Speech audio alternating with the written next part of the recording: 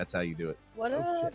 What's up, everybody? Welcome to the FU podcast. This is episode 214. It is July 23rd, and somebody has their phone volume turned up, and that'd be me. I was gonna say mine's down, dude. I double checked. So My bad. you gotta get your shit together. Hey, you know what? Fuck you very much. Thank you very much. What's up, everybody? It is July 23rd, 2024. How's everybody doing out there? This year has flown by. Dude, you have no idea. Like, I can't even wrap my head around, like, how fast shit is. Like, it's insane. I know. I can't. I'm just getting older, and it's like days go by, and I can hardly remember last week. I'm like, what's up? Like, literally, in less than 6 months is my birthday. And I was like, I felt like I just celebrated this shit. Yeah. Well, I did in June. Yeah, you did. You dangled with me. I did dangle with you. It was a fucking blast. This was a blast. It was funny because you had a birthday, and then my friend Brianna had a birthday, and then like one of my other friends had it was literally 3 or 4 weekends in a row. It was like back. That's usually how it is. I think my May was kind of like that. It was like event after event after event, and they're like, "You're always doing something." I'm telling you, it's birthdays. Well, that's what I love about you, because you're always doing something. Really, it's like if I ever want to do anything, it's like, what's Jackie doing? I know. I was talking to this one guy one time, and he'd always ask me what I'm doing. I'm like, well, I have this. I could go to Fort Worth. There's a party here. There's a live band here. So like, I'm still just deciding. There's always options. But it's nice to be invited to things, I will say. Yeah, definitely. Yeah. I know, like, my friend has a party this weekend, and he's like, there's been like 4 people asking if you're coming, and I'm like, so I shouldn't go? Like, I'll be there, but who's asking? Why? Like, what kind of expectations do they have? Right? What kind of expectations do I need to meet? I know. I'm like, or exceed, for that matter. I'm just gonna bring me and my tits. No, I'm kidding, but no, it's nice. I know we always have a good time, so. That's awesome. Yeah. So what are your plans for this weekend? Okay, so I'm going to that one party. So see, there's like so many different things going on. That one party. There's like 4 parties going on this weekend. Like house parties or There's like a pool party, there's a glow rave party, like EDM. Really? And then my other friend's having like a Playboy party where like lingerie, body paint, whatever. It's very fun / pool party. So that's on Saturday. So Friday, I'm going to Morgan Wallen, and I took off. Wait, isn't that in Houston or something? Woodlands? No, dude, it's here. Oh, okay. Here. He's playing Friday, and I think he's playing Saturday too. But I'm going to Morgan Wallen, and I'm gonna like just take the day to get pretty, because if he sees me, like I'm gonna look good. So I'm gonna take my time to get ready, so I look really fine. Are you like in the front row, or like how's he gonna see you? No. Oh, he's gonna see you. Just through never the know. Sea of audience. You never know where he might see me. Just in case. Just in case. Just in case. You hear that, ladies? Yeah. Always be prepared. Always. So I'm gonna do that. I'm gonna go to lunch first with some friends, and then go to the show. When is the show? Is it Saturday or when? Morgan Wallen's Friday. Friday. It's at 4:30. So I thought it was at 7. Oh shit! Yeah. I thought it was at 7, and so I was gonna take the day and train. What venue is it at? I think it's at ATT. You don't even know? No, you know what? I got tickets. No, it's at Globe Life. It's at Globe Life. Oh, well, I have tickets to Morgan Wallen, Kane Brown, Zach Bryan, Jelly Roll. So we've got tickets for all these events. So I know you're a little jolly right now. I'm totally there. Jelly Roll will be front row. I'm really not. We'll be in the pit. Not really into the country scene, so. Well, I like a little bit of everything. Yeah. I was like, for a long time, I was like the concert hoe. Well, kind of still am. Like if you have a concert and you want to go to it, or even an event, like a sporting event, like Rangers games, if you call me, usually within 2 hours, I can go in 2 hours. Like, isn't that nice? So nice. So like people know that about me, and they know that I love. I know, like when like we talk about going to the lake, and like boom, you're here, and I'm like, I love it. It's hard for me to turn the lake down. It really is hard, because the lake is my happy place. But so people know that, and like I've gone to see Imagine Dragons that way. I've had like 2 hours notice. I saw Beck. Lindsey Sterling. I've seen. Oh my God, I've just been to so many concerts that way, just with a notice. And I'm like, yeah, I'm down, of course. And I don't even care if I know a lot of the songs. Yeah. I'll still rock out. Oh yeah. Like I'm still gonna have a really good time. So yeah. I mean, that's also a good way to hear like bands you've never heard of. Oh yeah, Beck was probably one of the best concerts I've been to. Well, Gavin Rossdale. Oh Bush. my God. Like, I was not a big Bush fan before, but after I was a fan.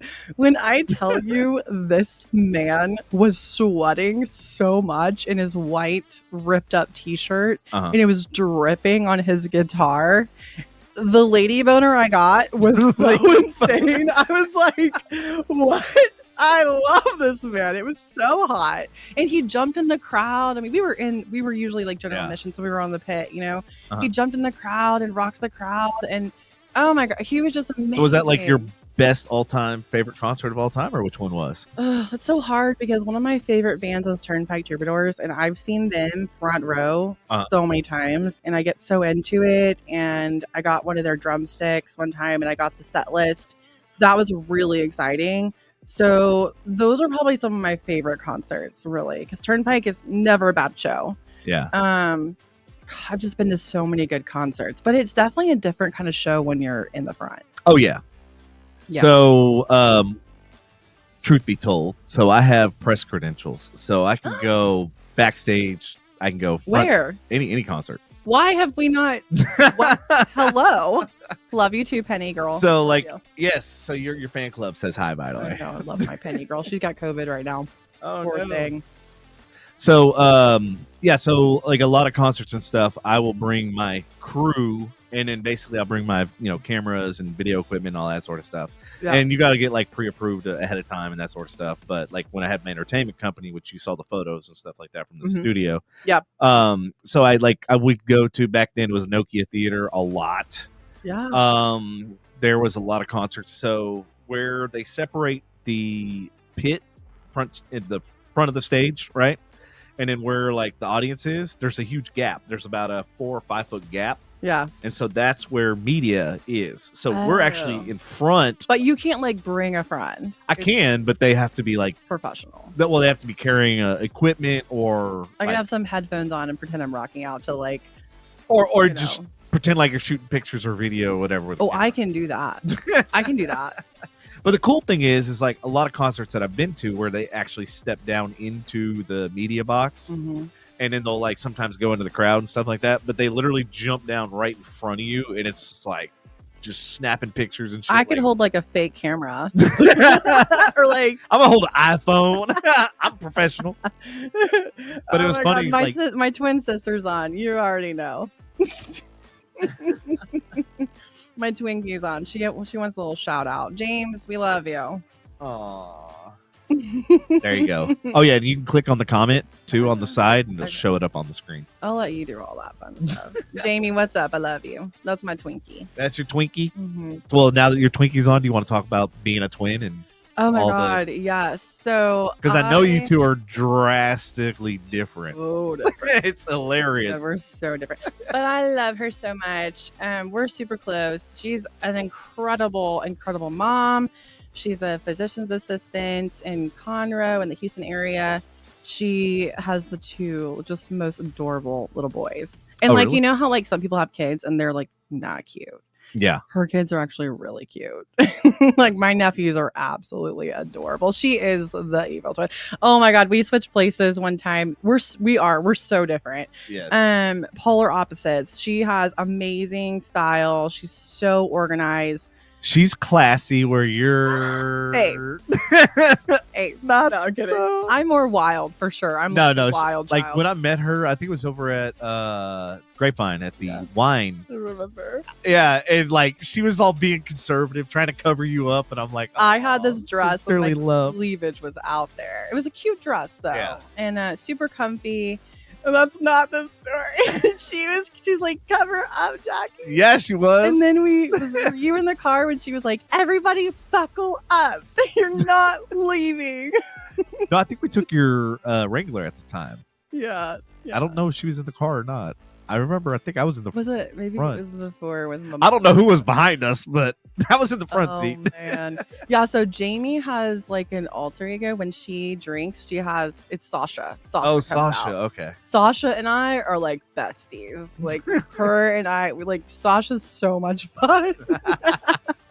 But Sasha gets in trouble. So yeah. she can be wild whenever, Sasha comes out. But other than that, Yeah, she said, "Yeah, I 100% covered your boobs." yeah. So she wants me to tell the evil twin story. So yeah, I want to hear this evil twin story. well, there's several stories. We traded places when we were young. I forget I think it was 5th grade, and it was my teacher's idea, and we did it at the wrong time though. So we were supposed to do it, I think, in the afternoon, and we did it in the morning. And it was a whole mess. I failed her bat quiz. Like it was bad. So, but like that's the only way they really knew is because I failed the bat quiz, and they're like, Jamie's a lot smarter than that. So it became a big mistake, and we laughed about it. I was super embarrassed. But one time Jamie was doing this thing, and she came into my classroom in the middle of the day, and she like gave, I don't know if it was the teacher a note or she just put it on my desk, and it said like, it was something that said the evil twin, and it was me. It's for me. Like I'm the evil twin, and in front of my entire class. And I was like, she said, "That's a different story." Yeah, there's several stories. But yeah, she gave it to me in front of everybody, and it was pretty funny. But yeah, she's like, "That's right." Yeah, no, we have fun. Yeah, we've traded places. We looked a lot more like when we were younger. And then I ate my vegetables and she ate ketchup. So I sprouted like a root. Like I kept growing. No, I'm 5'10" and she's like 5'7", 5'6", I think. Oh, wow. So different. So, but I have 2 different colored eyes. Oh, she doesn't have the heterochromia? And I have a birthmark. So we're a little different. That's kind of how you can tell some of our differences. When we're sitting down next to each other, we kind of look alike. Yeah. But like she knows how to do her makeup. I don't. She has like all these like brand name clothes. I don't care about brand names. Right. She's like, guess what? She says, "Nom nom nom ketchup." She's like, she puts ketchup on her steak. Oh God. Yes, I know. Oh, that's terrible. But like she'll call me. She's like, "Guess what purse I got?" And I'm like, "I don't know." And she's like, "I don't know, what was it, Jamie? Kate Spade or something? I forget. Coach something." And then she's like, "I got a Coach purse." I'm like, "Cool." Like I don't care. High five. Like, very nice. Good for you. I like. Yeah, but no, she's great. I love seeing her as a mom. It's so cool to see her in that role. Wait, did she have twins? No, she should have, That but she would've been didn't. awesome. I know because it runs in the family. My mom has twin brothers, Oh, really? so it runs in the family. That's awesome. So if I ever have kids, it's possible. That'd be Spitting 2 at a nice. time. Hey, you know what? You know, Knock 'em out one at and the done. same time. Knock them out at the same time. Yeah. One boy, one girl. Done. Not a bad There you go. idea. Tie it up. Yeah. There's surgery I could get from my belly after that. Gilbert's gonna be like extra big then. Gilbert's what I call my belly. Gilbert's going to be feeding for 2. For those of you who don't know, Gilbert is my fluff since I've gained a little fluff over the last year. And I've named him, so he just kind of sticks around now. It's a joke, though. So you and your sister were IVF babies? We were. So I didn't know that. I learned something new today. We were created in a test tube. Hey, I dated a girl that actually did the same thing, like had her kid from a test tube. Yeah, it does typically create multiples. It's known for that. It's pretty cool, but yeah, it was amazing. My dad, I don't think he was able to have kids, so yeah, we did. My mom tried for a long time, and So did they use your dad's? Oh, okay. yeah, no. Mailman's? So Milkman? we found out. We found out like a few years ago. Did you get on Craigslist, or how did that work? No, my mom chose and all that. And Did she get on Tinder? No. I just need a donor. I think it was from like the medical hospital in Houston. How much did you know like about how much that runs? Because I heard, like, I have a couple friends that had it as well. Really? And it was like they told me the price, and I was just like, yeah. And I'm like, and you're not always successful, so Yeah. then you got to pay it again. And I'm just like, oh my god.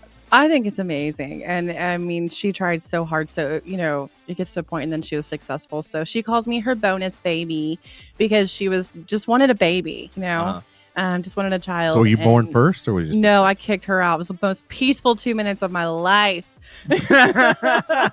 I'm 2 minutes. She's 2 minutes older, and she will make sure everybody knows that too. Yeah. No, yeah. Well, that explains why she's shorter too. You done stomped her ass out. Get out. Get out. Let me out of here. And that set the tone for our growing up. That is weird. Yeah, she was first. She always makes sure everybody knows she's older. But we were so close, even as kids. We had a lot of the same friends. Even like she had such good taste. It was like, what do you want for your birthday? What do you want for Christmas? I was like, whatever Jamie wants, because it was probably going to be good. Yeah. So we always and at the end of the day, like, yeah. Like, how did that work with the dynamic of like sharing clothes and different things? And well, my mom did like to dress us up the same, so we did have some of the same outfits, but do you remember what age that kind of stopped and you kind of developed your own individuality? Or? Yes, so she went to a different high school our senior year. Really? She was a troublemaker. I was just gonna say, dude, she get kicked out? What happened? No, who's the bad child now? She was dating an older man. He was actually a really good dude. He was super cool, well known, respectful. But it was just my family, my parents did not agree with the relationship. He was much older. And so she decided to go to a different school.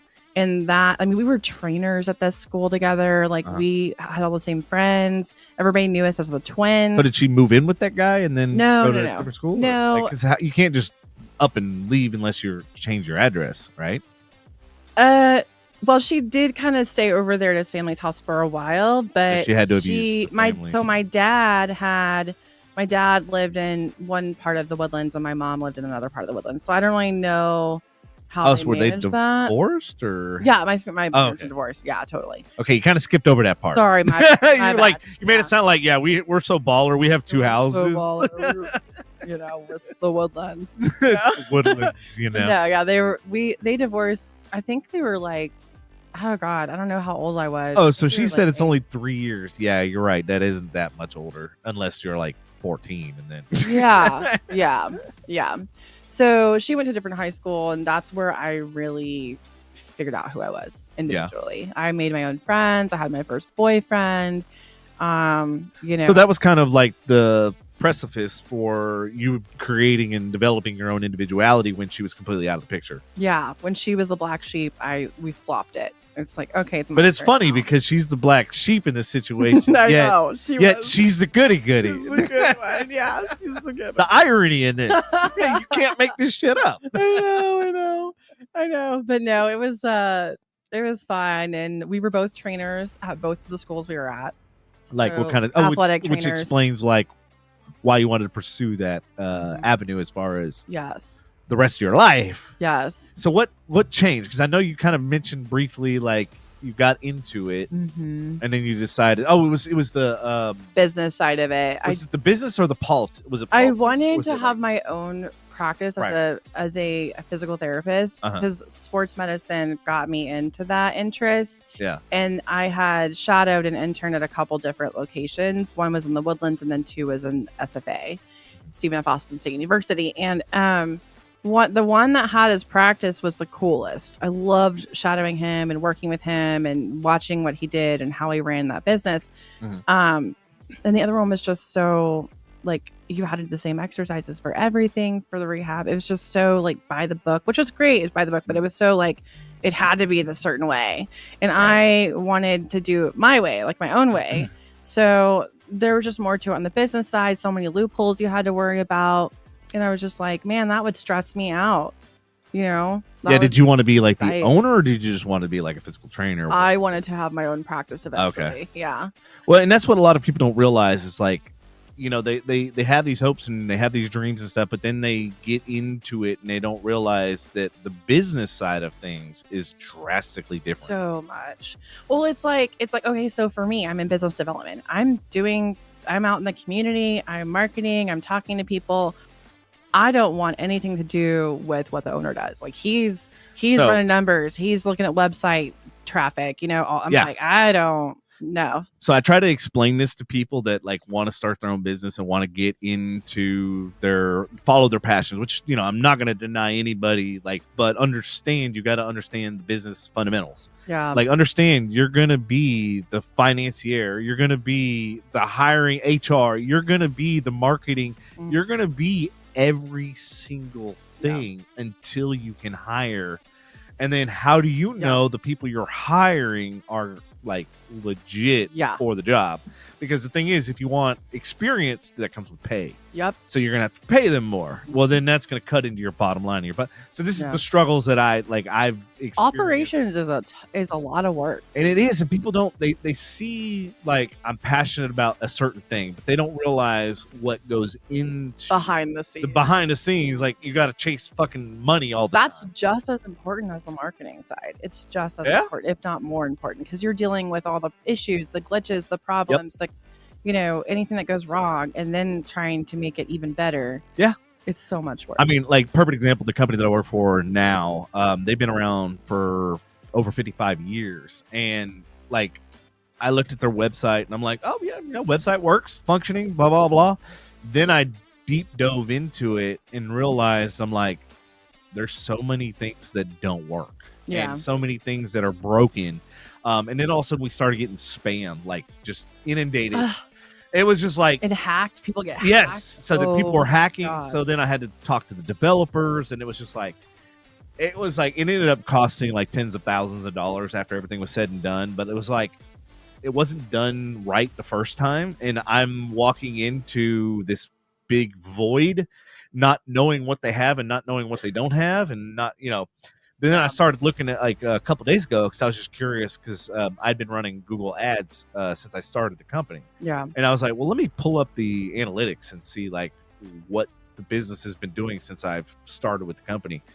And it was like literally it was eye opening. And like I can't wait for our next big sales meeting. So once a year we have a big week long type thing where everybody, the head of every department, like presents. Oh. And so like since I am the marketing department, yeah, I get to present. And so like I'm gonna present these numbers, and like they're literally astronomical. Like so we're talking from thousands of views to tens of millions. Wow. Like, I'm like, we're looking at like this is where the company was, and like this is where they are now. Yeah. And I'm just like going, holy shit. Until I saw those numbers, like I had no idea that all the stuff that I was doing was actually like, paying off. Yeah, for sure. That's awesome. Yeah. The numbers make a difference, and people don't see the numbers. The operations see those numbers. Well, and the crazy part is like, everybody's focused on sales, right? They're focused on what did we do last year and what did we do this year? Yeah. And so then they look at those numbers, and like, you can be down in every department. So like, let's say production numbers are down, sales numbers are down. But if your marketing numbers are up, what does that tell you? That tells you your salespeople aren't selling. Right. Or it could also tell you that you don't have a good product, which we've been around 55 years. We know that's not the problem. But then you got to look at the granular things. And these are all things that you don't know unless you have a business aptitude to figure out. Yeah. And that's what a lot of people, like I even talk to, like especially when I was in the film industry and stuff like that, is like they want to be producers, they want to be directors, they they don't understand like, okay, how are you going to get your clients? Right. What's your ROI? What's your KPIs? And then they're just looking at me like, I know what KPIs like that's why we hired ROIs, you. KPIs. We have KPIs too that we have to do through. Yeah. You have to deal with EBITDA and all that shit. EBITDA, yeah. Mm-hmm. So when I worked for AT&T, that was the first time I ever. Is it EBITDA? I've been saying it wrong the whole time. EBITDA, I've been saying EBITDA. EBITDA, okay. EBITDA, it's all the same. Woo! I felt a little. I'm saying it wrong all these years. Some people say EBITDA, some EBITDA. Yeah. But it's the same thing. I got it. But yeah, so like that was like, so when I originally started for AT&T, like they hired me as basically a product manager. Yeah. And then that kind of evolved into like I got involved in the innovation and automation because I was able to automate all these different processes and everything else. But it's just like I realized after I did that, I'm like, I could literally go to any company and do the exact same thing do it and increase all of their sales and all their numbers. Do it. I know, and I'm like going, dude, this is like a huge opportunity to go into any company, any business, anywhere in the world and just kill it. Jamie, did you have to look that up? She did. Love it. I swear she looked that up. Natalie says, what inspired you to follow your passion? Knowing it's not just your passion, but also the business side, what are your thoughts about running a business now? Well, I mean, my passion has definitely changed since then. My passion then was healthcare, sports medicine, physical therapy. And then the business side kind of lost me on that. But then I got into recruiting in healthcare. I stayed in that healthcare side. Loved that. Loved working with doctors. Loved working in healthcare still, providing quality physician care to underserved communities, which was good. It was rewarding. And then now, even more so, my passion is helping people. Yeah. And I do that every single day with my job and, share resources. So my biggest passion is helping people. And I think if I were to ever do a business now, I think I would maybe like be a relationship coach or something, or like a dating guide. I wish that I could do, what's that guy's name? His name's like Matthew something or other. And he like coaches women. He like talks to women about dating. But like, I want to talk to men about dating. So funny story. Yeah. To be a life coach is what you're talking about. No, not even a life coach, but just like a relationship life coach. It's like I could do presentations like Matthew does and talk to men about how to be a leader. Well, what I'm trying to steer you into is a life coach.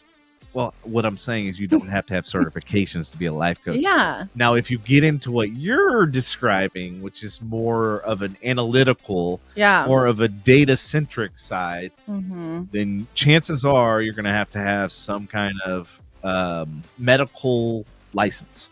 Yeah. That's where I'm trying to steer you into not having to get the medical license. Oh, yeah. But still follow your passion, still be able to help people and stuff like that. And what I was going to say is when you were talking about physical therapy and like it at the end of the day, what you were really doing is you wanted to help people. Yeah. So you're not doing anything different now True. than you were then. You're just helping people in a different way. And that's what I look at as like all I'm doing, no matter what business, what I'm doing is I'm problem solving. Exactly. Yeah. I'm giving them a solution. Like whether they want to take the solution or not, that's all on them. And that can go both ways in business and in, relationship advice as well. But I feel like I'm a pretty good coach. I give really good relationship advice. It's just, I give really good advice too, but I suck at following my own shit. That's okay. Are you bad about that too? That is my problem too. I literally have people going, "Hey, Debbie, you remember that time you said this?" I'm like, oh. And then also like all my friends, well, not all of them, the majority of my friends come to me for relationship advice. It's been that way for a long time. And I feel like I give good advice, but it's like coaches don't play because I don't date very much anymore. I used to date a lot. There were some weeks that I would have like 4 dates. And there was a couple times where I had like a date after a date. It was so bad, Devin.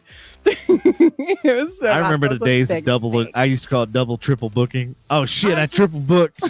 I just wanted to meet people and vibe, and I wanted to, I did until I got older and wiser, and I realized I don't want. Well, to me, like dating isn't like dating isn't like dating really. It's like, okay, you're just meeting somebody. You're just meeting someone. You're having a conversation. It's not. There's no expectations. You're just having a chat.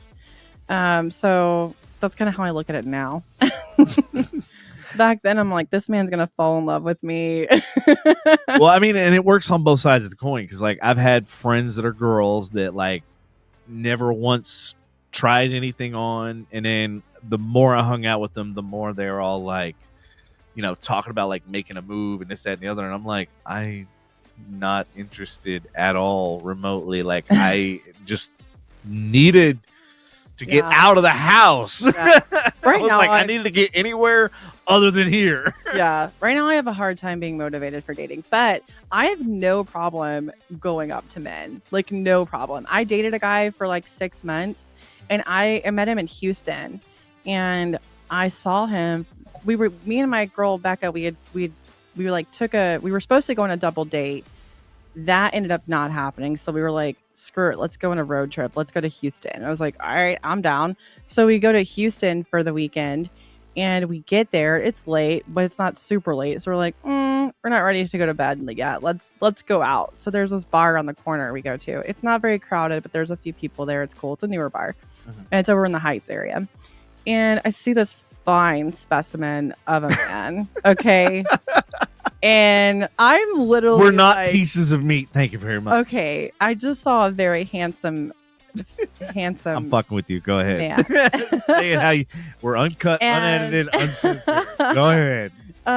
And so I saw him, and I was not like dressed to go out. I was dressed to go on a road trip. I had a ball cap on.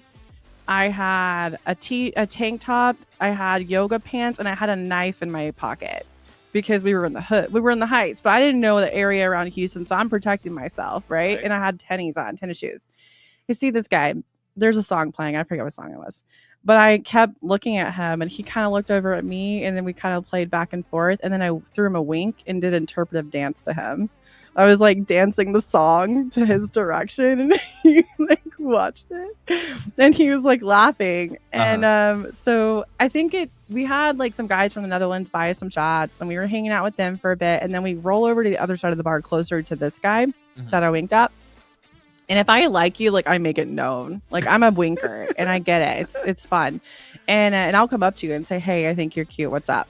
Like I have no problem. It's just very rare that I come across anybody I want to do that with. But for this man in particular, we go around and he's there and he comes over to our side of the bar. And I had already written my name and number on a napkin. And I put like Jack Attack in my number.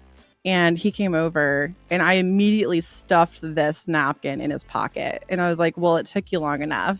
And I put it in his pocket and we talked, and it was like, it was so easy. It was so cool. And then my friend I was with, he wanted to roll to the next place. So I was like, well, we got to go. Nice meeting you. You got my number.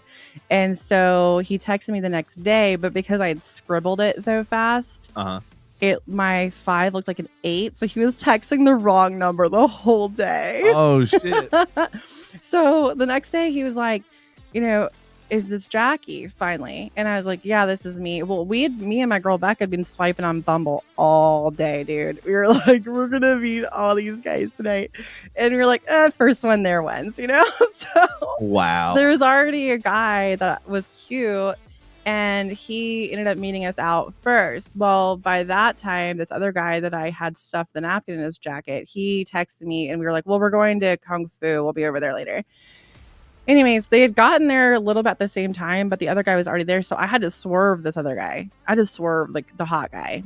And I was so bad. I was like, oh, he's here. And I was like, hey, I got to go to the bathroom. And I went to the bathroom, and then I swerved him and I was like, couldn't find you. Sorry. This place is so crowded. So I thought, I was like, I'll just hang out with him the next day or something. And the next day we ended up leaving pretty early to go back to Dallas. Well, he was like, hey, come to brunch.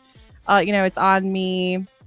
Yada yada, and we can go hang out later. And I was like, cool. We're already driving back to Dallas. So we're like texting. And he's like, we're just like, getting to know each other or whatever. And I'm like, well, hey man, like I have the next like week off because I was in between. I was like going to another job, so I like to, I took vacation right before. And so he's like, well, like I'll come visit you. You sound pretty great. And I was like, all right, bet. And I'm like, here's my address. And I didn't think he was gonna actually come, but he did. He came and he was like, I'll be there tomorrow at 4. And I was like, okay. And he came down, his car broke down on the way. And he's like, I'm going to get there. It doesn't matter, like, no matter what, I'm going to make it. And he gets there, and I'm not kidding. This man stayed at my house for 4 days. It was like we'd known each other for years. Wow. And we dated for like 6 months. We went back and forth. So what happened? He ended up getting a job where he worked like far, like he had to go travel, and he was there for like a month or 2 at a time. Oh, and then wow. he started working nights on top of that, so it just sucked. I need more attention than that.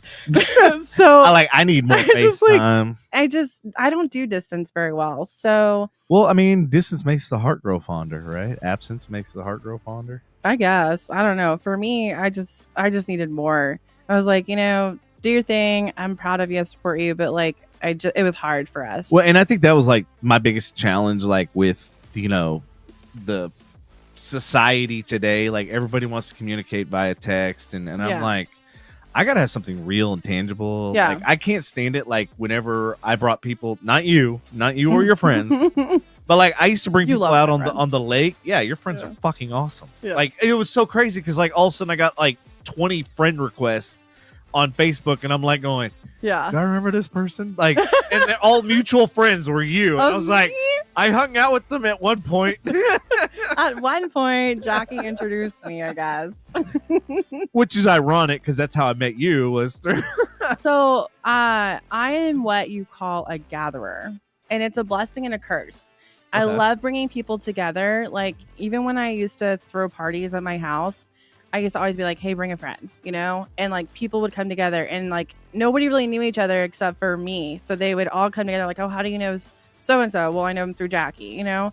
but like then we'd have this friend group and we would grow and grow, and it was great.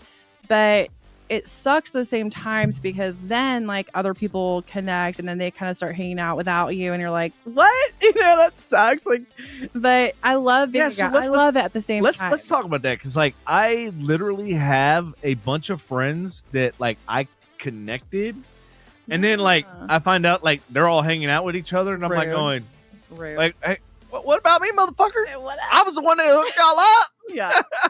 And now these are guy friends and stuff too. Yeah. It used to hurt my feelings a lot when I was younger, but I learned to get over that because I do have such a vast group. I know a lot of people, but in the last year, I would say I've really focused on my circle and just getting the right circle. Like I know a lot of people, but I'm close. So let me ask you, when you were younger, was it quantity over quality? And now as you're older, it's quality over quantity? 100% quality. Because like now, I've but- noticed my circle has Yeah. like decreased exponentially.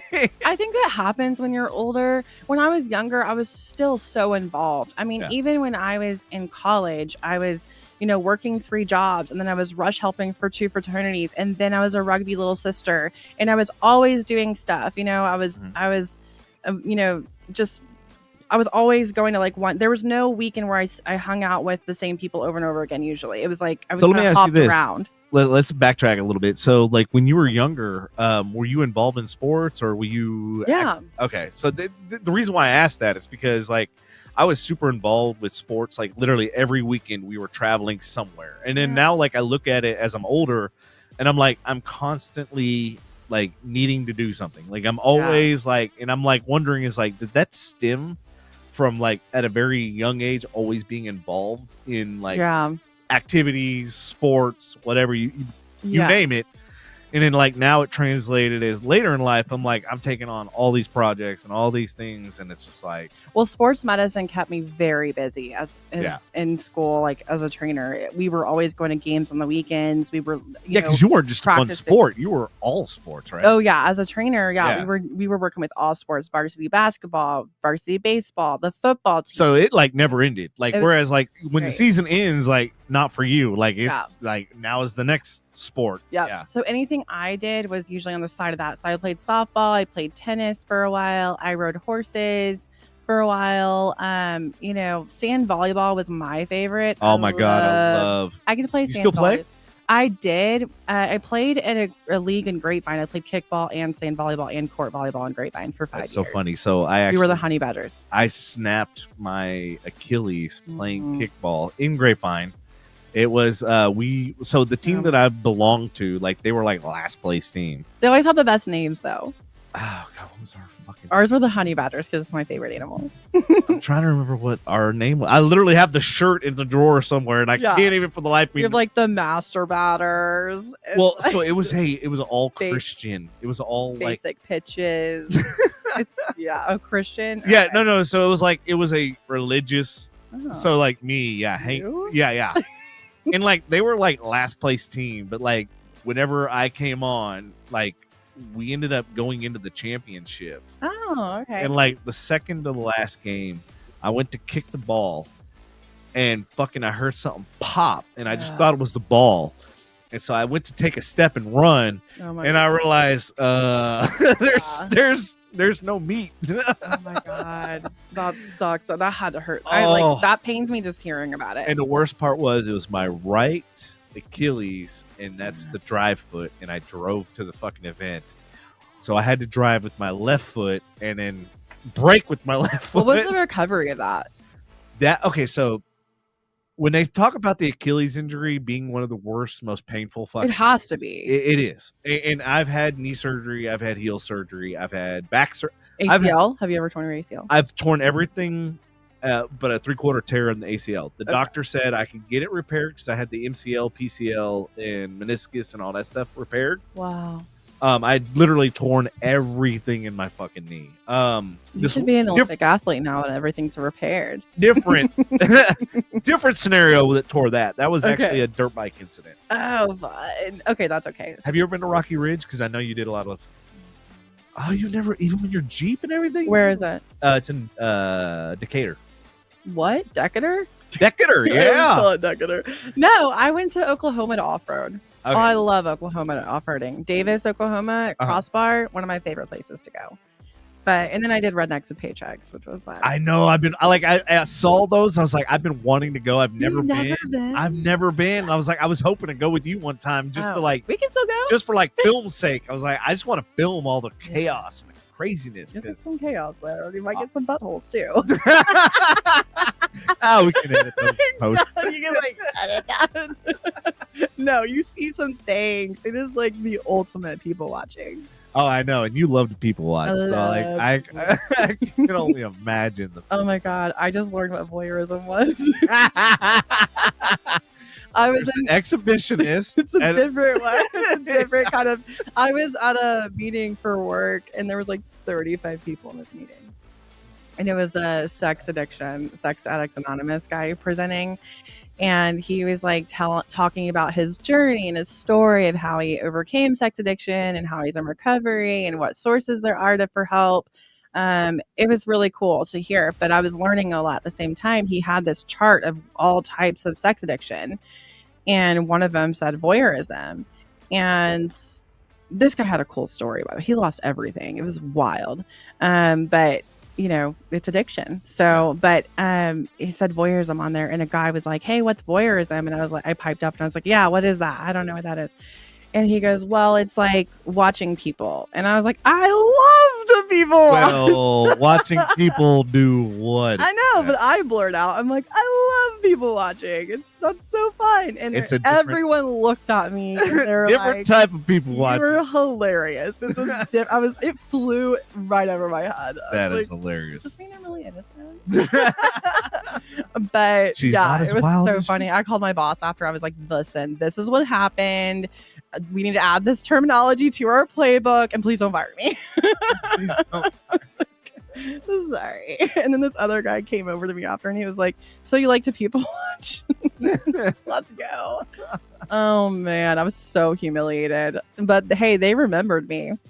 That's hilarious. It was fun. Now Leave I know your what mark. voyeurism is.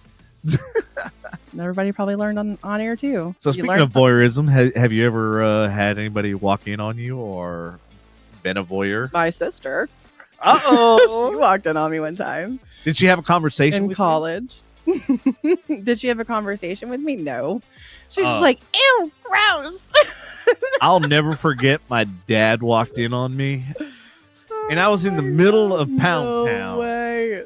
And I'm like, and you hear that door open, and I like fucking Spider-Man fucking shooting webs and shit.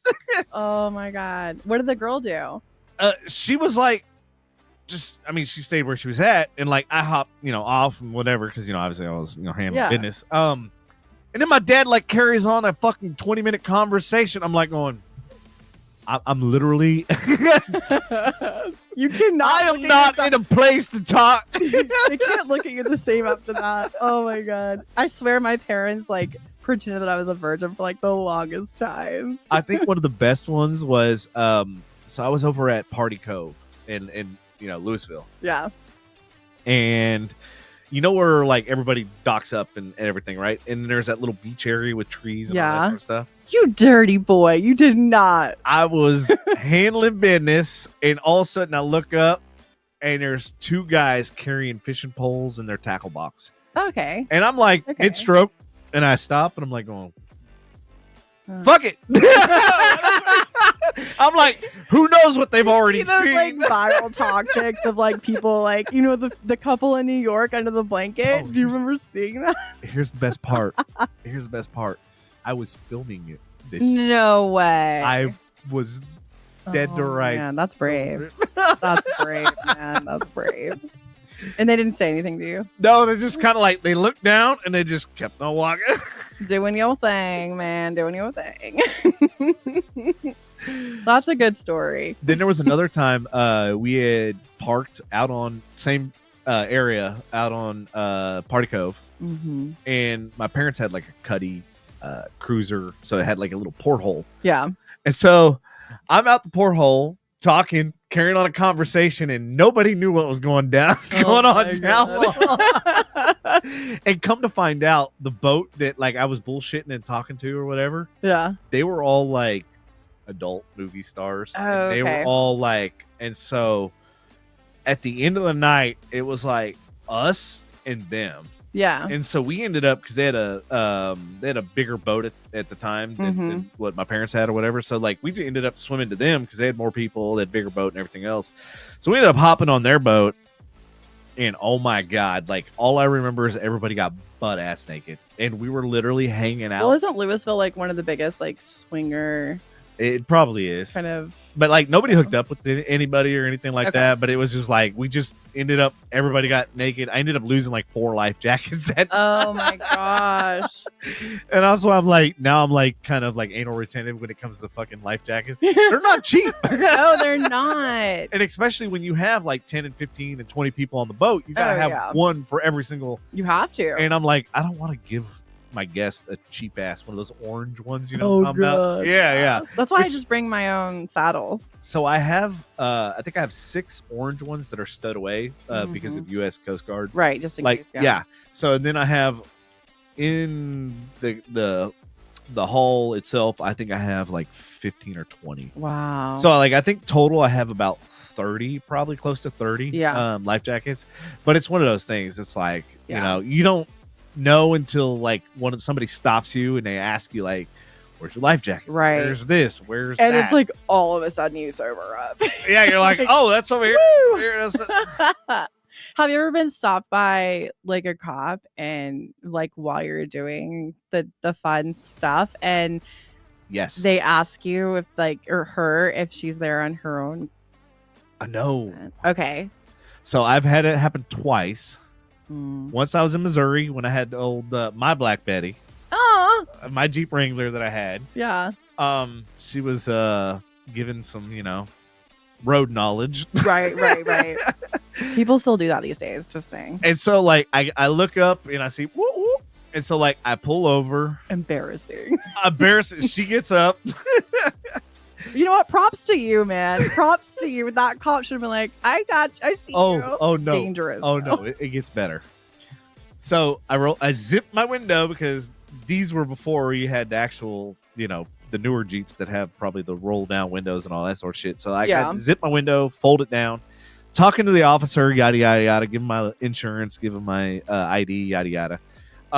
He goes back, runs it, everything's clear, I'm good to go. Mm-hmm. When we finally get to the destination where we're going, I go to get out of the car and I can't. No. I had buckled the seatbelt in between my fly and the button. So if the cop would have asked me to get out of the car, You would have been I'd have been like, I'm sorry, officer. I'm incapable. right? I can't get out. I can't do it. As Oh, you want that me would have to. been on my Bad Boys of Cops or something like that. So that was one. And then another one was I was getting not roadhead, but road loving Okay. on my way home. Mm-hmm. Cop, Also brave. cop decides to follow me. Yeah. He's like, what is going on? No lights, no nothing, just tails me, right? And then as soon as I turn into the subdivision, I realize, oh shit. Oh no. He's he's looking, right? And so I go, okay, just FYI, I told her, I was like, there's a cop behind us. Yeah. Don't freak out. Don't do anything. Same girl, different girl. Different girl. Okay. So I said, whenever I turn the wheel to hang a left. I said, whenever I turn left, I go dive back into the passenger seat. Yeah. And keep your head down. And then buckle your seatbelt, obviously. Listen to me, yeah. And so she literally clockwork. Oh my god. Turn the wheel, she hops over. You're like, good girl. So I pull into the driveway. The cop slows down, stops. Oh no. And I'm like going, oh fuck. It was like they totally busted on the dash cam. And then he fucking took off. I was like, teamwork makes the dream work. But that was the closest where I legit almost got fucking totally busted. Can you get the ticket for that? I don't even know what the charge would be, but that would be fucking hilarious to see the mugshot of that charge. You'd be like, 2 thumbs up, man. Right? High five. High five. Thank you very much. Oh man, those are some good stories. It's like things you won't forget, like just adventures, Ross, he said, I had the same cop, but with 2 different occasions. That was a fun one. Hey, elaborate, homie. 2 different girls? 2 different girls? Mm-hmm. Same cop? What? That cop, he's definitely judging. So Ross is like my brother from another mother. Exposure, that's what it is. It'd be indecent exposure. But what's exposed? If you're in the confines of your car and there's no, if the clothes are still on area, it would disorderly conduct. Yeah, that's probably what they could. And he probably was like, yeah, that's a bullshit charge. Yeah. He's like, he could win that one. Because when I think of indecent exposure, I think of a man coming out of the bushes like, look what I got. Yes, that's what I think. I literally so when I went and got my Range Rover, I had to pee so fucking bad, and I don't know if I told you the story. No. So I went to go get this Range Rover. It was in Denton. It wasn't very far from the house. I borrowed my buddy. He has a racing trailer. Yeah. He's got a 3,000-pound winch, which I was nice enough to donate to them. Nice. So start winching this thing up. It gets about 3/4 of the way up the ramp, and then all of a sudden I hear pop, and then the whole fucking Range Rover comes off of the trailer. And mind you, is picking up momentum because it's fucking straight downhill at that point. Oh, yeah.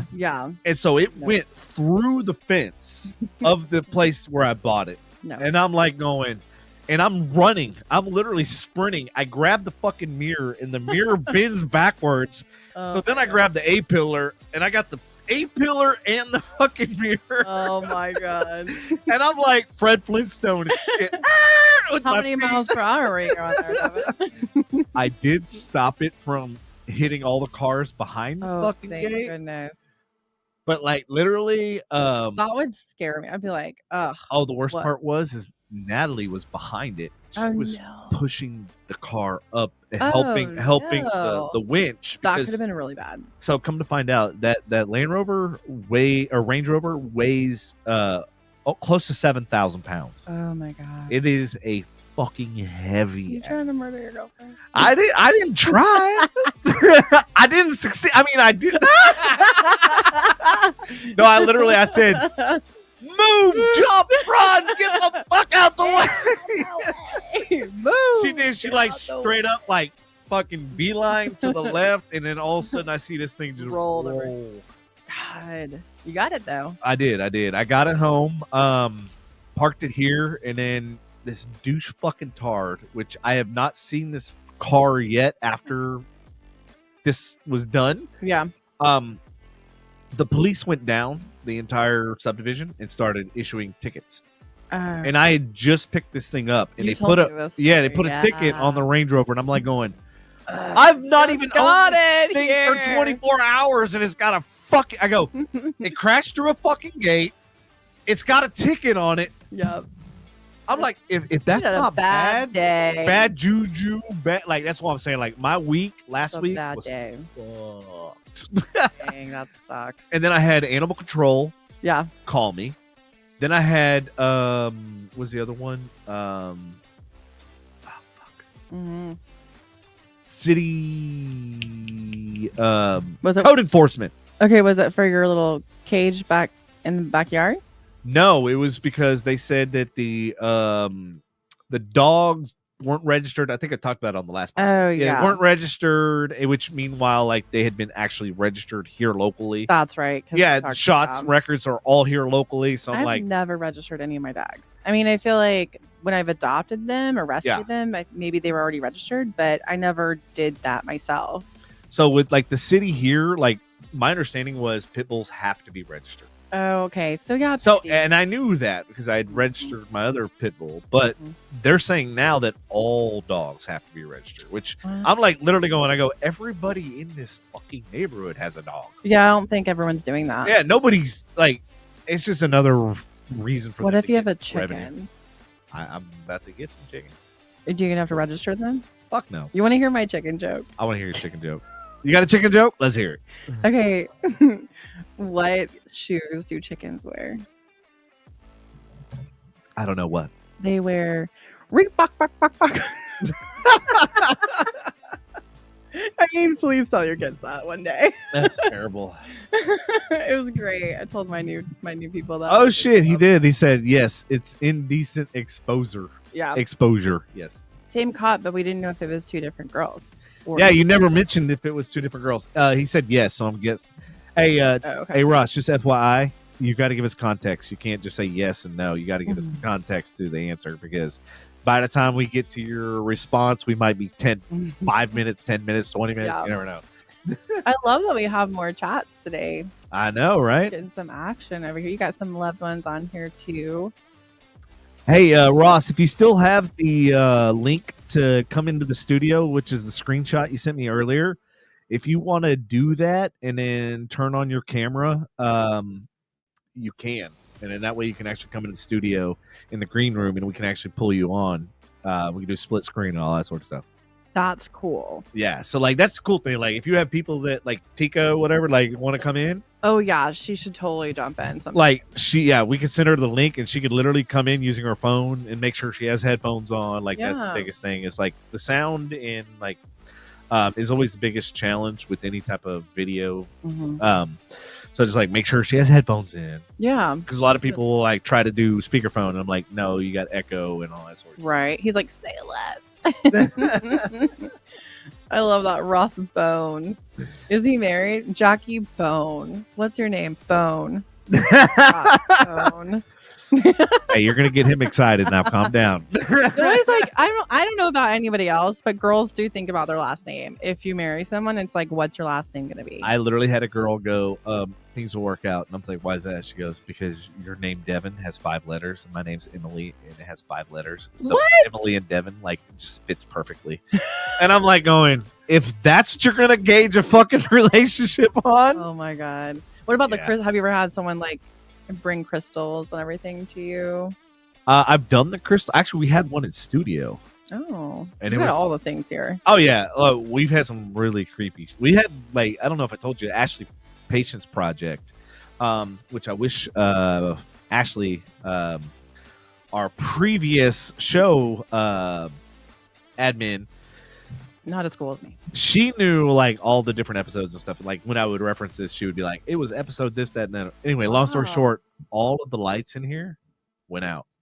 Yeah, it was like one of the creepiest. And she was literally talking about, she was like, so let me backtrack. So the Ashley Patience Project, Yeah. her daughter was murdered. Oh my- And like they tried to report the boyfriend and all this sort of basically they passed a law Okay. in Oklahoma because of her, Wow. because of this situation. So the mother was in here and she was talking about it. And in fact, she had ran into me a couple times of red carpet premieres that I'd done, Yeah. and she had told me about the story, and I was like, I want to do it. Like I told her, I said, I want to shoot this. I love scary stories. I was like, I want to do it because A, it's real, and Yeah. B, it's going to impact a lot of fucking people. Right. Because like I've been in situations on the flip side where I've had like a crazy chick and like can't get away, Right.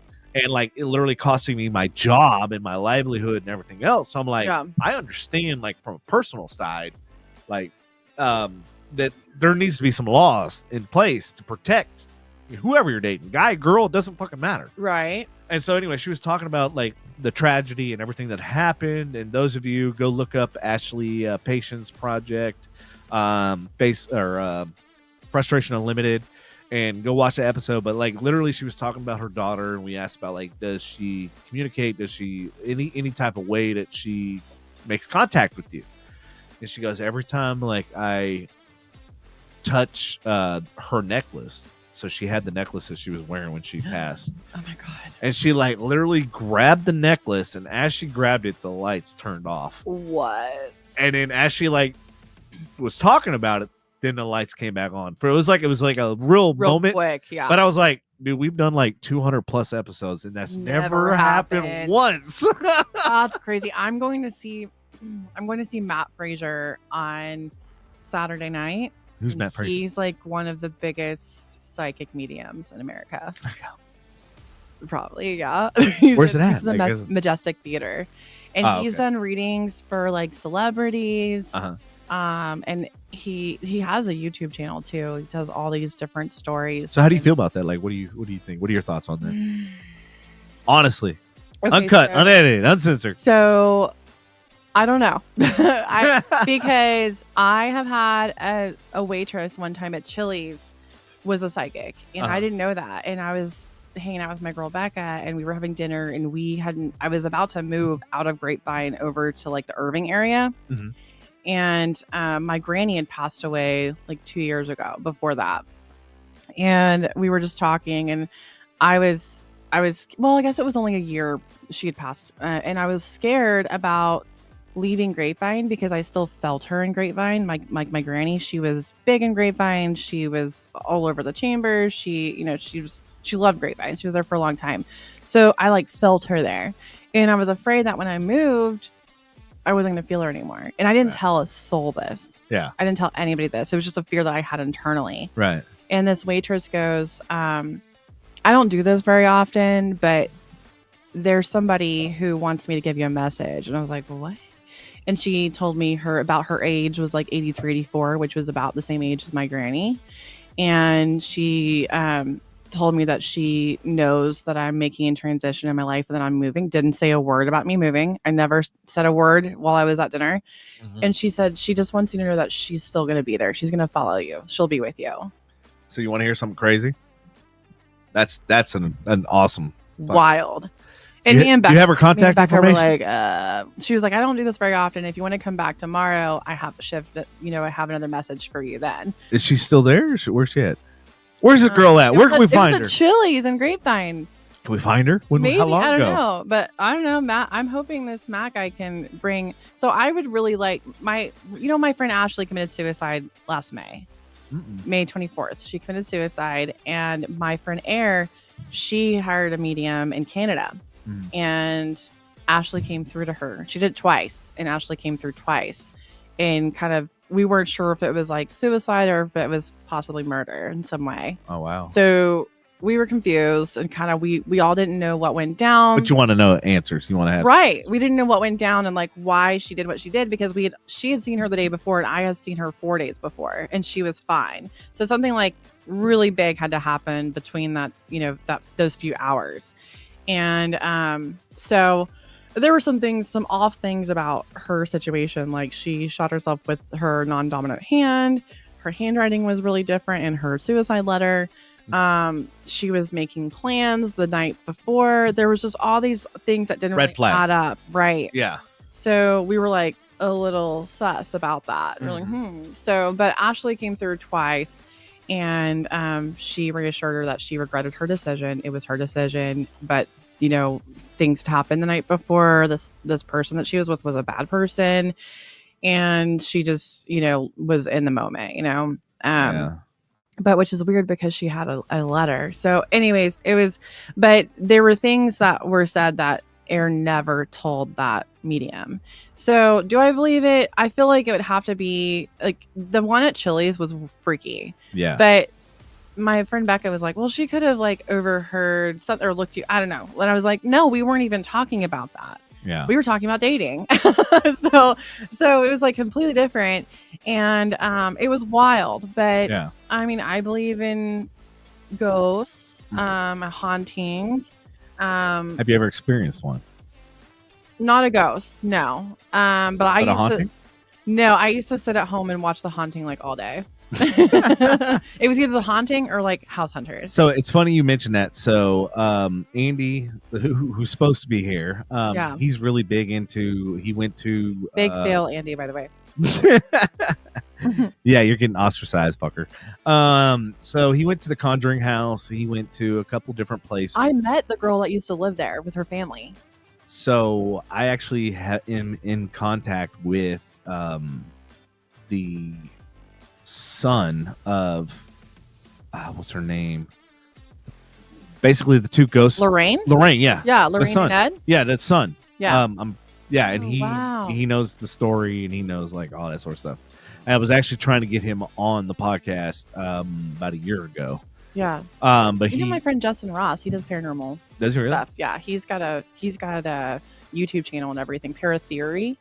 He could probably get on it and tell you some stories. So he's got some equipment, Mhm. and then I think his boss or something's into that, so he's got other equipment, and then I have the thermal camera, Yeah. which those are super fucking expensive, but I Yeah. got my hands on one, and Yeah. so I can do video and photography on the actual thermal cam. So like if I capture something, I can actually video record it. And you've never done it? I took it once. We went to Andy's fiance's father. Oh, yeah, I know. Her father's farm out. Yeah. Fuck, I forget where it is. It's way out in East Jesus, and I took it out, and I was just like, "Fuck it, we're out in the middle of nowhere. Like, let's see what this thing does." And all of a sudden, like, it was radiating this heat signature, Whoa. and it was like up in like the sky area, and I'm like, Yeah. "Oh, what the fuck?" So like, we all are like, "What the fuck are we?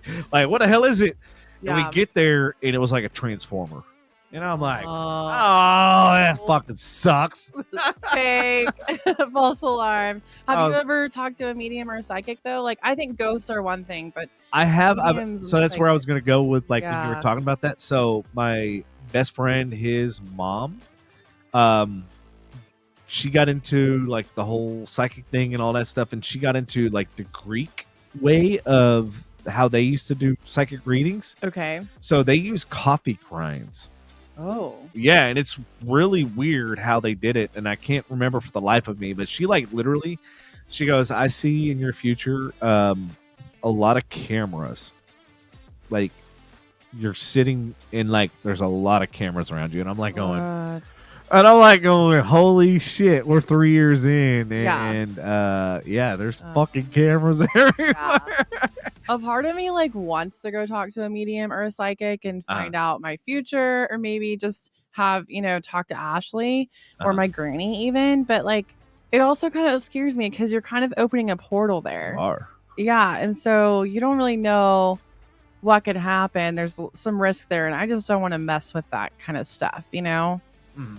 So I'm a little. Andy's kind of the same way. He's like, he doesn't want to get psychic reading. He doesn't want any of that stuff. He's like, he doesn't want to know like that. Me, I'm like, dude, the more information you have, the more ammo you have. That's the way I look at it. So if you if you went to a psychic and they're like, you're gonna die when you're 65, would you want to know that? Yeah. You'd be like, yeah, dude, I got, Yeah, because I'd be like, 24 now I years. got to live my life like to its fullest. That means all the things that I put off till I was older, like I need to like reevaluate that, and reassess that, and be like, okay, I need to do those things now. Why don't you just do it now?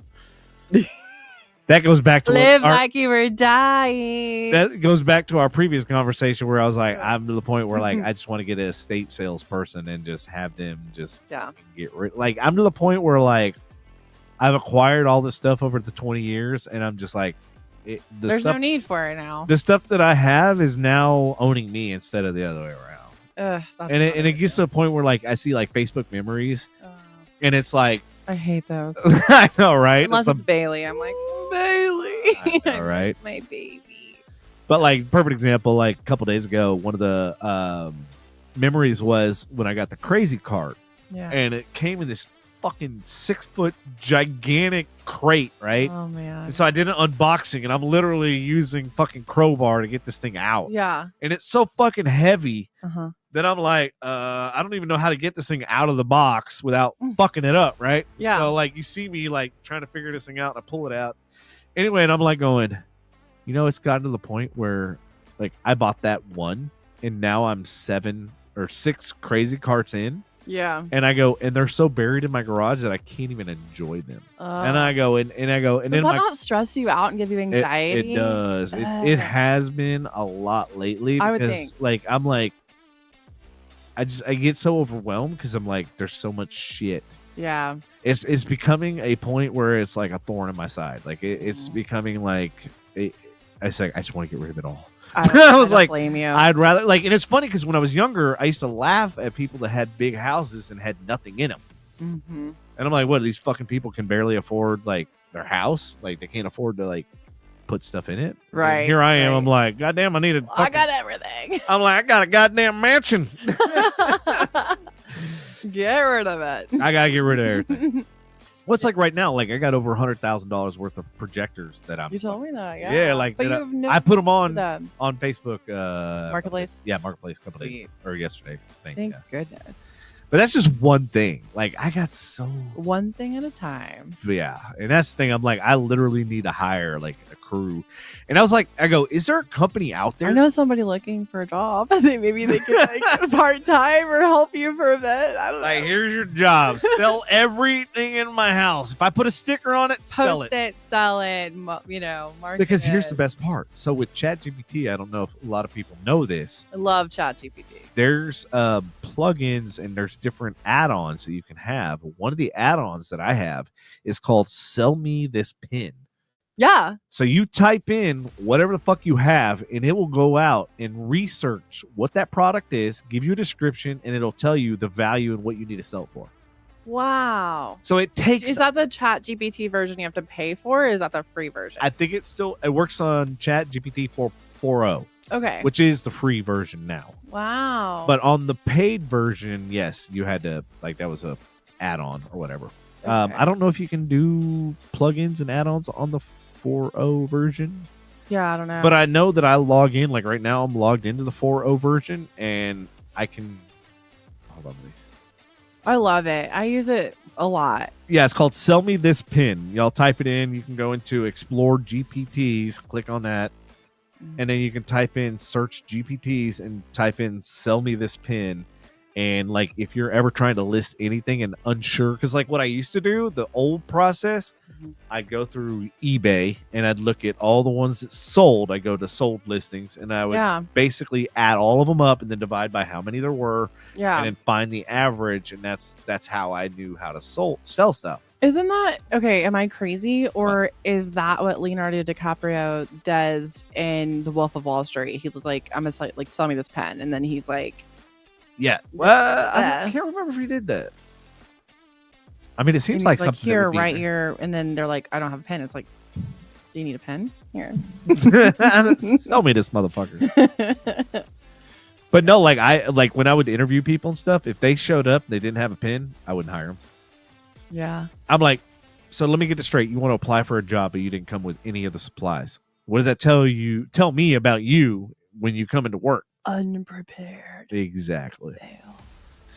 And then there's other times that like I've interviewed people and then I find out what their passion is and I'm like, it's not here. Then I'm not hiring you. That's good that you asked that. Like I interviewed for a long time and I would ask questions like that. Like what's your passion? Yeah. You know, what do you like to do for fun? Just to get to know them a bit more. So let me ask you this question. Ooh. I love this. This is one of my favorite questions. You asked me one earlier. Now I'm going to ask you one. Okay. This is one of my all-time favorite fucking questions. Okay.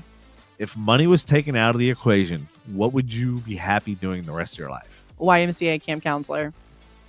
See, like, look how fast that answer came. Yeah, it was one of the best jobs ever. Oh, so fun. So, all right. So, why was it the best job? So I worked with 10, 11-year-old girls back then. I loved being camp counselor. The kids were fun. We did activities all day. We were in charge. You know, it was just fun. I was also a camp counselor. Like my best friend was with me. So we had a blast, and it was seasonal. But these girls, like, they didn't want to do the sports stuff every day. So when they didn't do the sports stuff, we would have circle time. And for one, we also taught them how to do the Thriller dance, which is actually a really long dance. So we taught them that, and they loved it. That was fun. They will dance in the studio all day versus playing baseball outside in the heat in the summer. And so we do a little bit of that, choreograph with them, and then we would do circle time. And we'd all get in a circle. We'd ask them a question every day. It was a different question. So the first question we asked them was, you know, who's your idol and why? And these girls at 10, 11 years old, they were like, oh, I want to be, you know, a Playgirl, the Playboy Mansion, and I want to be a Kardashian and this and that. Like, just so, like, not good role models, okay? And that was, you know. So let's expand on that ago. before you go further into this. Let's expand on that. Like, what, like, because I hear this a lot with this generation.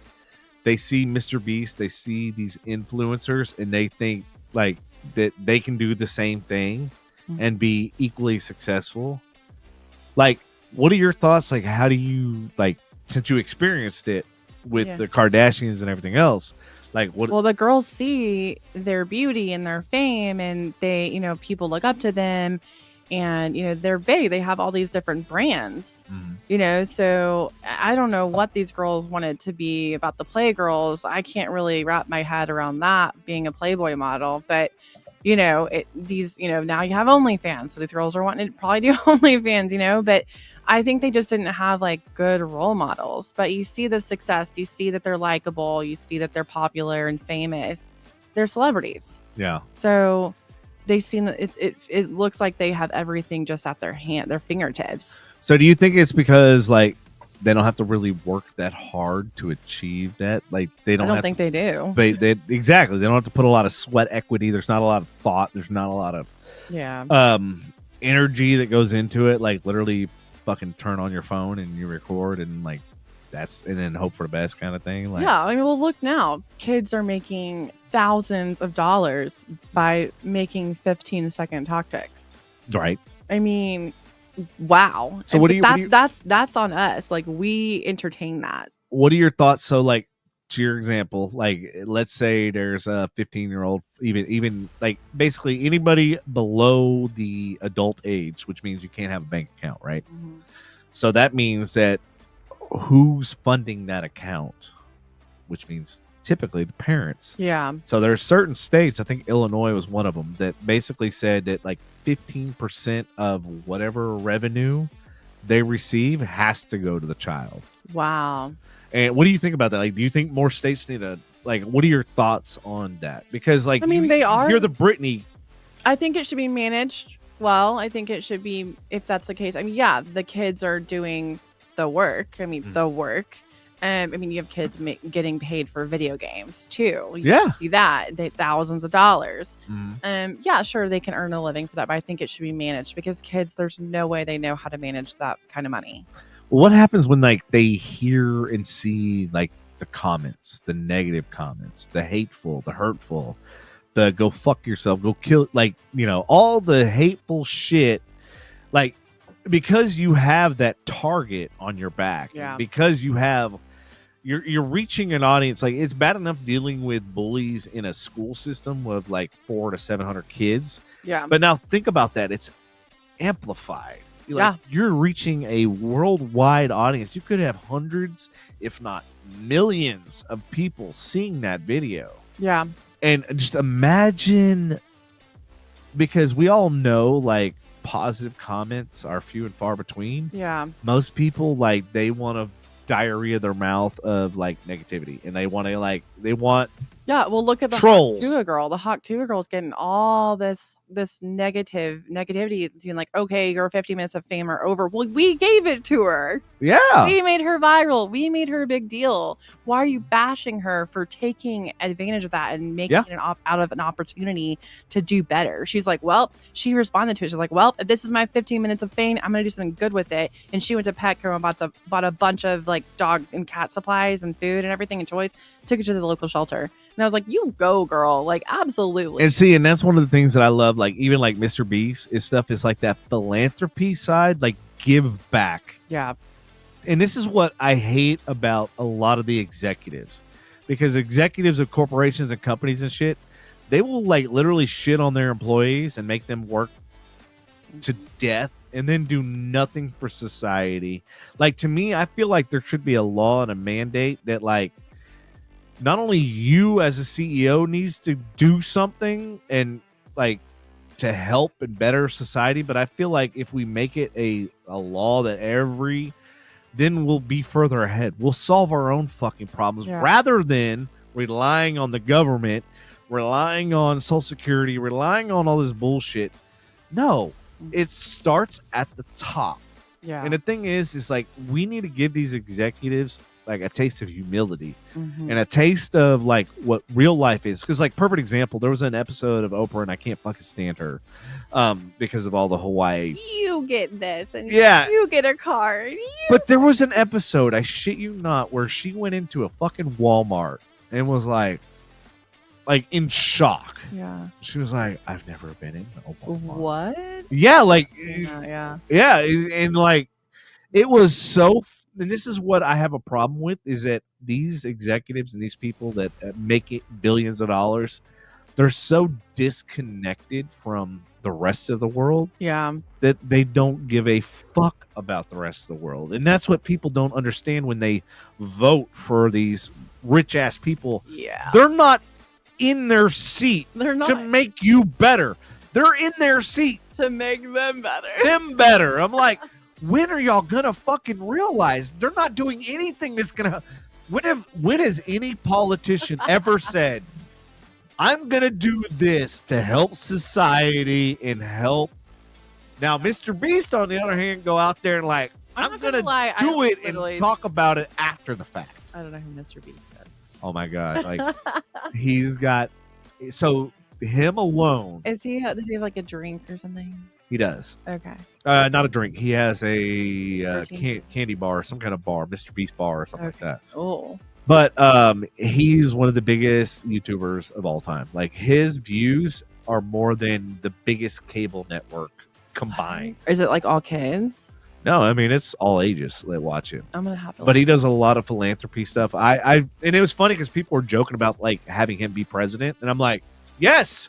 Like, he went to fucking Uganda and built houses. Like, he went and fucking supplied electricity. He went and made people that were blind see. What? For the first fucking time. Wait, what? Yeah, this guy is like legit. Like, how have I not heard of him? I don't know. Where have I been? But like, I'm like, that should be your role model. Yeah. That person, and you haven't even heard of him. I know. Where have I been? I go, this is what's wrong with society. Yeah, but I know who the Kardashians are. But I'm not a big Kardashian fan. But yeah, these are like the role models of our youth, which is sad. But I mean, the cool thing about going back to the camp counselor job is that we found out so much information about these kids. Like, one kid was like always the first kid to get dropped off and always the last one to get picked up. And she was like, I wish my parents wanted to spend more time with me. Like, they really opened up to us. And then at the very end of summer camp, we asked them, who's your idol and why? And they all said it was us.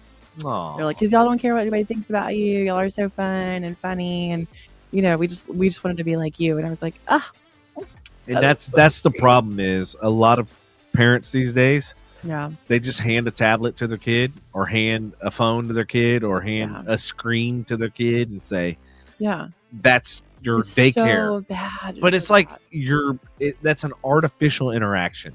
It's not a real interaction. Like, look at the things we did as kids. I know. I literally rode my bike to Hearst, to Colleyville, to Grapevine, to like. I played in the dirt. I, sat in a corner, picked my nose for a bit. Like the kids these days are like not able to be bored. They just have to have constant dopamine.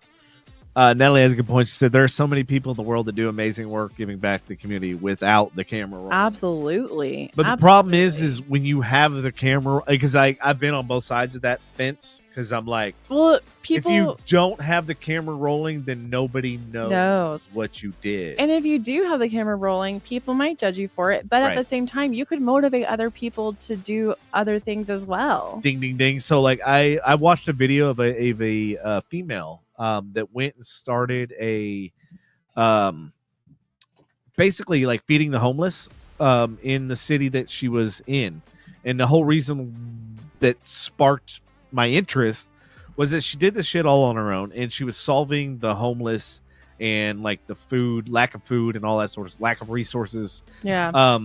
By connecting all of these companies and stuff that throw out like perfectly good stuff. Yeah. But because like perfect example, like I'll give you an example. This is what when I worked for the Cowboys and I was in the Ring of Honors, and I realized like when I'm in 3 different suites, they have one gigantic dumpster for 3 suites. So you multiply that times how many suites? So much waste. So much waste. And I mean, these things were overflowing to the point like we had to go find the next dumpster to throw the shit in because that one was full. Yeah. And I'm like going, this is perfectly good cooked food that is gourmet. It's really good. And I'm like, and we're throwing it all away. And I'm like, yeah. Think about what this is doing to the landfill. And I go and think about how many people we could feed. We could feed all of Dallas and Fort Worth with one fucking stadium. And I go, oh yeah. And look what's next door. Ranger Stadium. You have you have Six Flags.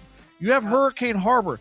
You have 4 companies right there. If those 4 companies could feed all of the DFW Metroplex. Yeah. With all of their waste food. And so that's one of the reasons why I started a company called Hoopla, which is helping others, people. I can't remember the acronym. I haven't heard of it. So I started this, and then I realized all the red tape that I had to do. Oh, yeah. So the city of Dallas said you cannot feed homeless people. What? Yeah. You do. I know. It was literally like groups that do. Well, so I got City Hall in Dallas to basically explain the idea. And so they were greenlit. They were allowing me to basically feed, but then I ran into the logistics part. So the logistics part meaning... What were you feeding them? Well, I mean it was like gourmet mac and cheese. Oh, yeah. Yeah. Like it was... That could also make them sick, because if they're not used to rich foods like that, it can make them really sick. Right. But so the thing is like the containers. So like then I had to come up with containers to put it in. And then I had to think about like, well, how am I going to get it to where it needs to go? Right. And then I'm thinking about, okay, where's the distribution center that can send it out to the masses? And there wasn't one.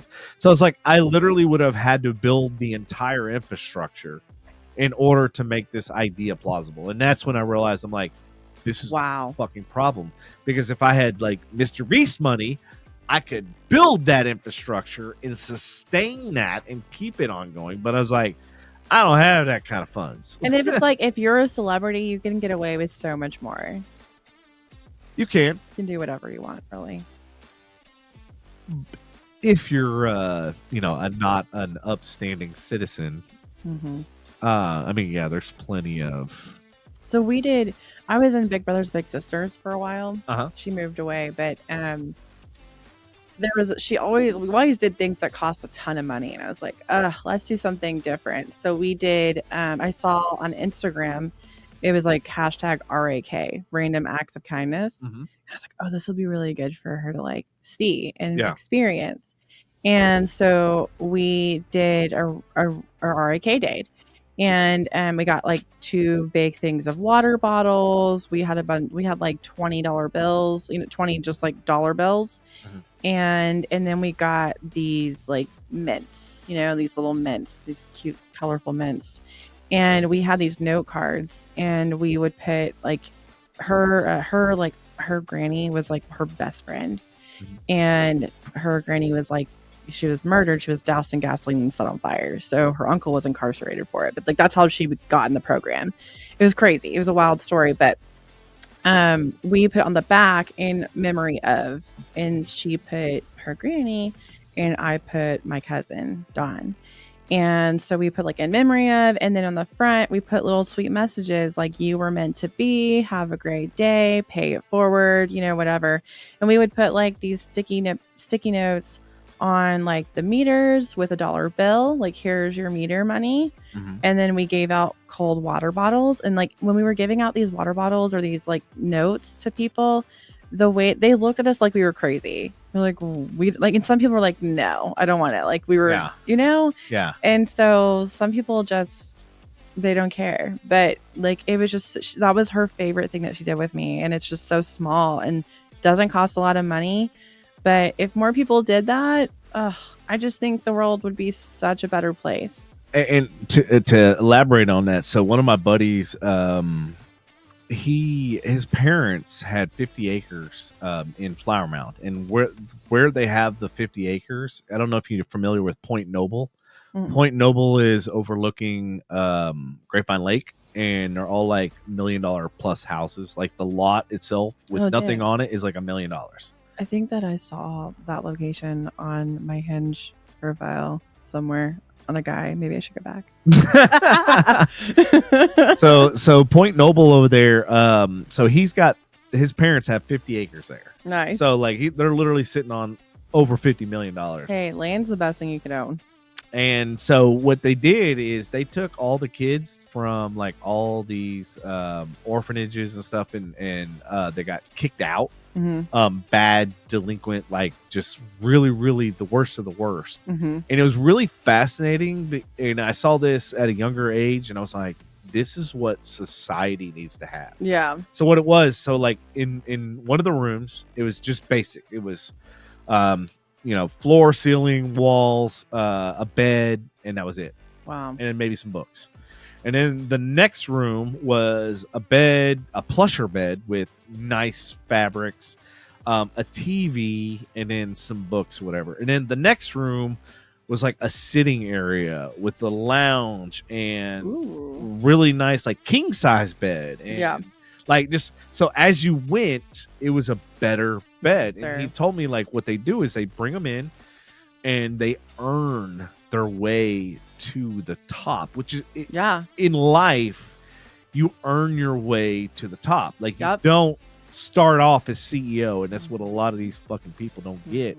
It's like you don't start off as you got to work in a fucking mailroom. that's how we do our program at Clear Fork Academy. Yeah, they start out at base camp, and it's like, it's comfy, but it's, bare necessities, right? Beds, bare necessities, and then you start off, you like, by participating in the program and doing different things like your group therapy, your life skills, all of the different things that are a part of it. You get points, so you earn your way up to different houses. The first house, is pretty standard. It's nice, but the next house that you can get up to has like a big grotto area and a pool and a basketball court. It's like got a big kitchen and a ping pong table, like all the things you could earn. Right. But they have to earn up to that. So it's funny because to me, like the jail and everything else, it's not a rehabilitation at all. Like there's none of that. And like the fact that you hit on the same exact thing that I experienced, to me, that was like life transforming, like seeing that and understanding that and watching it work. It works. It does. It gives them a sense of belonging. It gives them a sense of gratification. It gives them a sense of earning without earning literal dollars, but it teaches them a sense of self-worth. And that's what's missing, because like they're panhandling on the street, this, that, and the other, and I'm like, that's not teaching them anything. And like by you giving them money, you're just enabling them. That's why like I refuse to give people money on the streets. Like, all I'm doing is enabling you to work this fucking corner for every fucking day. I've given food to someone and they threw it back at me. Yeah, see, and like I just no. Rude. Rude. Fine then. Eat dirt, ants on the corner. Enjoy your ants. So explain to me like what you're doing now and like where you're at in life now, like because that sounds very interesting what you just explained, like it's Yeah. almost identical to what the situation that I was talking about. Mm-hmm. So Clear Fork Academy is where I'm at now, and it's a treatment program for teens who are struggling with substance abuse and mental health. So, these kids have been through a lot. A lot of the girls, have had some sort of sexual trauma. A lot of the boys, behavioral things, maybe life transitions. They're just not coping in the right ways. Mhm. So they come to us and we work with them through our program. It is a faith-based program, which I love about it because they can, have that foundation.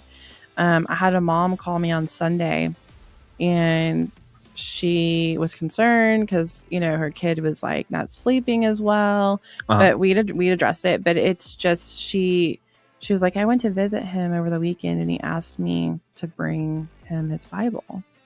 And she was like, and that is not like him. And I was like, really? So that is amazing.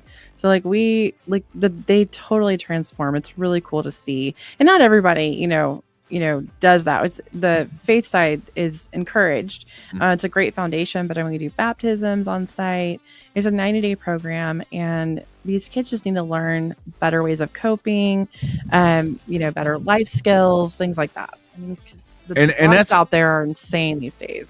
Well, and that's the thing too, is nobody teaches kids, even adults, like to have an outlet that is positive. Yeah. Like whenever you're frustrated and when life hands you fucking lemons, like, are you gonna make lemon meringue pie out of this shit? Are you gonna fucking make lemonade? Like, what are you gonna do with it? Are you just gonna pour it on yourself and cry yourself a fucking river? But like, parents aren't parenting. I know, and that's the biggest problem, because a lot of these parents started reading these fucking books on how to parent, and I'm like, no. They just they want us to they bring them to us and like, fix our kid. It's like, no, you have to do work too. And that's the same thing with training a dog. You have to fix yourself in order to not allow them to jump up on you and to do all the things that you don't want them to do. Right. You as an owner or caretaker of said animal, you have to be the example that you want them. Absolutely. But I mean, you have a lot of these broken homes, you have kids in fosters, and they just get in these situations and they never learn. So that they never. Well, how much of that is they don't have a good role model. And I see this all the time with girls that I've dated that have kids. I'm like, they just don't have a good father figure. Yeah. And like even a couple people that I grew up with, and I was actually in business with their dad, and like finding out that they're strippers, and I'm just like going, like, that's your sole goal as a father, is to keep your daughter off the fucking pole, off the street. And then I realized, I'm like going, as much as like I hated like the struggles and stuff that when I grew up. And I look around at all the other people around me, and I'm like, their shit's even more fucked up. But you also have some kids who literally just are pressured and they just got into the wrong group and got into the wrong substance or something and build that addiction. And some of these kids have a great childhood, great family, great parents. Here's the thing. They just get stuck. Like where I grew up, like everybody around me was doing drugs, and they were like bad influences. But like, I was afraid of drugs.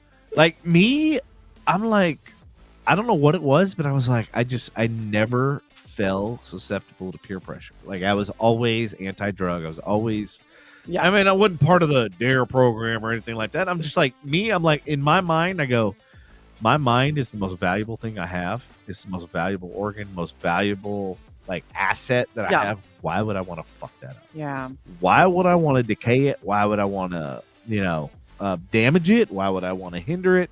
But when you have like trauma in your life, I think when people cope with those substances, everything goes away temporarily, and that's the high they get off, and then they get addicted, and it's just a cycle, and it's sad. But at the end of the day, like, it's an escape from reality. Rough.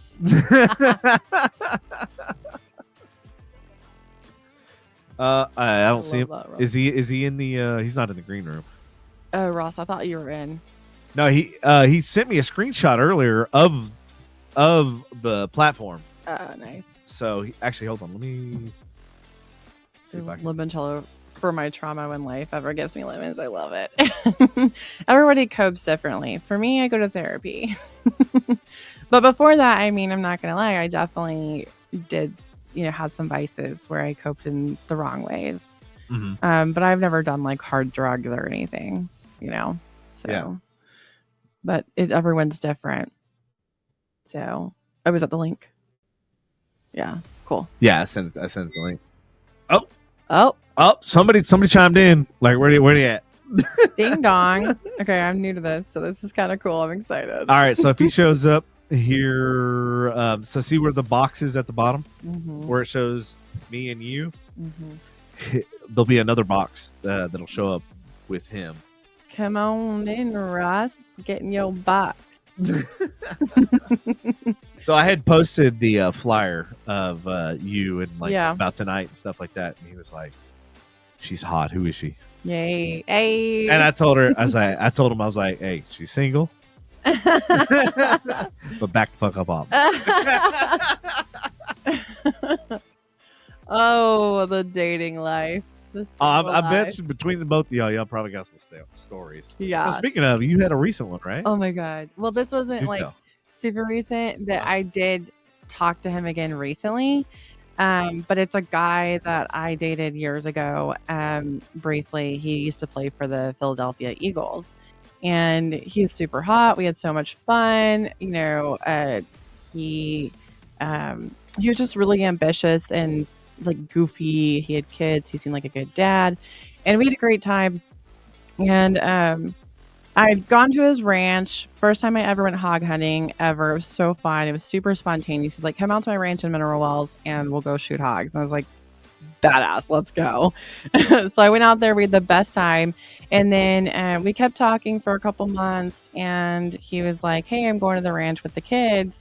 You should come out sometime. And I was like, yeah, absolutely. To spend time with, meet his kids. Right. And I was like, well, I'll text you later. I'm going to do yoga. And then, I'll catch up with you.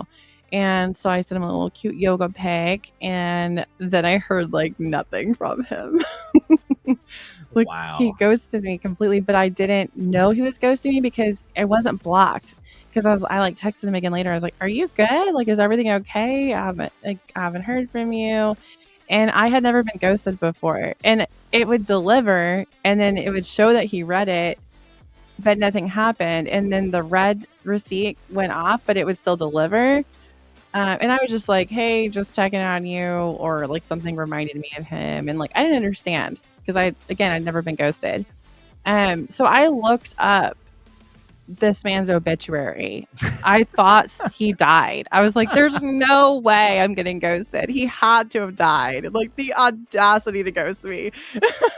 And he was still alive, but like it was maybe like 3 or 4 months later, and I run a girls group on Facebook called Girl Talk Single Ladies, and it's nothing like the Are We Dating the Same Guy? It's not like that.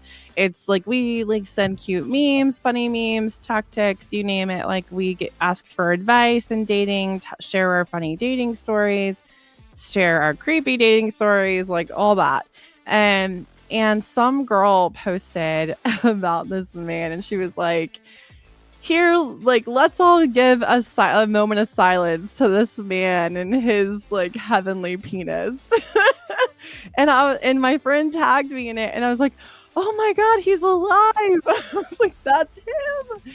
And like in my group, there's like 2,000 girls in this group, and like within the day there was like 8 girls that were like, he ghosted me too. This man was like a serial ghoster. Nobody figured out why. I guess not. Like nobody figured out why. He just was a ghoster. And he told me, like, he reached out to me later on. They always come back around, but he reached out to me like shortly after he got outed by like 7. Well, no, it wasn't from that. He got posted in the Are We Dating the Same Guy page eventually. And some girl was like saying that he was aggressive and blah blah blah. And I was like, well, he's never like I went out with him. He ghosted me, but it was fun while it lasted. He was still fun. I was like, he was never aggressive with me. So I just like shared my experience. I'm not in that group anymore, but it became a whole like lawsuit. So like I guess like some girl was claiming something about that he did, and he was like, no way, blah blah blah, that didn't happen. Like she was this random girl he had hooked up with in Illinois, and she just made this whole thing and had like 2 phones, was like doing all this, like making all this stuff up. And I got a call from, because my name is on the thread, the cops called me, and the guy got fired from his job and everything. It's crazy. And the cops called me and they're like, hey, we've heard different things. I know you went out with him. You were intimate or whatever. Like, was he ever aggressive with you? I was like, no, never. I was like, never. He was like, did you ever do any videos with him? I was like, no, never. I was like, I don't do that. Like, I'm not like that. No. So, anyways, there was a whole thing. The case ended up getting dropped. He got another job. He's back on his feet again. We still talk occasionally, but it was wild. I'd never been ghosted like that before, ever. And now, I mean, I think I've still been ghosted just a handful of times, but at the time I was like, there's just no way. He's super fun, but I would never go out with him again. Yeah, like there's so many red flags at that point. And to be honest, so like if you got to do that much work in Yeah. order to see somebody, like there's a problem. Yeah, well, I mean, we definitely had a lot of fun, but it was just short lived. And like, I was talking to my friend today actually about catfishing. And I've actually thought about, I was like, I've been on a ton of dates, but I don't think I've ever actually been catfished. I've had really good, I have had really good dates. I'm a good dater, but like, I just, they've had some bad experiences, like some funny ones where like this one guy got really drunk and I had to like babysit him and take him to his friend's house nearby and drop him off. I was like, you are 33 years old. What are you doing? What are you doing with and your he kept life? trying to like kiss me and he was so slappy and I was like, like I don't wanna. Wow. And this one guy, still, I've dated some really nice guys, but I was just in the wrong headspace, it sucks. Yeah. And sometimes I just wasn't feeling it, and you can't force that. This one guy, he called all his friends called him Thor. He had like long hair, was super cute. And we were in Grapevine and it was Christmas time and like the lights were all there. It was so romantic. And he was like, I really like you. I want to go out with you. Can we make this exclusive? And he was like pouring his heart out to me. And I'm just like, man, I was like, Thor, like, I'm not there. Like, I don't feel that way, right now. And I said, I want to be honest with you for myself and for you. Yeah. And he got so upset. I felt so bad. He had this Corvette and he like raced back to Dallas and he got a ticket. He was going like 105 or something. I felt so bad. But the next girl he dated, he found God. Amazing. Like I've had multiple guys find God after me. It's kind of awesome. I'm like, you're welcome, Jesus. But he was signed you up another one. Saved. He found God. He got married. He has kids now. He's such a good dad. His mom was the nurse. When I got my girls done, she was my nurse. Done? She was my nurse. Did you name them too? Thelma and Louise. Yeah. Thelma and Louise. She was my nurse. She was amazing, and she understood. Like we were friendly, but I just didn't like feel the same way, and it sucked. And you have to have those tough conversations. I have only ghosted like 2 people in my life, but ghosting is so normalized now. It's just so stupid. Just have the conversation. Just have it. Like me, I'm like used to back in the day. Like I would just block. How many girls have you ghosted, Devin? Oh, you should see my block list. Block. See why? I think that's so extreme. If they're not harassing you, why block them? I've come to the age where like I don't put up with shit. Are they harassing you or being like crappy? Just it's not like they're being like harassing. Like they're not. You don't want to have a conversation. The hard conversation. So. Yeah. Ross is in, but I don't see you, bro. Yeah. You got to turn your camera on. Man, ghosting is so normal. I literally, I think I've ghosted like 3 or 4. I don't know, a couple people. Right. But just because I think it was mutual. Like I think we both just didn't feel it. And so You know? to your point, to answer your question, But like I block them. well, I mean, I blocked a lot of people, including my own parents. Oh man, you blocked your parents? Oh yeah, Well, they birthed you. You're here because of them. they're here because of me, fuckers. Oh my god. Don't get it twisted. I love it. Those motherfuckers wouldn't be alive if it wasn't for me. Fuck them. Oh man, yeah. No, in all reality, like I've learned that my peace and my sanity Mm-hmm. is invaluable. Mm-hmm. That being said, I'm not willing to let people rent space in my brain and my mind and everything else, causing stress and causing all this bad decision making and everything else. Yeah. And so I've learned that, like, even if it's family, even if it's blood, like you have to cut those ties. I have had almost, not all, but almost every ex come back around. And there was one that would always, like, he was blocked on my number, but he would hit me up on WhatsApp. And he would just like check in and be so like random. And all I would be, I was just like, no. Or like No. one time I just like gave him the finger, and then I just, after a while, I just stopped. But in the beginning, it was like kind of fun. It was like, no, like no matter what you said, I was just no, Yeah. leave me alone, no. But No. then like fast forward to like recently, like I've reached out to people that I've dated, and I've reached out to people that I was like, hey, you know what, I fucked up. You're like, making amends. I was is like it's like, it's not even like I need a reply from them. Yeah. Like it's me. Like, just, How did that feel? it felt like a huge relief. Right. Like I felt like I said my piece. Yeah. Like I said, like, what you want to do with it is irrelevant. Like, Yeah. perfect example. Like I burned a bridge with like one of my guy friends. But you also don't know how long those people have been holding on to that as well, because Right. you probably hurt some people. I did. And like that was my thing, is like I've never meant to hurt anybody. It was just like I had to do what I needed to do at that time to basically get myself to a better place. Yeah. And by getting rid of that negativity and getting rid of that, you know, wall or whatever, it allowed me to grow and it allowed me to expand. And then once you grow and expand, you realize like, hey, you kind of self-reflect and you realize like, hey, I fucked up with this. Like I fucked up with, you know, this relationship, whether it be guy, girl, whatever. Mm-hmm. And then you want to like reach out and say, hey, I'm not that same person. Like I did that yesterday. Did you really? Or this morning, really. But I was thinking about it last night, and I was like, you know, I've been really shitty. And I messaged this guy, and I was like, I just want to apologize for the way I've treated you.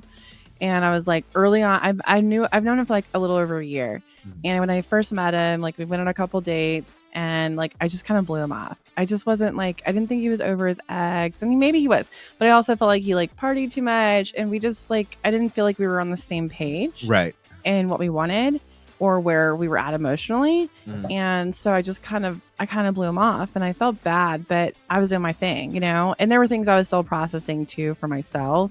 But you know, we saw each other again at Party Cove when I was with you, and I burned my boob that day. Remember? I burned it. I don't know what happened, but I burned it. And yeah, I don't remember how that happened. There was like no fuego on the boat. I'm like, how the fuck did that happen? I was hopping around, but like I saw him in the water, and I was like, oh God, like I've been swerving this man. So it was kind of awkward for me. I was like, oh no, like, oh, you know, and he's like, hey, what's up? And this is when you give your captain a heads up. I can handle it, you know. Like we were already tied up in Party Cove. I was just like floating around with Chad, you know. Yeah. So everybody knows Chad now, my blow up boyfriend in the lake. But, we love Chad. Like needs his own fucking like social media page. I know, right? Like Chad gets all the bitches. Yes, such a chick magnet. But I saw this girl like glaring at me from the boat he was on, and I was like, definitely swerve again. So, and the next thing you know, like I'm on some big boat, shaking my tush, you know, twerking or whatever, you know, just having the time of my life and doing the Party Cove thing. And he was like texting. He was like, I see you over there. You're shaking on this big boat. I'm like, duh. And so we kind of reconnected then. And, you know, we hung out off and on here and there, you know, when he didn't have his kids. And I just felt like I was giving him mixed signals. Like I was interested, but maybe it could be more, but no, not really. And then it kind of became like a casual thing. And I felt like I was just like, this is wrong. I shouldn't do this. And I didn't know what he was thinking or feeling. So I was like, listen, I just want to apologize for the way I treated you. I don't want you to feel like used or anything. Like you are worthy of, someone who gives you more time and whatnot. But like, I mean, I would love, like, I've never once been on the receiving end of that, other than like Andy. Like he actually like apologized to me and stuff for stuff that was, huh? Oh. And like I didn't expect a reply or anything. I just wanted to get it off my. I was like, hey, I felt I wanted to say this. Like, I'm sorry if I made you feel that way, and it was my bad for giving you mixed signals. I want more. So like, he wasn't my guy anyways, because I want someone to commit with me and build a relationship. And we could have had a lot of fun together, but like, I still think that we were on different pages. So how does that work in this day and age with social media and everybody having instant gratification and likes and we were like kissy friends. Faces and all that shit? It comes down, like, I want my man to be so secure in himself. I've never cheated in any relationship I've ever been in. I've never cheated. And that's just something like I pride myself in, and I've just always been a loyal person. And I want my man to trust that. And like, if I post a selfie and other people like it, whatever, like I want him to be like, that's my girl. She's confident. She looks amazing. Fuck yes. Like, he should be my biggest supporter. I will never date another man who's like, oh, why'd you post that? You're just looking for attention. It's like, not at all. Like, I don't just post stuff for attention. I try to be inspiring. Like, dude, does a selfie get attention for like, does it make people look at the message? Yes. But like, if I'm feeling myself, because for the longest time, I was like made to believe I was worthless and nothing and not like never lovable, not wifey material, all these things. And I built my way back up to that. So if I'm feeling myself, go me. Like, just like, I love when like women post good selfies and everything. I'm like, you go, girl. You look amazing, stunning, gorgeous. We are hype women, right? You see it all the time. I know, and I love that. I love that about you and your personality. And even you, like, if you're successful, I'm like, fuck yes, that's my buddy. Yeah, and that's my thing. Is like, people like want a good leader. Wants to elevate and bring people up. Yeah. And that's the difference between, like Andy will say if he was here, like, difference between a leader and a boss. Yeah. A boss wants to manage and like literally like basically a puppet holding your strings, whereas a leader wants you to grow, wants you to succeed, because your success is their success. And a leader would never give you something to do that he or she wouldn't do themselves. Ding, ding, ding. And that's the thing. And that's one of the things about me is like, I've worked in every single industry. So like, I know the ins and outs because I've literally done it. Yeah. I mean, I've literally, I've been in the kitchen. I've been in the dish tank. I've been in all of the facets. I understand, which is part of the reason why I've opened up 12 different restaurants. So you should have like a bunch of employees. Well, the problem is, and this is the challenge that I face, and I don't know, probably other business owners and stuff face the same thing, is like, my work ethic is not everybody else's work ethic. Like, what I put in is not what everybody else. But you have to have boundaries. You don't live to work, you work to live. Yes. Word. Let's see if this works this time, Ross. Ross, are you there? Can you hear me? This is so cool. I can hear you, but I can't see you. I have no idea what's going on with this right now. I want to hear your stories. Well, I base then, so it might work out. I can have the law come and get me. Do you have your phone camera on? So about that too. I was in Nashville about 2 weeks ago, and I dropped this bitch from like 3 stories. So she cracked. Dude, how come you're always in like a different state or different? That would be my job and the military, my good man. Well, I mean, I knew the military part, but like, what are you doing these days, man? It's been so long. Like, this was I've missed you, dude. Aw, I miss you too, homie. I like your last name. Thank you. That's my stage name if I'm lucky in the future. Now on the main stage. I literally told myself, Oh, fail in the next few years, it's going to be that. So are you still in the service or what's going on, man? Like, give me, like, it's been years. Well, what do you want to know? I got a whole Chicago bob of shit for you. Like, it's just a big old city of just nonsense. But I have been in the Army for about 6 years now. And Talking about dude. time flying by. thank you for your service, Uh-huh. dude. Oh, Yeah, don't brother. start Thank you, that. homie. I appreciate it, but thank you guys for the support. Always, man. But I did infantry, so I'm still infantry right now. I did active for about 3 years. Thought I was going to see some cool guy shit. That's Nope. so hot. Not at all. Wait, what? What was that? I'm like, that is so hot. Appreciate it. And You have a new fan. I know, I'm uncomfortable. something's wiggling. I don't know what it is. I never thought the FU podcast would be a hookup show. All right. But so I did that, and I'm still doing that currently. I went to the reserve/guard. It's like active reserve now. I don't know what the hell they're doing with all this shit because the border and all that crap. So I thought I'd be able to do some more cool guy stuff. Nope, just standing on the sidelines. So we're gonna see how that goes. Stuff to do. I was gonna. What's crazy? No, Yeah, right. So during I'm totally fucking with you, dude. You're good. You're good. When I was at Fort Benning, they were doing these like off the record tryouts for air assault and airborne.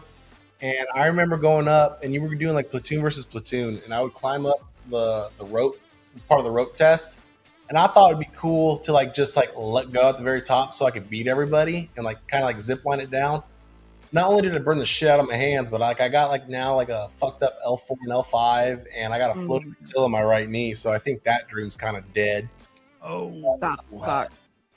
Yeah, I'm a few scores low now, but they were, of course, recruiters just trying to get you to re-up because they know my contract's about to be up here soon, which I might, I don't know.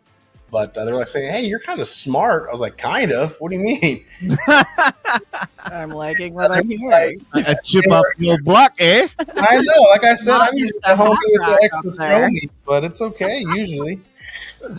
And, I love like what I love about Ross, like his energy, like his outlook, like his just like it's just there's certain people you connect with, right? Like Yeah. this was one that like I've worked 2 different jobs with him. And this is like and I've hung out with them, shot fireworks at his face. this is You'll true. never hear girls be like, "Oh, we shot fireworks at each other," but guys will be like, Oh, "We lit our shit on fire." It was literally like it went viral. Like this fucking Girls don't do that kind of Someone stuff. hit me in the dome, too. I don't remember who it was. It might have been you or it might have been the other dude. I have no idea, man. 1 versus 5. It was crazy. Sounds like good times, man. That's what liquid encouragement also does. It, too. it does. It helps you live the dream. That's so But funny. So you were in the military, and then what happened? Like you got a job, like yeah, so or what happened? with being in the like active reserves now, or the guard if you want to call it that too, or I don't know, they're trying to change their names now. It's like 50-50 from what I'm hearing. But when you do that, you become a civilian and then you do your win weekend a month. It's like the whole weekend warrior bullshit. But Right. it's cool because you kind of get to like live the both best of both worlds, where you got active that's jealous of you because you get to go home. But then if you want to do some cool guy shit, you can put your name like on a roster and go like do some cool guy shit. So I like the option of that for Keep sure. my mouth shut on that one. I'm not even gonna say it. But, You know what I'm gonna say, though, don't you? kind of have a hint. I'll put you on a roster. Well, I was listening to some of y'all's stuff that you were saying about like the people watching. And I was like, oh, I've been in a few of those boats before too. That's pretty crazy. I'm like, where's my little donuts? Yeah, you get the sound guy to I'm do eating that. cheese curls. I don't. Well, it's from the good Lord Bookies or Buseys. Although he didn't get to hear it. Unfortunately, the audience doesn't get to hear it. We get to hear it. The audience doesn't get to hear it. Darn, it was really cool. So I switched, just FYI, I switched boards to a newer, better, supposed to be latest and greatest, supposed to be like 10 times better than the last one I had. And like, it doesn't play sound effects. I'm like going, are you fucking kidding me? Like, that was what was golden about the last like podcast. You have to make them yourself. 7. Well, no, like you can play them. I've made them all. Like I literally have like 5 pages of fucking sound effects. But the thing is, I play them. You and I can hear them, but the audience can't. So I don't know what's going on with the board, why it's not sending the signal through. Yeah. But we'll have to make our own. Be like wiki wiki ow.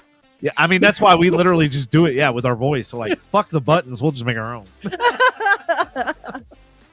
You want things done right, you got to do it yourself. Do it yourself, motherfucker. All right, so you're active reserve, right? Yes. Yeah. And then when did you start this new job, and what is the new job? Okay, so I've been working for this company called Equipment Share since 2019 as a yard guy. Fucking hated it. It's hot as hell to be a yard guy. And long story short is you work on construction equipment and you get to like shake hands with all these people who like build multi-million-dollar buildings, and like they're like legit agencies, like just like job sites pretty much. So after being in the trenches, I kind of worked my way up as a tech, and then now I work more on the technical side where we focus more on our cameras, our tracking devices, our what's going to happen in the engine, the circuit boards, all that stuff. So that's what I do now. So with that being said, again, they got me traveling a lot because a lot of people don't know that stuff. And I've only been about a year in this position, but they got me now going. Like I think last time I talked to you, other than today and a few other times, like 2 days ago, was I was in Benbrook and then Houston, then Galveston. I know, man. Like every time I talk to you, I'm like, dude. He's like, we kept talking about hanging out. I'm like, bro, you're always somewhere else. Rack up those points, baby. Rack them Yeah, up.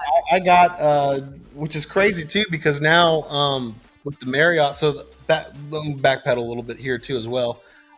When I was active, this is called Title 32 orders for the active reserves or the guard and all that stuff. You have to get these orders handed down from the federal government because you technically belong to the state, but they can both bend you over any way they want to. You get those orders, and then we got stationed on stateside missions for COVID. And so when COVID was a big thing, we were thinking that we were going to do some like cool guy stuff because we heard that dudes were like robbing our vans for like the vaccines and like those cards. So I'm thinking, hell yeah, a cool detail. No, we set our asses in a Marriott hotel. We were like Air Force for the next 2.5 years. It was great. Wow. So we got like a shit ton of Marriott points. So now I travel a lot and just keep accumulating that. I think I almost got over 1 million points. Wow. Hey, what are you doing in August, homie? August, right now, whatever your heart desires from what it sounds like it. What do you need? All right, I'm going to Vegas. Hold on. Let me figure out the calendar. Dude, I cannot go to Vegas. I'm going to get in so much trouble. Why do you think I was like, come to Vegas? Because you're going to have videos and stories. Unless I meet my girl, Sunny. I'll never forget that time, too. That's another story I got to tell you guys. Vegas experience. All right, so it's the 12th through the 16th in Vegas. Oh, dear God. Let me see what I can do. Troubled hangover time. Actually, no, it's the 12th through... Actually, no, the 11th through the 17th. I'm there for a full 7 days. What are you there for?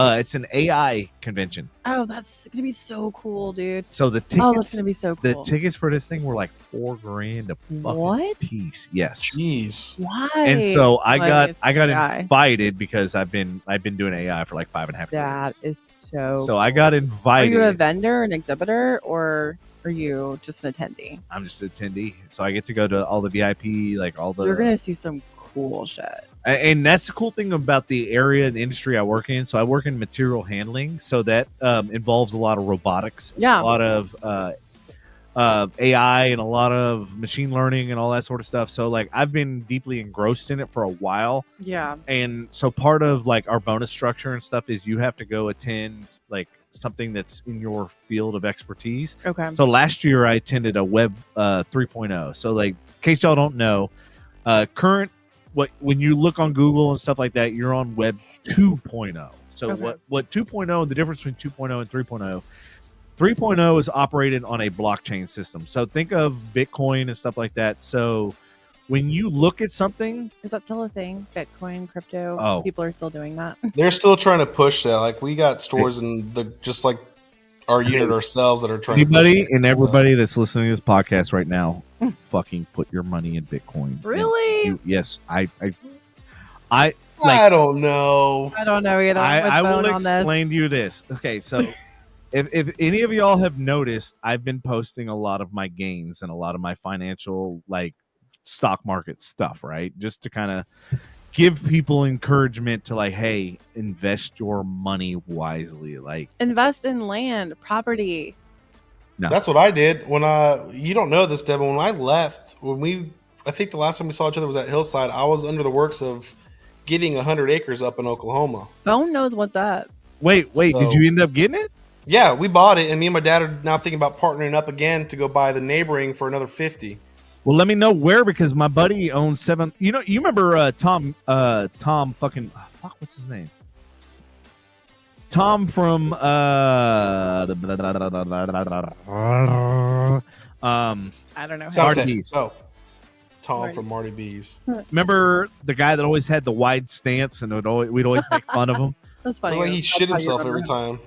Oh my gosh. Tom, what the fuck is his name? No, I'm blanking. Anyway, like Tom blank. That's all. Just remember him. He has land in Oklahoma. Bevins. Remember Tom Bevins from? Yes. Yes. I was just talking to him the other day. So he had 750 acres in Gainesville, and we exploded 250 pounds of tannerite. Oh, I definitely saw that. I saw that. that's I was like- on my list. I want to play with tannerite so It was bad. so badass. Boom, and let's that go. shockwave. So Andy, he had his rangefinder, right? So Yeah. he was calculating the distance. We were So like cool. literally scouting it out, and like the safe distance was where we were at. And when we shot that shit, and I've watched the video footage because I filmed it in slow motion, and you can. Did you post that? I think I remember. I did, seeing yeah. it. And it was Okay. it was the intro for the podcast for a while. Mm. It was one of the big intros, which I gotta find that fucking footage. That is so cool. How fun. It was That's so so badass. And like when that, like you could literally, because it was like water in front of us, you could Sounds like freedom. see- right? Yeah. You That's could- actually something I would love to do is you blow could stuff up with tannerite. See the ripples in the sound wave, Ugh. and then when it hit you, it was like, holy Whoa. shit! You're like, So that was a big ass. So like when we drove the carts around the side by sides Mhm. to where the explosion was, leaves were still falling. Like Wow. literally 20 minutes later. some people do hog hunting with tannerite. Have you Like, seen it's that a video tiny- when they did that? The hog bitch, like, thing? yeah, that bitch flew up Yeah. like 500 feet in the air. Yeah, an ER doctor sent that to me, and I was like, that is so cool. It's probably really messy, but hogs are like nasty animals, man. So They're dirty, and the they're whole reason ruin why your land. we had the Yeah, they're tannerite there considered was an invasive species. so these inhabitants, I'm not going to say what they are, were actually ruining the topography and the flow from the lake to the river. Chewbacca. They were blocking the flow.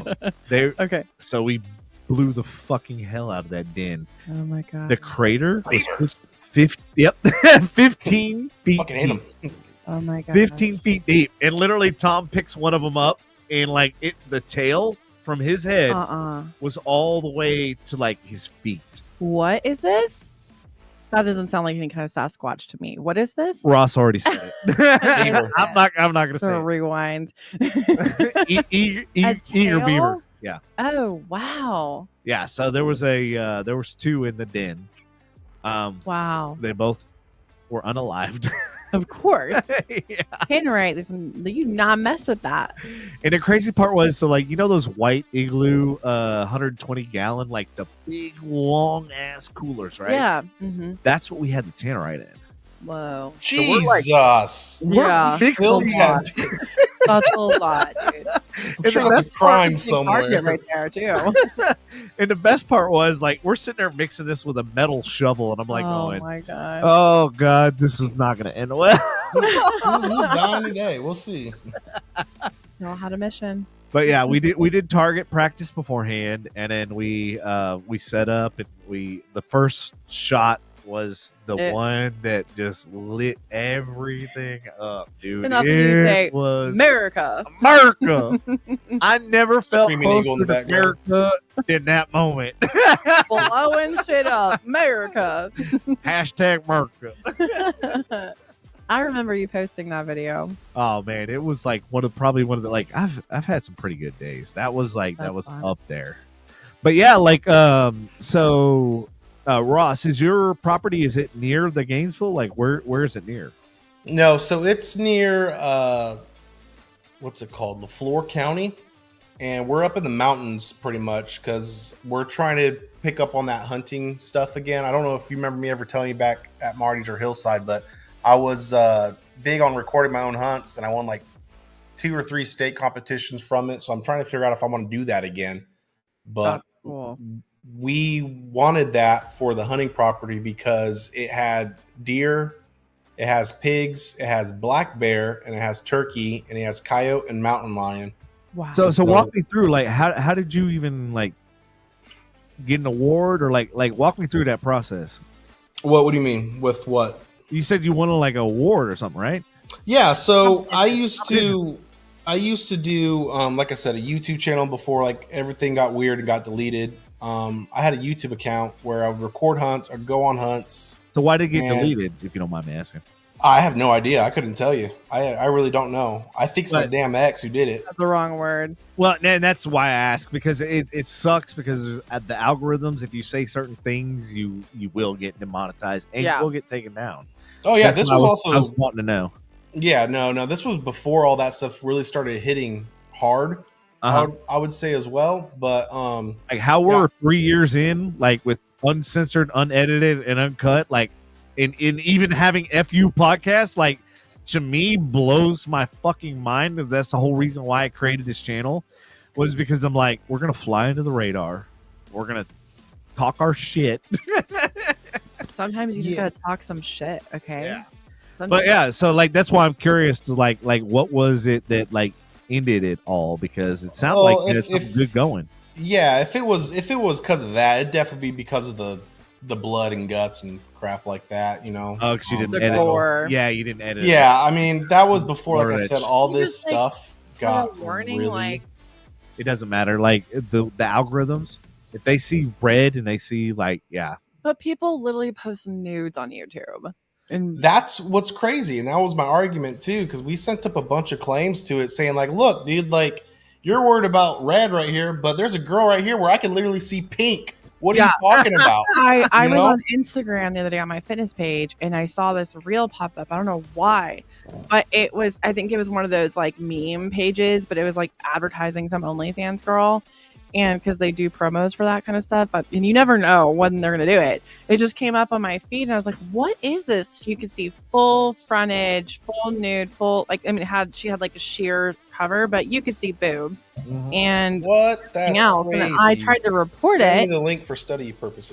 Well, I tried to report it because, like, I work with kids, and like, I know kids are probably seeing this too. I mean, my ex's daughter is on that. That's like, the problem. That's the problem. Stuff like that. You never know what's gonna pop up. No filters for that. Yeah. So I reported it. I was like, hey, this is porn. Like, this is nudity and pornography. Like, and so she was doing like, and like doing stuff with her hands and all that. It was really hot. Don't get me wrong, but it's not something that should be open out there unless you're like subscribed or, you know, whatever. And so I reported it, and they're like, no, it doesn't go. It doesn't qualify against community standards. Wow, Yeah. That's fucked off. Yeah, shit's a But lot. like, we get censored for our opinions and what we say. Well, we have, and like, luckily, we've like literally. I think the first 2 years, it was literally every fucking episode we would have to fight YouTube. Wow. And then I think after the 2-year mark, I think we're kind of like grandfathered in. Like, I have yet to get another flag. Like a flag. Yeah. Like, and I'm like going, we're doing something right. Well, because we still talk about the same fucked up shit, but and we still swear. We still like, I'm never going to filter that shit. Fuck that. I'll keep it real. Like, I'm not going to be like, you know.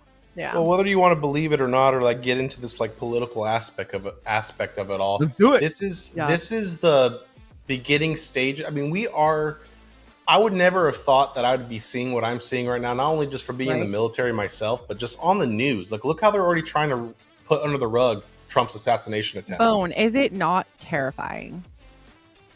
It is scary what they're doing. Like that, they think like how. I want to hear your perspective because I already saw your TikTok, or not your TikTok, your Snapchat where you're like, dude, and I even shared with Jackie before the podcast. I let her know like your Snapchat and your thoughts because we actually wanted to dive into it because we actually talked about it last podcast a week ago about like talking about the whole assassination and everything else, and I don't think we ever got into it. I don't know if we did or not. So, I was a little bit. Devin was being a little litty over there. I was with pity. With being in the military, we have certain standards that not only the Secret Service has to abide by like training wise, but just your basic infantry army practices. Yeah. And the fact that Secret Service, out of all fucking entities, did not pass the basic things that you need to have for security. Like for perfect fucking example, the biggest building out of all 4 buildings, nobody was in. Well, they said that there was somebody that walked up there and they saw them and they went back down the ladder. And they had multiple opportunities. They did. And here's the thing. What about the water tower? Is anybody talking about the water tower, the highest vantage point that was on the ground? But also, do you see the guy in the background too of the water tower going in and out of frame? What are your thoughts about that? There was a sniper, though. I heard that. Okay, so, and I literally had this conversation with Natalie last night. I go, this can play out 3 ways. Mm-hmm. I go, if certain alphabet letters hire somebody to do a job, they hire somebody else to take care of that person. Look at Jack Ruby. Look at Clinton's, yeah. They hire people to dispatch the person that was hired to do the job. Why? Because they can't talk. They can't talk if they're dead. Mm-hmm. So that's when it clicked in my head. I go, well, it makes sense if they had a water tower aiming at the guy on the roof. And that's why I want to know the angle of the head explosion. Was it from the left or was it straight on? Because if you look at the line of sight from the snipers from the adjacent, not the one that was obstructed by the trees, but they said the other weren't one, the guys that took him out. But that's nobody's talking about. If you listen, hold on 1 second. If you listen to the shots fired, if you just close your eyes and listen, you can hear the barrage of bullets from him. Then you hear intercept bullets. He got more than one. Hold on. But then you hear 7 more rounds. Yeah. And you're going, wait, if he's dispatched, how the fuck is 7 more rounds going? And where is that going? That's a security measure. We're trained with that too. So if you have a sniper that's, trying to hit your target or whatever, you got to get one guy on target to shoot said target, and then the other guys follow up to make sure he's dead. So when the media said he has 1 round in him, don't buy it. I've seen the videos of where the dude is bleeding out on a tin roof, feeding the green grass so the green grass can grow. Okay, he is stuck like a stuck pig. What was the trajectory? What was the impact, and where was the entry points of those wounds? So the one photo I got from straight on, that would make sense because his vantage point and then the Secret Service vantage point. And if you look at the footage, Secret Service was like, they were literally pointing at this. There was a sniper. The entire fucking time. They were told to stand down. And that's my thing is like, there was inside. And even like snipers from Canada and other places. Ross, I don't know if you've. Oh. Did we lose it again? Oh, shit. Did the government kind of come in and say, we don't want you talking about that? We're going to get flagged. You said the Clintons. We're all dead. We got Clintonized. Trigger word. Oh, we're 2 hours and 25 minutes. Didn't glitch one time until we started. Ironically. Isn't that kind of weird? That is so bro, like, so, like, without going into too much detail, Wild. I have my press credentials. I have. I don't mean to interrupt, but check your phone real quick. I just sent you a photo of the guy. That's the exit point that I circled. Did you send it to text? Oh yeah, you did. Cool. Yeah. Oh shit, that's a zoomed up one. Bone, I like you. You're cool. I try my best. Mm-hmm. He's my boy. So I don't see an entrance wound. So there isn't going to be one. That's the exit, I think. Oh, bro. because Hold on. Do you notice his position? Send me this picture. Oh, send me that picture. Hold on. If you look at his position, the left side, what I said, the water tower was on his left. And look at where his face is positioned. His face is positioned to the right. If you're shot from the left, your face is going to follow. And look at that position. His face is pointing to the fucking right.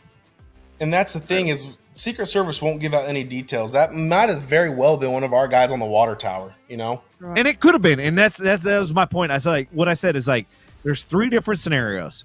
It's one, they hired the alphabet, starts with a C, hired somebody to orchestrate the hit, and then they hired somebody else to orchestrate the hitman, which is like, it's been known through history. This is what's happened.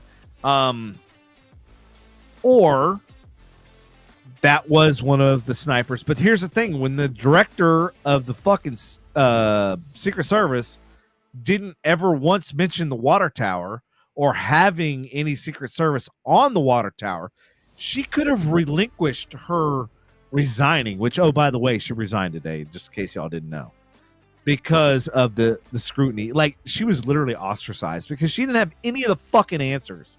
And I'm sorry, if I'm going to report to any court or any jurisdiction, I'm going to have all my numbers and everything. Like, I'm going to tell you trajectory. I'm going to tell you the angle. I'm going to tell you the azimuth. I'm going to tell you the fucking sun, the stars, the moon, the sky.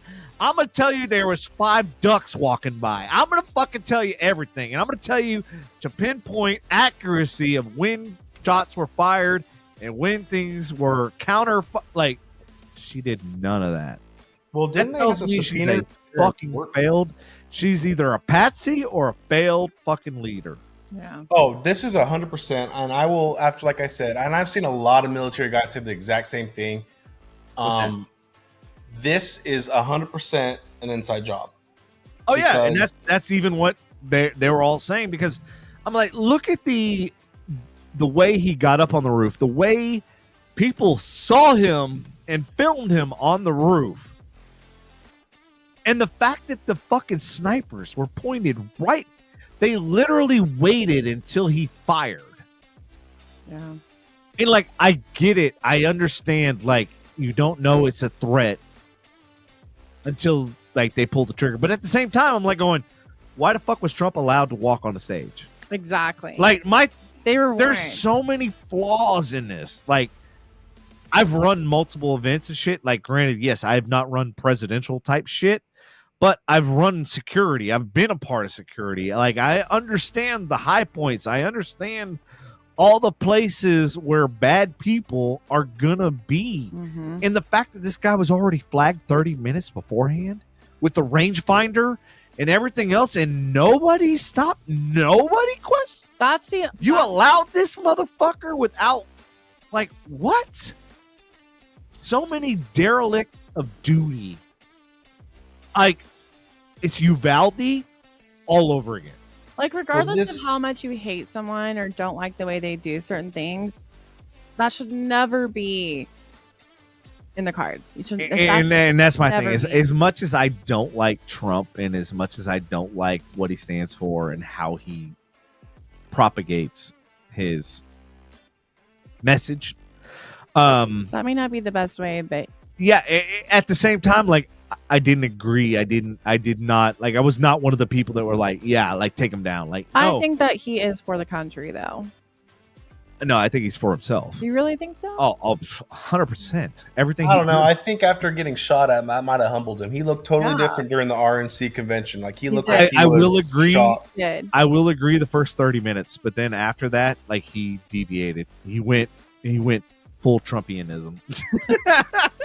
Okay, but Like gotta look at he the other literally stuff, was like, though, that's now I'm going to lining be up on for my this. my campaign and my rage. Like at the end of the day, like I don't trust any of them because they no. like. So What do you Ross. Okay. Ross worked with me. Like he kind of understands like my mentality and my like when somebody comes to me with problems, I'm like, you want me to solve your problem. Mm-hmm. That makes your problem my problem. Mm-hmm. And I go, come to me with solutions. And then I'll tell you, is that a good solution or is that a bad solution? They'll And tell you to that's kick the rocks thing. too. Well, do what? Kick rocks too. I was like, Exactly. Yeah, that's not my problem. Sorry, dude. Yeah. But no, like, and that Depends was on the always, problem. you know, that was always the challenge is like, you know, people like want you to solve their fucking problems for them. Some people need help. But the thing is like, as a politician, I want you to solve the world problems, and I want you to tell me what those solutions are. We're so And screwed. they never fucking tell me those fucking solutions. We're in such a Well, Trump has actually done that and delivered, and this is why I think this goes back to where this is bigger than Trump. You gotta I look at Reagan too. Reagan was not in the club of politicians; he was an actor, and Yeah. he realized that he had the money to fix the problems, and that's why he did what he did. Yeah. Fast forward now to 2024, history is repeating itself again. Yeah. It And is. we're not looking at the right people. Have we ever thought about looking at BlackRock or CrowdStrike? Right. Well, CrowdStrike. Are you I've guys already tracking invested all heavily that against stuff? BlackRock. Put Mhm. options. Well, BlackRock But owns BlackRock CrowdStrike. owns like, yeah. There's three companies: Vanguard, BlackRock, and basically the Rockefellers that own like basically all of everything. And people are like, "Oh, inflation!" This, I go, understand like who is the one that's in charge of the prices? BlackRock. And Ross, I don't know if you saw. Did you see the BlackRock commercial that actually had the shooter in? Yeah. He Yes, was. and they removed it. Did they? You can't find it anywhere else unless you No save it. They way. removed it from the website. Wow. Will not. People are Be. catching Ties, on. like, and here's the thing, and Ross, did you hear about? So, like, I always follow the money. Obviously, I've been deeply involved in the stock market. How BlackRock bet on Trump to die and take all of his whole assets. Yes. 12,000 fucking. It's like 12 million or something like that. Yeah, and they try to blow it off as like it was an error. Yeah, You they tell said me it was the an error. I biggest go, company.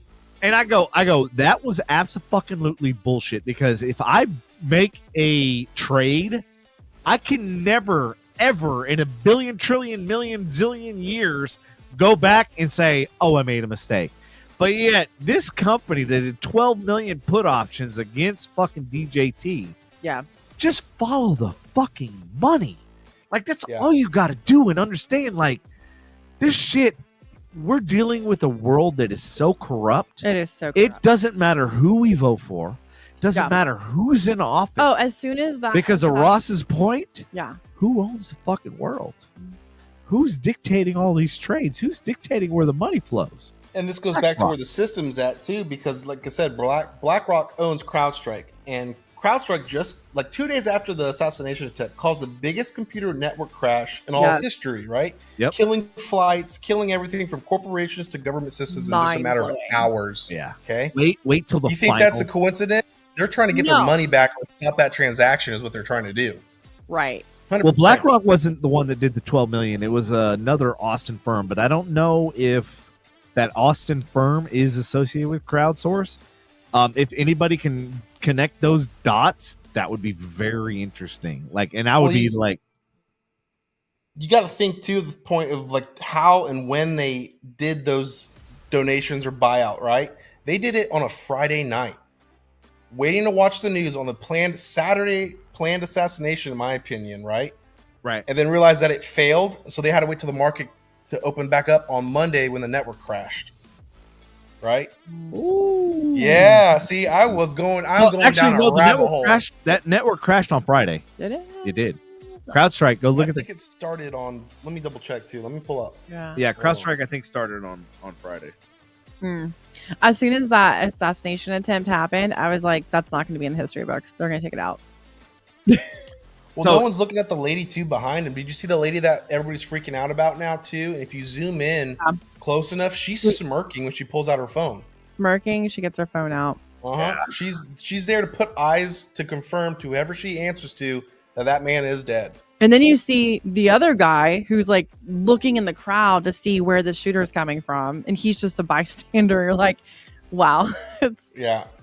It was it's interesting, and I keep looking at stuff, and I think it's also very funny that the more you do your research and stuff, the more you're also not going to find, because what you found yesterday will be either removed or harder to find now. And it's and hey, just so you're wanting to know, but like what the premise of the show is we talk about this stuff and we document this stuff, because then we can go back in history and be like, you remember this shit that happened? And 100%. like, we reported on.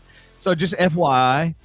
So, I mean, obviously, I'm a little bit of a hoarder. So a little, Devin. Me too. Like I have. You too, Bone? I have. Oh, I have my moments. I got stories to tell you. I have thousands of DVDs that are that I ripped from like different things. Yeah. So you know about the Mandela effect, right? Mm-hmm. And so now they're trying to make the correlation of CERN, which is the particle accelerator, right? Yeah. In Switzerland. They're basically saying like that every time there's changes in the Mandela effect, and I don't know if you're big on the Mandela effect, Ross. I don't know if you know about the Mandela effect, but like Bernstein Bears and like there's certain. Nelson Mandela was one of them. Obviously, that's why he got the name. But like, they're basically saying that like every time they fire up that, which, oh, by the way, if you looked at when they fired it and looked at when the assassination attempt was, might be a little correlation. Dude, I feel like we're just watching a movie at this point. Oh, I know. Yeah. Wait, what like else? A bad Tubi movie. What else has the Simpsons? Let's just watch more of the Simpsons. Oh, the Simpsons. What else have they have they called? Because is it the Simpsons or is it South Park? It's the Simpsons, right? Okay. Yeah. Wild, how crazy accurate that is. Yeah, there was also a theory about that too. Is like they're doing that whole they go back. I wouldn't say go back in time, but because their numbers are so low, they just go back, re-edit the videos, and then they make it the way they want it, to where it's like, oh, I read the future. I was like, I don't know about that one. Yeah, because that's a lot of money to just go back and edit something, then to re-air it. Well, and that's the problem with everything being digital, is it can be altered. And like, think about the technology we have now, and think about like their AI. They're 70. Okay, so let me rewind a little bit. So back in the 80s, they were 60 years ahead. Mm-hmm. And now let's fast forward to now. They're probably 100 to 150 years ahead. Dude, AI right now can make a video of you or me saying something we never said. But that's my point. It's scary. They can go in about that in the military, and they can change our history. They can change and make us feel like we're delusional. Like, perfect example, Disney had the Tinkerbell that flew over the Disney Tower and sprinkled her and then dotted the I. Now apparently Disney says that never happened. What? Yes, that is a newest Mandela effect. And I'm like going, fucking Wait, remember but we that. have old movies. Old movies we can look at. Does anybody still have a VCR? Wait, you're a hoarder. I totally do. But no, like, I never thought like keeping all of this data and keeping all of these records would like be useful. Wild. But now I'm like going, I gotta dive into this shit, because I gotta like put this stuff out on air, because I'm like, you can't erase something that's on a physical CD. And I was smart at a young age putting these on DVDs and CDs and everything else, being like, you can't change fucking history because I have the original copy. Yeah. Yeah, exactly. It makes me want to pull up a Disney movie now, or like at home and just rewatch that. Oh, there's Shazam, which never had what's his face? Oh, fuck, what's his name? Is Shazam like the new modern like LimeWire or something? No. Well, I'm trying to think. No. Shazam is that music thing where you press. Oh yeah, when you can like. Okay. Yeah. If you hear a song, you'd be like, "What's the song?" But there was a movie with Sinbad that was called Shazam. Okay. And in the movie, and I've seen clips, they actually had a bunch of Mandela effects. One of which was, you remember Monopoly, the game? I love that game. You remember him with the monocle? My sister can never be the banker, but yes. You remember the monocle? Apparently, the monocle never existed. Bullshit. Whatever. Yep. We grew up playing. Ain't no way. Who says this? I challenge them. Fruit of the Loom. You remember the cornucopia, the little wooden thing at the back? Yes. Huh? Never existed.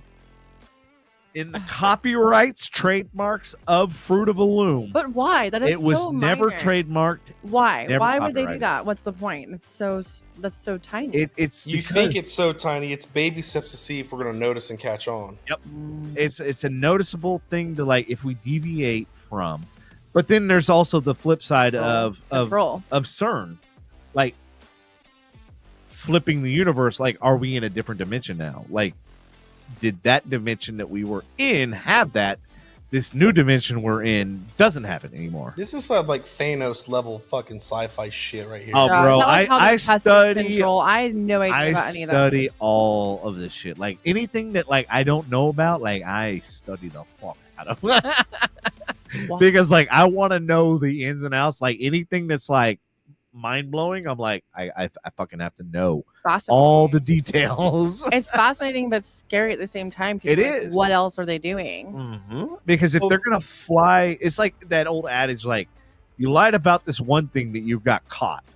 How many other things did you ever hear about like messages being put into the media, like music, and in the background of the music, it's saying something that you subconsciously hear, but you can't really hear, but it's like a message that sends to you. Did you ever hear anything like that? So my background is journalism, and what you're talking about is real. Yes, it's very much real, and it's called fuck, I just had the name in my head. That's terrifying. Subliminal messages, that's what it's called. Yeah. And what they do in advertising, because that's the field that I'm in, is you subliminally advertise. You need this. Yes, exactly. You want this. You crave this. Can I do that for men? I'm kidding. You probably could. Hey, that's an idea. But no, like, and I used to talk about to one of the girls that I dated for a long time. I told her, I was like, hey, just so you know, there's certain words you cannot say on the phone. Mm-hmm. There's certain words you cannot say in a conversation that's recorded, that's out. And I told her those certain words, and she like looked at me like I was fucking retarded. And then Snowden came out, and then all the NSA stuff came out, and they were like, yeah, we've been recording this shit. We look for those trigger words, and then you become part of. And I'm like going, I told you about this shit. I literally studied fucking journalism. I studied advertising. That was my fucking major. Right.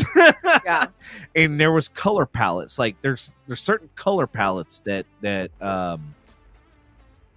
affect you a certain way. Mm-hmm. Like Sprint and UPS and all these.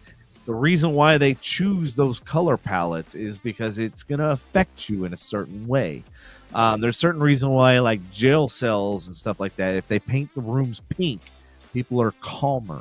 Really? Yes, there's a whole science behind all this. Yeah, there's a whole psychological. Paint it dark, you're like all sad and depressed. Yes, that's why you want to get out of those northern states like Indiana when it's like nothing but cloudy for the whole fall. Pink is not dark and it's not a light like white, so you're not institutionalized like white, right? You feel like you're in a doctor. You feel pink like is annoying. It's an annoying color. Yeah, if I was an inmate, like, what are they trying to do? Make me gay? What's going on? Right? What is this? What is this shit? Yeah, it's a crazy world we live in today. It really is, and nothing would surprise me now at this rate. The way things are And that's going. where I'm at because like I've already been. No, November is creeping up real fast. and I've been on the like beginning cycle of things, like understanding the concepts and understanding and like designing things for a certain purpose, and like looking at the historical nature. Like Nvidia, perfect example. If you look at Nvidia's logo, it's an eye. You ever heard of the all-seeing eye? Yeah.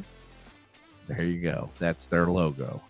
You look at the back of a dollar. You look at the Well, people talk about the Illuminati. Too, and Illuminati, all of exactly. things The that you all-seeing see with- eye. Mhm. Yes. Oh, here's another one for you. If you look at for Greek those who are religious, culture. the Apple on the back of your iPhones are all Apple devices that is half bitten.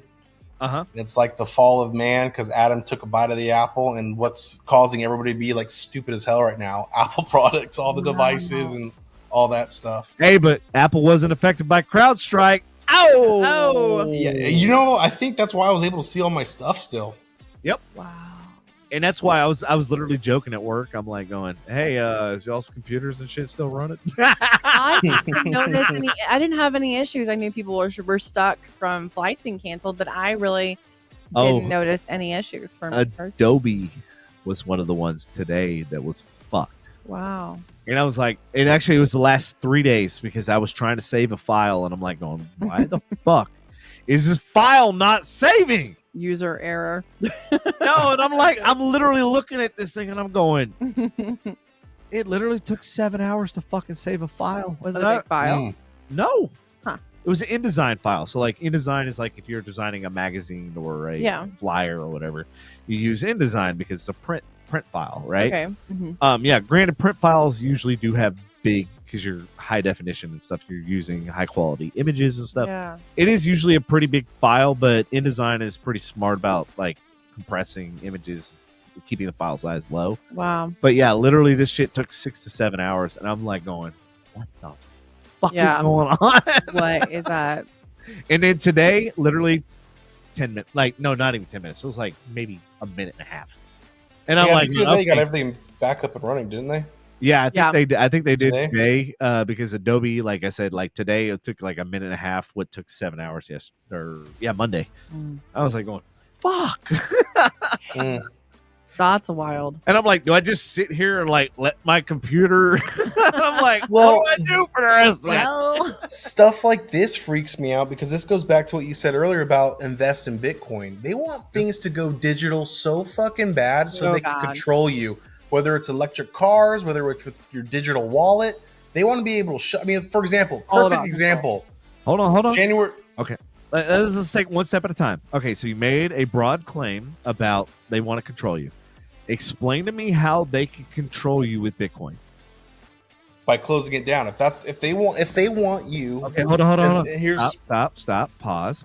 You made a statement. Okay. Let's elaborate on the statement you just made. That's what I'm going to. They can't close it down. That's the thing, because the way blockchain work, it's not on one ledger. It's on multiple ledgers, on multiple computers. You will never, ever, and even the CIA, FBI that have tried to refund people's money. But if it was created, it can be deleted. And I think they came out with a statement like that too, saying like, y'all can't track this stuff, and the federal government said, "Bet, hold my beer." And like a week later, they were able to track all this shit. Yeah. Well, they were. The only reason why they were able to find it, like this is why I'm glad we're having this conversation.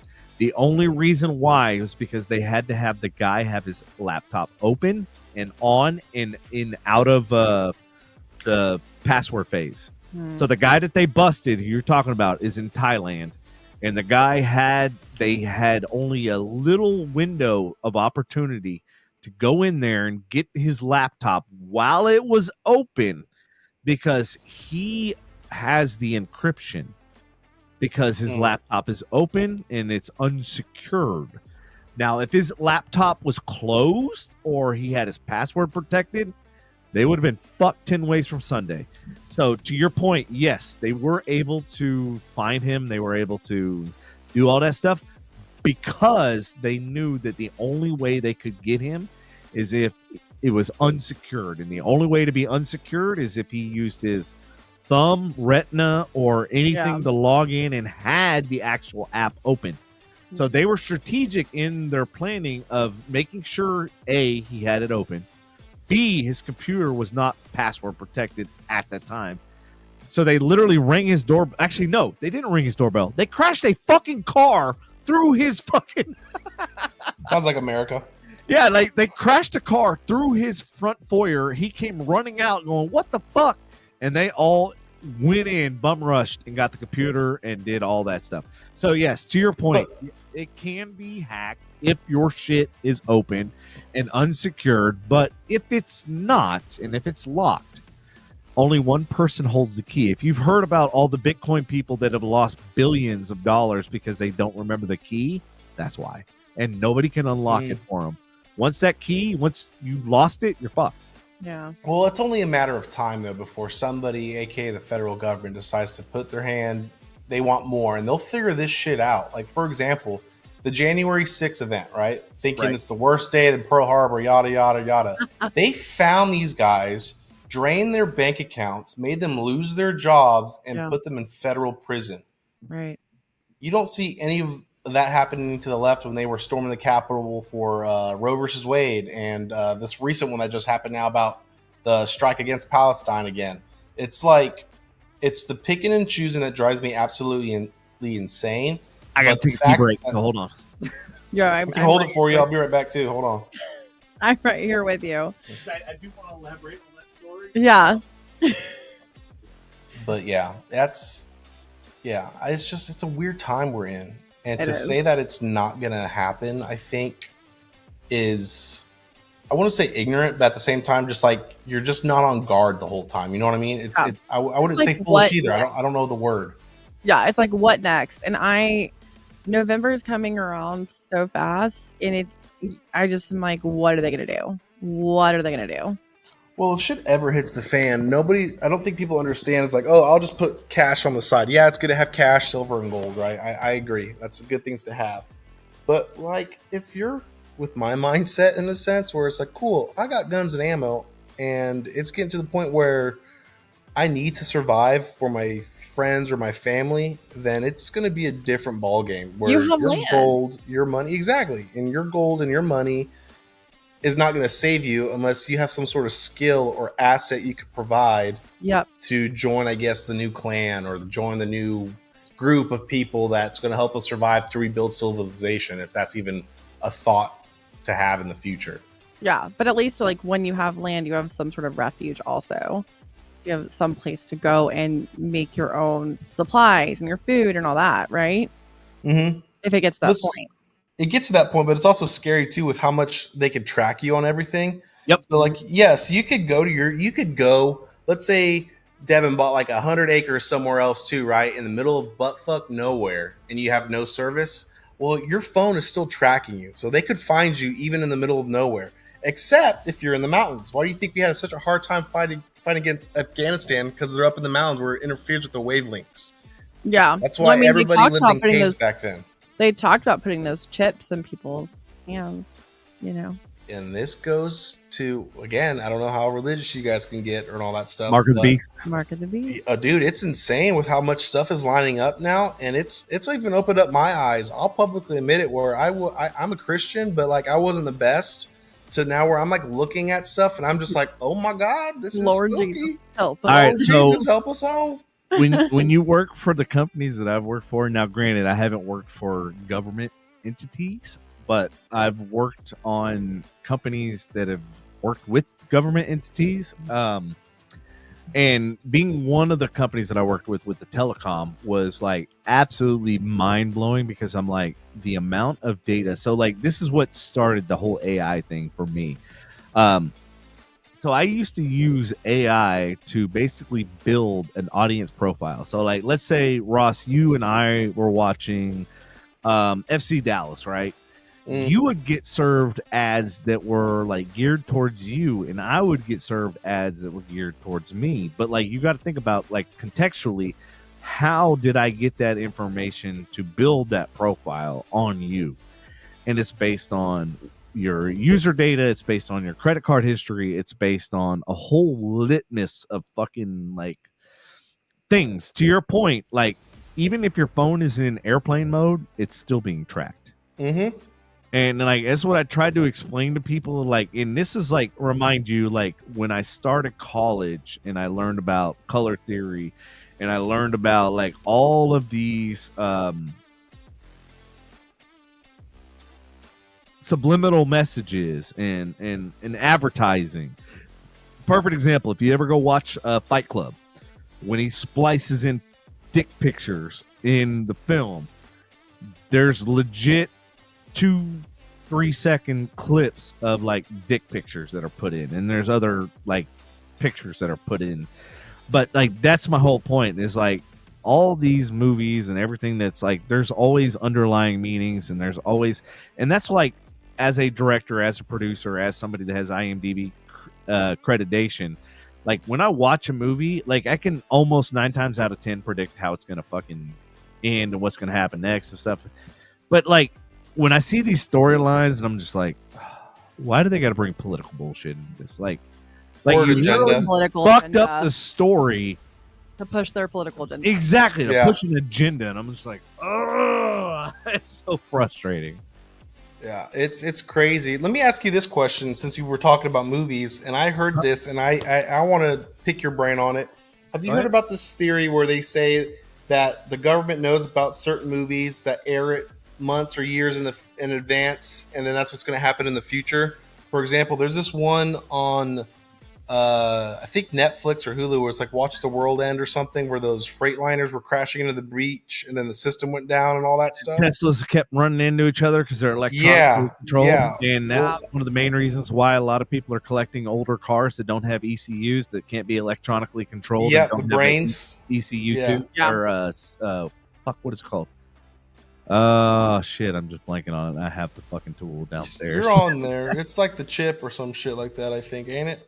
Yeah, but I'm trying to think of the OBD2 sensor. That's what it is. Yeah. So that's the thing you plug in that basically controls, and like I can manipulate my cars, and like I control the shift, and I can control the gas, I can control the way the engine fires, like I can control everything. But the thing is, if you send an electronic signal, or you send a pulse, an energy pulse, you can fry that whole entire thing. Wow. EMP, yeah. Yeah, EMP, exactly. Can you make it explode? Yeah, probably it's battery. I mean, it's electric. Yeah, you could probably make it explode by overvolting it. Wow. By sending a signal to overvolt it, yes. Or just put salt on it. You see those guys when everything got. My way's a Yeah. lot easier, bro. Yeah. Yeah. Wow. All right, so going back to your question, what was it? Can you restate it again? Because like I Okay, do have so Yeah. so the movies that it's I can't remember what it's called, but like I'm just gonna say it in my words, it's like predicting the future, but through a movie. It's like the elite's telling us so they're not guilty of it. It's part of like their like religion of the Illuminati or whatever. But long story short, it's it's called that. hiding in plain sight.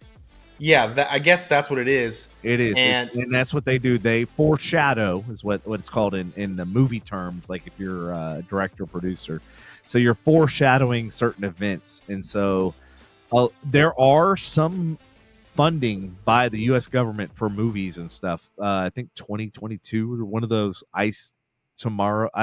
Okay. There's several movies that are actually funded. If you look at where the money goes, that's why I always follow the money. There's 'cause, a like, lot of movie companies that are owned by the government, like the And so- Pentagon. It's spooky. And I It's like- will like I say, was because saying. I have experience in this too. When I had my entertainment company and I was dealing with California and I was dealing with SAG and I was dealing with all that sort of stuff, when you're in the funding stage, so let's say you've already produced a movie, you already have it, it's on the books, it's in the can, as they call it, like literally it's done, finished, and now you're going to shop it. You're going to find all the people that are gonna, a showrunner or a movie runner, right? The thing that people don't understand is like there's all these strings attached. So like perfect example, like in my case, it was like Zodiac Theater, one of the ones that I was working on with Ryan Reynolds, Emma Stone, and all that sort of stuff. Like basically they were like, well, we have this investor that is willing to fork over $5 million, if you hire this producer, and then I talked to that producer, and he's like, well, yeah, I'll chip in $7 million Wow. if you hire this director. And then it was just this tangled web of like, if you do this, I'll do that. If you do this, I'll. And I'm Right. like, I'm the type of person that can't be bought and sold because I've self-funded like all of this stuff. Like I've already shot the movie. I've already funded it. Right. Like now I'm at the point where like I want to recoup my money. And I'm like, if I've already funded, I've already done the expensive part. And so that's when I realized like the whole industry is so fucking corrupt and so fucked up. Mm. And that's just me. And that's just me like dealing with, I mean, granted, it was a $20 million fucking film. It's not like it was a cheap film. I mean, granted, it had Ryan Reynolds, Emma Stone, it had Taylor Swift in it. So like it had high profile people in it, which meant high profile money. Mm-hmm. But yeah, like even still, like it was like, if you do this, I'll do that. Like if you pay this and then get this person on board, I'll pay 20 million or whatever. And it was just like, at the end of the day, it was like jumping through so many fucking hoops. And I'm just like, yeah, I got out of it. At that point. Yeah. Yeah, I got out of it. I was like, it's a lot of money. Don't get me wrong. We're talking 15 million at a minimum. We're talking 175 million at a maximum. But it's just like, when you deal and you got to take in consideration all of these deals you're working out, like, oh shit, does this guy get along with that guy? And you know what I mean? Like you got all of these different hands in the cookie jar, and I'm just like, nah. I'm just like, yeah, no, it's fucked. The whole everything is fucked. Like no matter where I've been. So I just looked up about the Pentagon. Uh-huh. So it says the Pentagon's Department of Defense Entertainment Media Office, DOME, oversees decisions about movies, shows, and video games that request military support from Hollywood studios. The DOME also supports the production of scripted and unscripted films. Yada, yada. So they do. So all right. So here's another fun fact for all of you people out there. This is how I know like one of the 87 million ways we're fucked. Mm-hmm. If you ever have a patent and you think in your head, you're like, damn, this, we talked about this, I think, in the last episode. And I'm like, if you have a patent, you think it's an amazing idea. If the government, my toilet chair, exactly, mm-hmm. It's a great idea. I fucking want one. I literally re-listened to that. And I'm like, I want one of these now. I love you for that. And I'm like going, okay, so like, let me keep it short and simple. If you have a patent that is infringing on national security, and now granted, they deem whatever is a threat to national security, mm-hmm. not you, like not steamed engines for cars again, and the guy or who made the water water powered engine, engines. yeah, Stanley Myers, yeah. Like if you study all that Rip. stuff, yep, and then they all of a sudden get unalived and everything else, and all of a sudden their patents disappear. Tesla was another one. Like they stole like, I forget how many trunks. I think it was like 20 different trunks, and only like 12 of them have been accounted for. So there's still 8 fucking missing, and it might be more than that. I can't. I'm just going off my memory. But yeah, like, and that's the problem when the government holds that much power. Then we're all fucked. I just want to know when we became a mob mentality, and when did the politicians sell out the government? I'm backtracking, and I lost track, man. It's like going back towards before even Nixon. I'm like, good Lord, like when did it start, and if and when is it gonna end? You know, and I don't think it is at this point. You know, it's just so far deep. And the machine is like, it's like their mindset is we're too big to fail, but when we do, it's going to be catastrophic, not just for them, but for everybody, for the entire world. And it's just, since I'm solutions based, I will tell you how it can end. It's a unity of the people to handle and control and produce on our own food, where we all meet up. Like, let's say this subdivision, perfect example.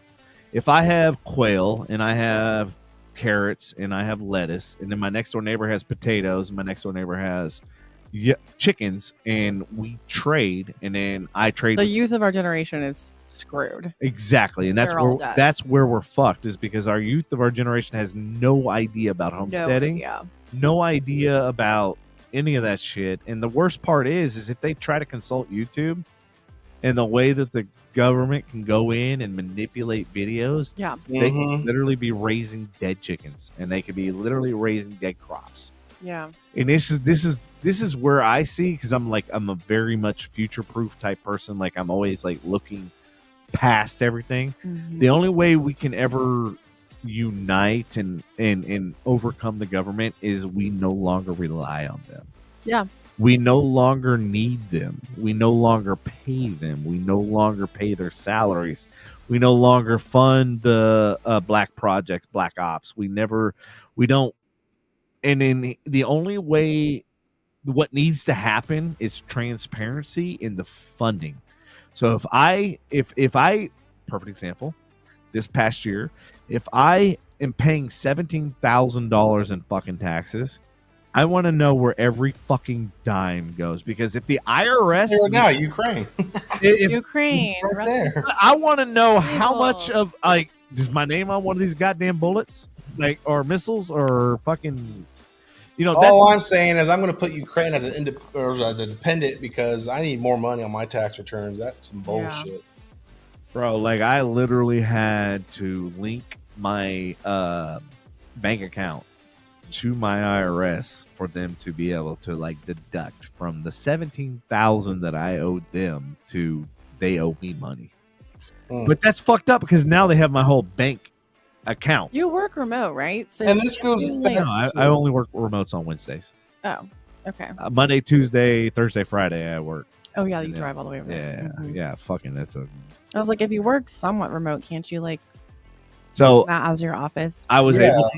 able to deduct the podcast because it is one room in my house. I was Right. able to deduct DG Media, which is downstairs, Mhm. which is the whole facility down there. So I'm able to deduct 2 rooms out of my house. Mhm. So that did play in my favor. And then I was able to deduct a couple vehicles, because I think I had 3 or 4. Now obviously I have 7, so like You I can deduct I can deduct the whole fleet if I want to You now. can make that secret room and then deduct the sex room. Yeah, I'm about to say you could like do like what everybody's House doing bank. now, these family compounds, and just have crazy orgies and shit, and then there you go. There you're you set. go. Yeah, that's the secret room over there. You missed that conversation beforehand. Son of a bitch. So I was telling Jackie, I was like, dude, I'm to the point where like I got too much shit. I got to get fucking rid of this stuff. Like, because I emptied out my storage unit, and I had a huge ass storage unit. So like, I'm like going, fuck, where is this shit gonna go? Well, I'm with Bone on this. I think getting self-sufficient on Yes. your own, Yep. having your land, Yep. doing all that, I think that's the way to go. And I think, They can't touch you. and here's the other thing too. You got to think about, look at where water is rising. Yeah. You got to seek higher elevation. So you not only have to be cognizant, Mountains. yes, you have to be cognizant of the topography and where the water is now and where the storms and where everything is. And then you got to build. And then this is what I'm looking into, is actually building an in-earth shelter. So your temperature, Yeah. Like your a. temperature is constant. It's like I think it's 68 degrees or something. Well, you like that. hear about those people. Oh my God, building Biden's the- alive still. I just see him on the news right now. I thought that. Are you sure it's him or is it a puppet? Yeah, no, but it's a spitting image of him. I Well, saw you've it. seen Okay. those about how they're building homes for like the end of the world, Yeah. where like they're underground. Zuckerberg. they're, Like, look at every know. billionaire is building them. So you got to understand, like, what do they know that we don't know? right. Because they have all the information. Crazy. They have the algorithms. That too. Zuckerberg's doing that. Are you kidding I me? haven't heard that. He built one of the biggest compounds ever. Is it like 8 floors? Google it. Google 8 it. floors tall. It's And ridiculous. the Bible says in Revelations that the Dude, we're rich living- will we're living- hide in the caves. Yep. We're living through the revelations, y'all. Oh, did Sorry. you know that? Go study the Grand Canyons. That will fuck with your mind. Mm. So the Grand Canyons, the government has shut off almost all access of the Grand Canyons because certain people have flown drones into the Grand Canyon and have seen hieroglyphics and rock drawings and stuff that are almost identical to Egypt. No And so way. explain to me Right. how Egyptian hieroglyphics are in the Grand Canyon. Wow. Yeah, no, look at it. It's a thing now. Like there's so many looking at- parks in Grand Canyon that are closed. But anyway, go ahead. Zuckerberg's $270 million Hawaiian apocalypse bunker. Yep. How many square footage is it underground? 5,000. Yeah. Dang. And if you look at what it's equipped with, it's The rise of luxury end of days shelters. Oof. Well, I don't suck wiener, but if I ever met that man, I guess a wiener would be suckled. I'm with you on that. Dang. Wow. That's wild. So it's Amazing. funny, like you say that. Like I was actually thinking about like I know I'm a really amazing shot, and I know Andy. Like we all have. I'm a guns. pretty good shot. We all have guns locally here, and so I was like, hey, if shit hits the fan, We're rolling. we're together. all like, there's a couple houses where we will all team up and we will take any and everybody out. Yeah. And that's why, like, my house, like, I want to build in the backyard.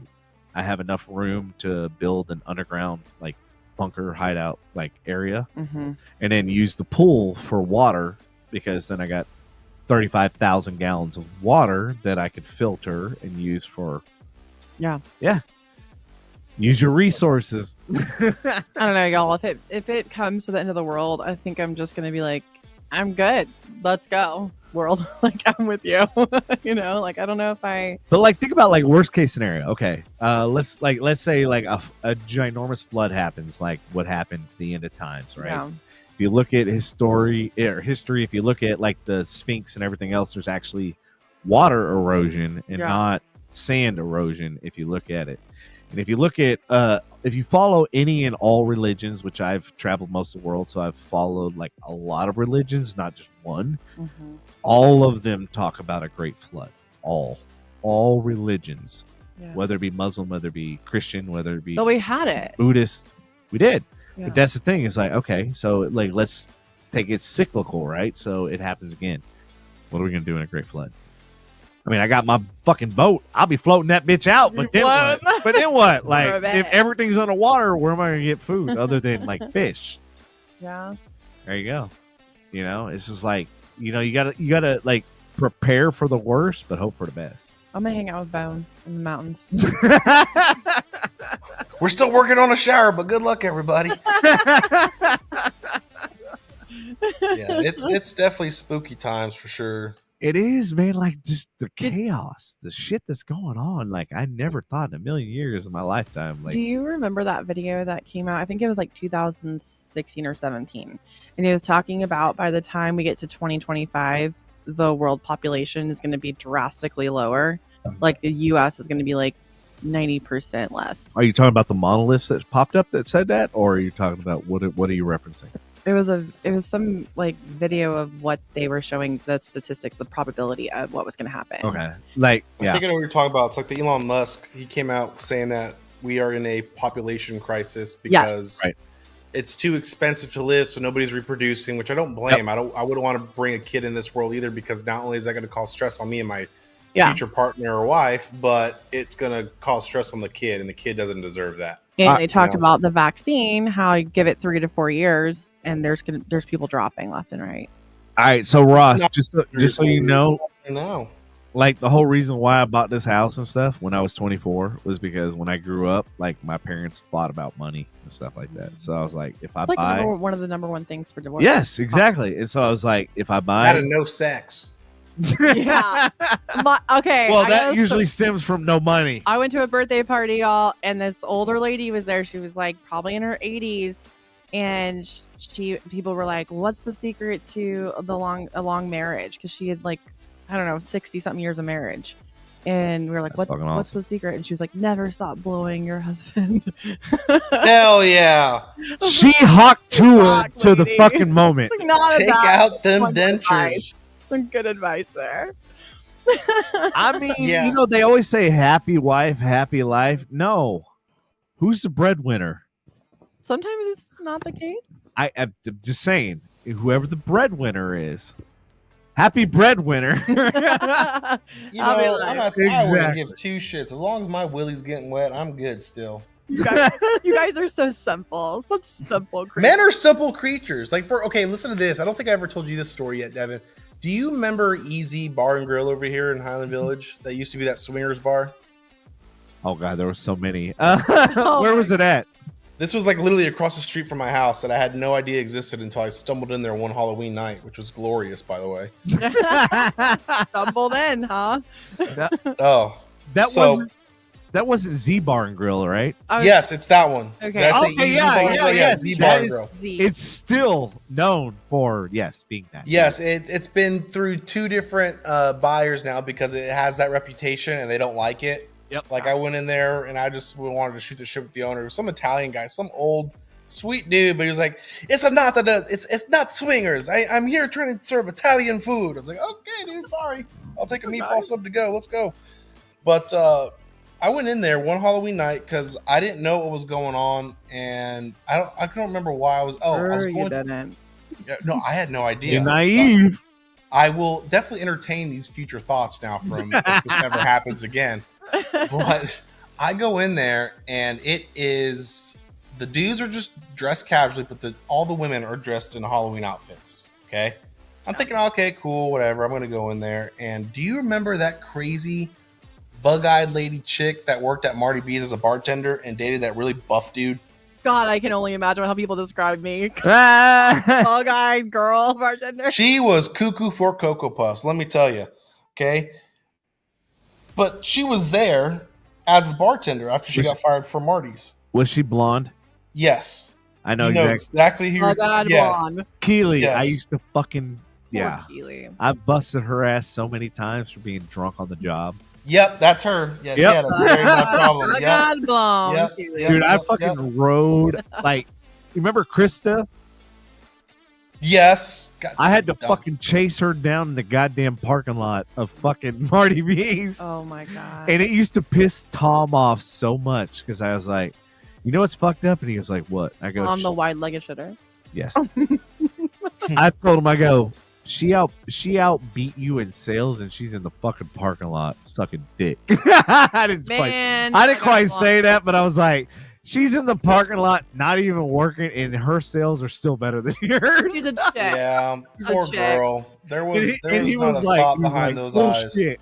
And I would show him the numbers, and he was just like, "Fuck that bitch." Yeah. It's a lot easier. But yes, I remember. Yeah, so she was over at Z Bar, right? Yeah. Yeah, so she was serving. So I walked in there. She's like, "Hey," I was like, "Oh, hey, what's up?" Yada yada. This. I'm glad to see that you found this place after this. You know, after Marty's. Right. And she was like, "Why are you here?" I was like, "Well, I've never eaten here before, and I just want to drink." And she said, "Do you know what this place is?" I said, "No." She goes, "It's a swingers bar," and I'm just like, "Okay, like I don't have a partner, so like nothing's gonna happen." Right. And I That makes shit sense you why not. she was there. Oh Anyway, my go ahead. god, dude, this is magical. She's a huge swinger. Oh, is she really? Good for her. Don't ask how I know. Go ahead. Oh, Sure, she so- has a partner bone. so what? She's find you a partner there. Oh, well, here's what happened. As a lady walked up, What and she happened was was- a smoke show. She was a beautiful older woman, and you know me, I like them older women, especially that Jessie chick that worked at Marty's and all that good stuff. You know, Wait, how old are you? I am 30 now.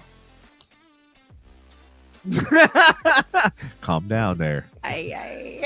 Hey, And- host, calm down. Cool your tits. Simmer down. Yeah. But my yard boy. oh, I am a pretty good pool boy from what I've been told. But so she comes up in there and she starts talking to me, right? And then Keely starts, you know, introducing me, and I said, "No, I'm good. You know, I appreciate the thought. You know, whatever." Then this dude comes up. he starts pumping drinks into me, and I'm thinking, "You gay dog? What's going on here? Like, what are you trying to get at?" And probably about 30, 40 minutes of just doing shot for shot, just chilling. We're like getting very loosey goosey, and he goes to me, he goes, "Hey, I don't know anything about that." Yeah, you see that girl over there in the bumblebee outfit for Halloween?" I was like, "Yes, sir." She goes, "She keeps looking at you." I was like, "Oh yeah, I know. Keely was trying to introduce me to her." She goes, "Yeah, that's my wife." And I'm thinking about to get my ass kicked or something, right? No. He goes, "Do you want to come fuck my wife?" I was like, "Yo, wait, so what?" Common. That is Wait a so minute. common. He wants to be a cuckold. Yeah, I choked on my drink, and I was very surprised about it.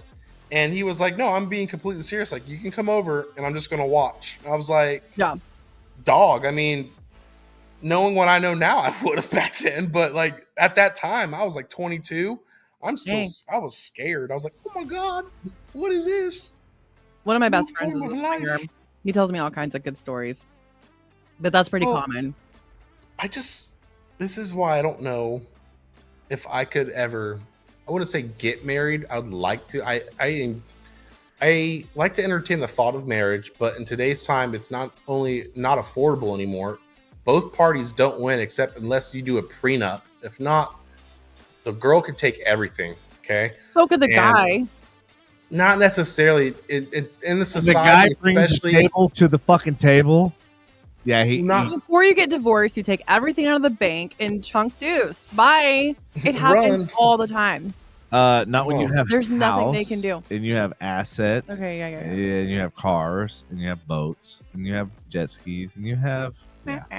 Well, that's why I think prenups would be very important too. But just again, the sex life would be, I feel, either could it be magically amazing or just completely boring because it's just the same person, same position or whatever, right? Or unless she or he is open to like, "Hey, I want to bring a partner, I want to do this, yada yada." It's like, okay, well, I can see why people do this because this sounds exciting.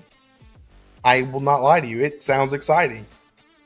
And I haven't been to one event or so yet, but I may have encountered a situation where I walked in on people banging. They're like, "You want to watch?" I'm like, I'll be sure, but I don't know what to do. Like, do I just walk? Like, what happens? To a couple swinger parties because my best friend was a swinger. Ooh, let's hear. And my my ex-boyfriend, who I dated for 5.5 years, was really good friends with him. And so he had like a big old house in Houston, and he would throw these parties. And I didn't go to the big one that he had. I got there the next morning, and there was just naked people everywhere. But once they're closed, I mean, they're so normal. You would never know. Yeah, 100%. They're so nice too. It's just a lifestyle they live. But I can also tell you that every married couple that I know who has had an open, like who has started swinging, they're all getting divorces now. Yeah, I hear the exact same thing. It fails. You got to go in there like ready to rock if you're going to live that kind of lifestyle and be. You're going to have very specific boundaries. You got to have understanding. Well, the biggest thing is you got to have communication. Well, yeah. Like the biggest thing, like whether it be in business or whether it be in a relationship, you got to have communication. Somebody always gets emotionally attached, and that's the problem. Like if it's like strictly dickly and you're just filling a carnal desire, then that's one thing. But if you're, and women get more attached than men, no offense, because like with y'all, we're emotional creatures. Yeah, exactly. Y'all are visual creatures, right? We're visual. Like we got to see it going in. Well, yeah, I'm a big believer too with the aspect of like men being seers and women are emotional. Is that like, how do I say this without? This is going to be a good topic starter, I would say, for any other podcast that or anybody else who sees this. It's gonna be like, who the fuck is this dude? But I'm a big believer that I'm not a big believer, okay? But I think if a man cheats on a woman, it's not necessarily okay, but it's justified. But if a woman cheats on a man, it's not, because there's an emotional connection now. That's over. That's done. So what you're trying to say is like with men it's carnal, desire fulfillment, and then with women, it's an emotional. It's something I that's think it depends lacking. on the person. Yeah, I like, again, it does go back to the person, but from what I've seen and like everybody else talk about, like this is one of the reasons why I don't want to get married. I work with people that are married right now, and they just bitch about it the whole time. They say, "Oh, cool, like my wife didn't give me shit for like a month, and you know I had to go run around on her." I was like, dude, like you're not cool by telling me that. Like I don't get it, but like at the same time, like you got your manly desires, and that's like literally embedded in your DNA, you know, and you're gonna have a wife or a woman or a significant other hold that against you, and then expect to believe that everything's gonna be hunky dory when they come home or something. You know, I can see both sides, but at the same time, is it right? No, I don't think it is. But it's a tough thing to say or see now, because when you have women that do it, they've already checked out. That relationship's done. They've already made that emotional connection. But if a dude does it, he's just fulfilling his desires to get a nut. That's it. He's just trying to breed and conquer. It's in our DNA. Genghis Khan did it. Yeah, you know, just perfect What about shitty the leading example. up to that, getting the women? Because the guys are like, "I love you, you're my soulmate." You know, like they bullshit you just to get their. They in. do, and I some think of when them you're are- younger, yes. Like now that I'm older, I'm like, I'm not even gonna like blow smoke up your ass, like because at the end of the day, I'm looking for somebody that's a lifelong, like that's gonna be a ride or die. So you're good with the same hole for the rest of your life. There's 3 holes. We're good. Pick which one you want today, honey. It's like You're a real one. 3 different people. This one's a lot tighter. This one's a lot smellier, and this one shuts up when I decide to do something. It's great. Up when you play with. This one doesn't bitch You as guys much. are onto something. You guys are onto something. But it's definitely a interesting conversation to have, because, like, I told you when nothing is censored on this show. no, it's good, because you don't see people talk about this stuff anymore. I know, and that's what I can't tell love. Like, Okay, but get it out. so here's what: if people are gonna be swingers or have like open relationships or whatever, they have to have an understanding and boundaries. Kind of like if you were to have like a friend with benefits, you know, like a fuck buddy. Like you don't hang out with them, you don't talk about your day, you don't like. It's just easy. Like they come, they do the thing.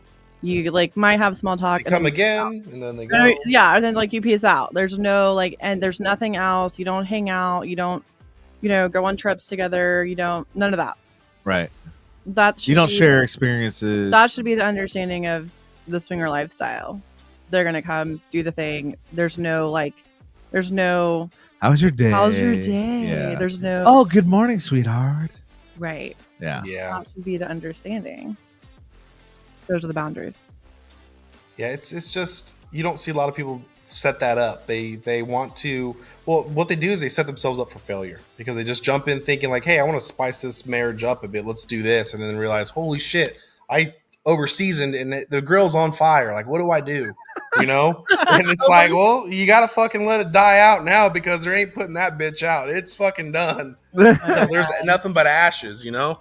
So it's just like, it's like a tough thing, but at the same time, you know, you get a beautiful marriage. You can get a beautiful marriage. Yeah. But just like you were saying, it's like, it's not beautiful till you're 62, right? You It's can, like, well, find shit. someone who learns how to love you, is open to experimenting with you, mixing Butt it stuff up, all the way. keeping it spicy. There are people out there like that. They're just, Who like to give oral, who like to have fun. Like, it doesn't have to be open or swinger lifestyle for you to understand that you both have needs, yeah. It's just, I know a lot of women and men who get married and like sex is over. And I'm like, how? Why? It's supposed to be the opposite. When you get married, it's supposed to be like fucking jackrabbits You over should here. maintain a healthy sex life. Yeah. And I think that's what happens too, is when you get married, is a lot of people stop dating their spouse. That, oh my God, boom, right there. Yeah. And they get complacent and comfortable. Yep. But Just hold on. because you're married doesn't mean you let yourself go. You don't try anymore. You don't put any effort towards the relationship. Yeah. So I will say this, like one of my biggest things is like, as somebody that like runs companies and does all the things that I do, like when it comes to a woman, and you want me to We're not companies. But understand, you're more work than those companies. That's the Are we? problem. Yes, y'all are. Because you want us to plan things. You want us to. So, like, for me, Every personally- once in a while, I'm a great planner. for me personally, when a woman goes out and like chooses, hey, like we're gonna go here, we're gonna do this and that, and I'm like going, that sounds fucking amazing. Yeah. Because at the end of the day, now I'm doing something that she wants to do, not something so if I choose it, it's something that I want to do. Okay, here's the thing. I'll piggyback off that because I'm going to give you a female perspective. Go ahead. So I'm a great planner. I love to plan things. I have no problem choosing where to eat ever. Mhm. You gotta, if you're hungry, like I'll give you some options, and then if you can't make a decision, I will make a decision. But early on when I'm dating, there is nothing sexier than when a man plans the date. And I'm just talking about early on. Show me you can lead. Yeah. Show me you can make decisions. Show me you can, hey baby, like be ready at 7. We're gonna go here. And I mean, and I still do it. I literally did it today, actually. So like, I was like, "Hey, what are you doing Thursday?" And she was like, "I don't know." Blah blah. blah. I was like, "Well, we're going to the fucking movies. We're gonna go see Deadpool, fucking Wolverine, like premiere, like in 3D. I forgot that's out. Yeah, there's like lots of guys who have asked me out, but they've never planned anything, and I'm like, all right, fuck off then. Well, you got a lot of guys now that don't know how to lead. The war on masculinity has, I think, ruined not only future generations, but the current generation right now that was already injured from a fucking heartbreak, right? So this they're is being what brainwashed. I talk all day. Find people that are in leadership positions. Like, look at perfect example. Not necessarily. Well, then they're not good at their leadership positions. Because people that are in leadership positions that are board directors and stuff like that, they are the ones that are responsible for corporations. My ex-fiance was a VP, couldn't plan shit. VP is not shit. A board of directors dictates what the fucking VP does. Yeah. VP can suck a bag of dicks because the board of directors. I can't believe you still say that. You said that at Hillside. You said that at Marty's. I long for a man to lead so I can be in my feminine. But that is what I want to just be in my feminine. But as a leader, and I'm going to explain this to you, because as a leader, when you're leading all the time, it gets mundane. It gets like trade off, take turns. I'm 100% agree with you. That's where I'm saying it's like I've never been in a relationship where the girl actually planned something. The girl actually, I'm always the one planning. I'm always the one doing. I'm always the one, and I'm like, it gets fucking old. There should be a balance, but early on, that man needs to show that he can. Right. But the thing is like you can do too much too soon. Yeah. Like taking a chick out to fucking Three Forks, and she's like, early at like the first date. I'm gonna get this every time. Right. You're setting the expectations. But that's. I bet you get McDonald's and a Happy Meal. You might be lucky if I biggie size. Whatever happened to going to listen to music and drinking a couple beers? Like going to play. I used to go play bingo with guys I went on dates with, or like open mic night. Yeah, and I loved all those things. Those things still exist, but it's not common anymore because everybody's just not. I wouldn't say about it. They're just people are weird now. People are 100% weird now about like legit, cute, nice, fun date ideas. It's like, cool. Am I getting my wiener wet? No. All right. Well, bye. And then vice versa. Cool. Am I sucking it? No. Okay. Bye. You know? Yeah. It's weird we're now. all a part of the problem, but it's not everybody. I'm very traditional and old school. So keep that. Don't ever lose that. Yeah. No, I'm so not. You say But you're I also, very traditional old school. So what does that mean? What does that entail? So a man will open my door for me. If you don't open some the door girls for me, nowadays are like, look at that. What's wrong? Is your door broken? Like, there's some girls nowadays like it's respect. Yeah, no, and that's the way my mom and the way I was raised and taught was open always, no matter what. I've always So shit. I got scared one time when that happened. This is a huge debate for a lot of people. I've always like a lot of women are like, oh, the guy has to pay on the first date. You know, like it's nice when a guy pays on the first date, but I've always offered to split the check. And if they're like, no, definitely not. Like When they're like, no, absolutely not. I'm like, lady boner. But to me, like this in this scenario, like the fact that you offered, that gives me credence to like, hey, this chick is badass. Like she can afford her own shit. Where like I've taken girls to like really high end places, But that's on you. That's on you. but that's what I like. Wait till they earn that. Okay. I was told I was being stingy once when I went on a date, and I gave her 2-drink minimum. Right, we're gonna go to eat. This is your first date. Eat whatever you want, but I'm not your tab to keep going and get hammered. Right, and she thought it'd be a good idea to call my bluff. She got like 7 drinks. I dipped on that tab. She had to pay for it. I 100% dipped on that tab. Nice. See, I was on a date not long ago. Solid. And kudos to you, Russ. We split a pizza, and then we got drinks, of course, beers, and then like he was in between jobs, so I offered to split the bill with him, and then we went to a bar after to watch the World Cup. And is that what the hockey thing is? World Cup, Stanley Cup, whatever. World Cup of soccer. Stanley Cup. Football. We went to a bar to watch. Close enough. Some balls getting hit or something. Yeah, right? it was fun. It was cool.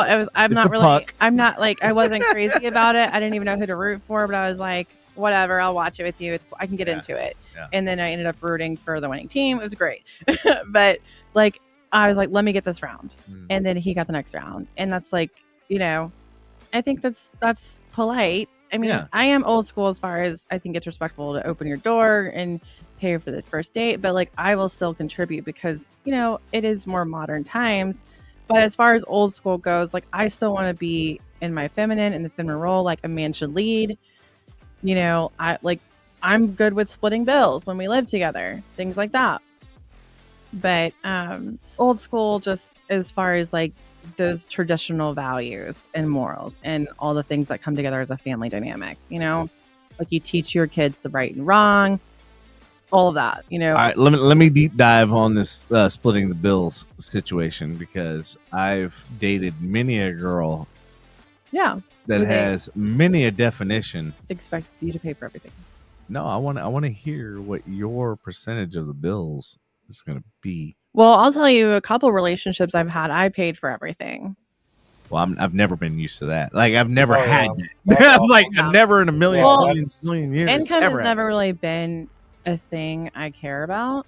I used to make crazy money, so money. We talked about that. Like we both have made 6 figures for like one of my decades. Birthday gifts I gave to my ex. What the hell? Where am I going wrong in life? I'm telling you, in the next 3 years, if I fail, my last name's gonna go public on Pornhub. I swear, it's gonna happen.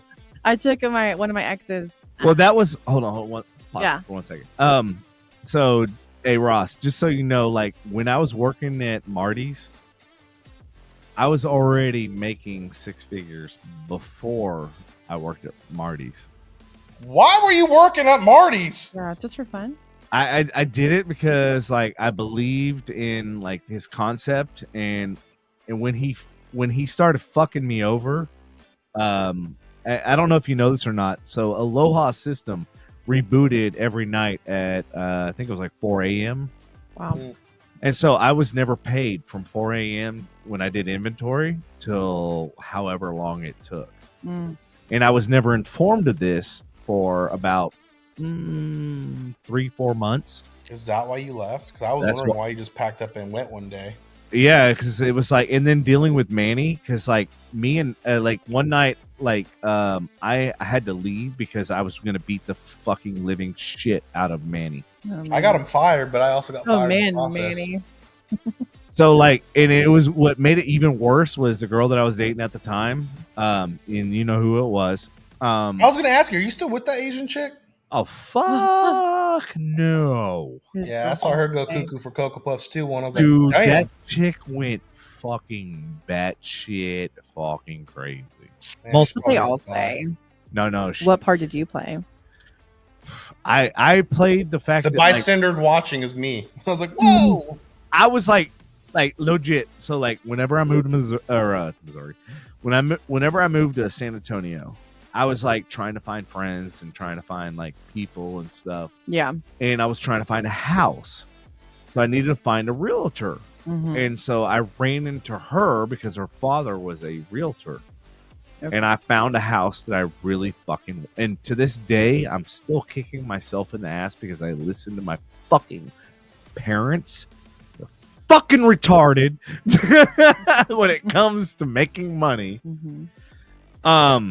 So long story short, I found a house for $125,000. It was overlooking Lake Medina. Lake Medina is a spring-fed, crystal clear lake, beautiful. And in order to get to Lake Medina, it was a winding ass road. And when I pulled up to the house, there was 4 deer underneath the house. Oh, wow. And I go, this is like all the signs. This is my place. This is my place. And I walked in the house and like they showed it to me. The whole entire front was all windows overlooking the lake. And I'm like going, this is my house. Because I had the boat at the time, right? Yeah. So I was like going, I can bring my boat down here. Like, boom, beautiful. $125,000. Dang. What's wrong with that? Nothing. They had a 300, let me put this in air quotes, 300-year drought. And that's why the price dropped so drastically. Okay. By the time I left the company, that house went for $475,000. Wow. Because it was lakefront property. Yeah, of course. I could have made more money investing in that fucking house than I did ever working for USAA. Say it again. Property is your best investment. Trust me. Like, that's where the money is. I mean, look at this house. Like, I bought this house for peanuts. So you didn't get it because of her crazy house?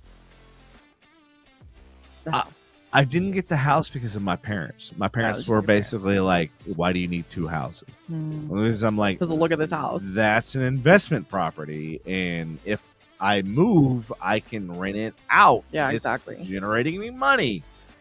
And so like I literally walked away, and granted, credit score, everything was like perfect. Like I could have easily paid cash and like walked away and had that house. You done fucked up that one. Yeah. And that's when I realized I'm like, maybe my parents aren't such good influences because I was the one that told them when my dad worked from American Airlines and then he went to Oracle and then he sold his stock. And I said, why don't you buy Apple stock?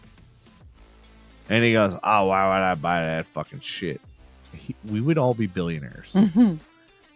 If he took the money he spent, he sold to buy the house and everything else and put it into Apple. Yeah. We're billionaires. Like, that's how much equity and that's how much money he had, like, in the stock markets and everything else. And I'm like going, I should have never, like, taken. And then, like, fast forward to today, they were the ones that chose this job that I have now. Okay. Over the one that's literally less than a mile from the house. I could walk to that job. Where are you at right now? And this job over here, that's less than a mile, paid more than the one that's... What? Yeah. Oh, yeah.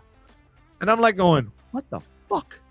But where I'm at now, I am still in the same house. I bought it in almost 20 years ago in November. In Lake Dallas. I don't know. Have you ever been to the house? I think one time. That's when you guys were shooting fire. No, that was at Brittany's house. Yeah, that was at Brittany's house. They no longer have that. They have a house, fucking Aubrey or some shit. Bone, come on over. He's getting a bunch of animals. I'm about it. What like, you said Lake Dallas? Mm-hmm. Yeah, I'll bring a case or something or a bottle. Right over at, my boat is like literally a quarter mile from the house. Oh, say less. It's so nice. Yeah, it's fucking... It's good to go out on the lake whenever you want to. Although I might... that's a good thing to have. I'm thinking about pulling it out of the slip, though. Why? This is like $450 a month. So you got $150,000 worth of useless cameras, whatever.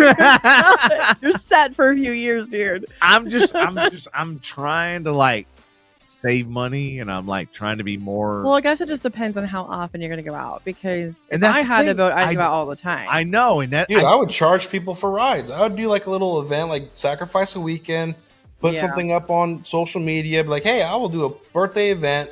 I'll be your captain. Here's People $50 do that. a head. People Pay do that on thing Facebook off. group. They charge people 20 to 100, depending whatever you want to add. They charge them for a spot on the boat. Jackie's friends are usually pretty good about. We give you gas money. Yeah. There's a few. Yeah, I would totally pitch in. If you invite me on a boat, I'd be pitching in, dog. We That's always not bring fair to gas you. money. We provide snacks and drinks. Yeah, And see, Well, I that's mean- another thing that's what's wrong with society is people don't have that mentality anymore. they don't. People think everything needs to be handed to them. I deserve, just because I'm friends with this guy or this girl, I deserve to do this, this, and this with them. Nah, Yeah. bitch, did you buy the boat? No. Okay, well then help out. My friend It Aaron. ain't cheap to maintain or keep It's it not. cool. My friend Aaron got a new Supra boat. It's beautiful. And he had a crew come on his boat, a bunch of girls, and they didn't bring shit. They mooched off all of his drinks. They didn't bring any food. They trashed his boat, literally. Well, you know I'd me, have I better usually eat bring a at least Taunt or some suckles. 3 coolers. Yeah. And they didn't even bring gas. They didn't offer gas money, nothing. They're just like there for the ride. Wow. Mm-hmm. Well, and I'm about to redo. Like, part of the reason why I want to pull the boat out is because I want to redo the upholstery. That's probably a good idea. You've had it for a bit. It's probably time. Well, like the upholstery was amazing until I Yeah. fucking sent it to the shop, and then they just left it uncovered for fucking 2 years, and I'm just like, Do you have to get a new motor or what? no. What? Oh yeah, I put a brand new motor and brand new outdrive. Okay. So we're talking $20,000 for the motor and $28,000 for the fucking outdrive. So we're talking almost 50 grand Yeah. sunk in that boat. But the thing is like I didn't pay full retail price for either the motor or the outdrive. Gotcha. Okay. I'm very good at shopping. Nice. Especially with shit that I need. So I paid a fraction of the price. That's nice. Excellent. So that like leaves like wiggle room for me to do the interior. Yeah. And then still if I sell the boat, and I was that's gonna say, I'm how almost long- on the fence of selling it because I want something bigger, and like granted it is a big ass fucking boat. Yeah. But I'm like I want something that like I can Are you thinking bigger like pontoon or Oh, like no. bigger like Fuck a bigger pontoon. sea ray? bigger sea ray. Yeah. I want one that like I have a cabin down. Yeah, those are so nice. Yeah, those are cool. I mean, because I have a cabin now, but it's on the right, and then I have the head on the left. But nobody ever uses either one of those. Because So like you want like a cabin that's like air conditioned and all that. oh kind yeah, of oh stuff. yeah. That would be cool. So I've been looking at RVs. I've been looking at. Sell your camera shit.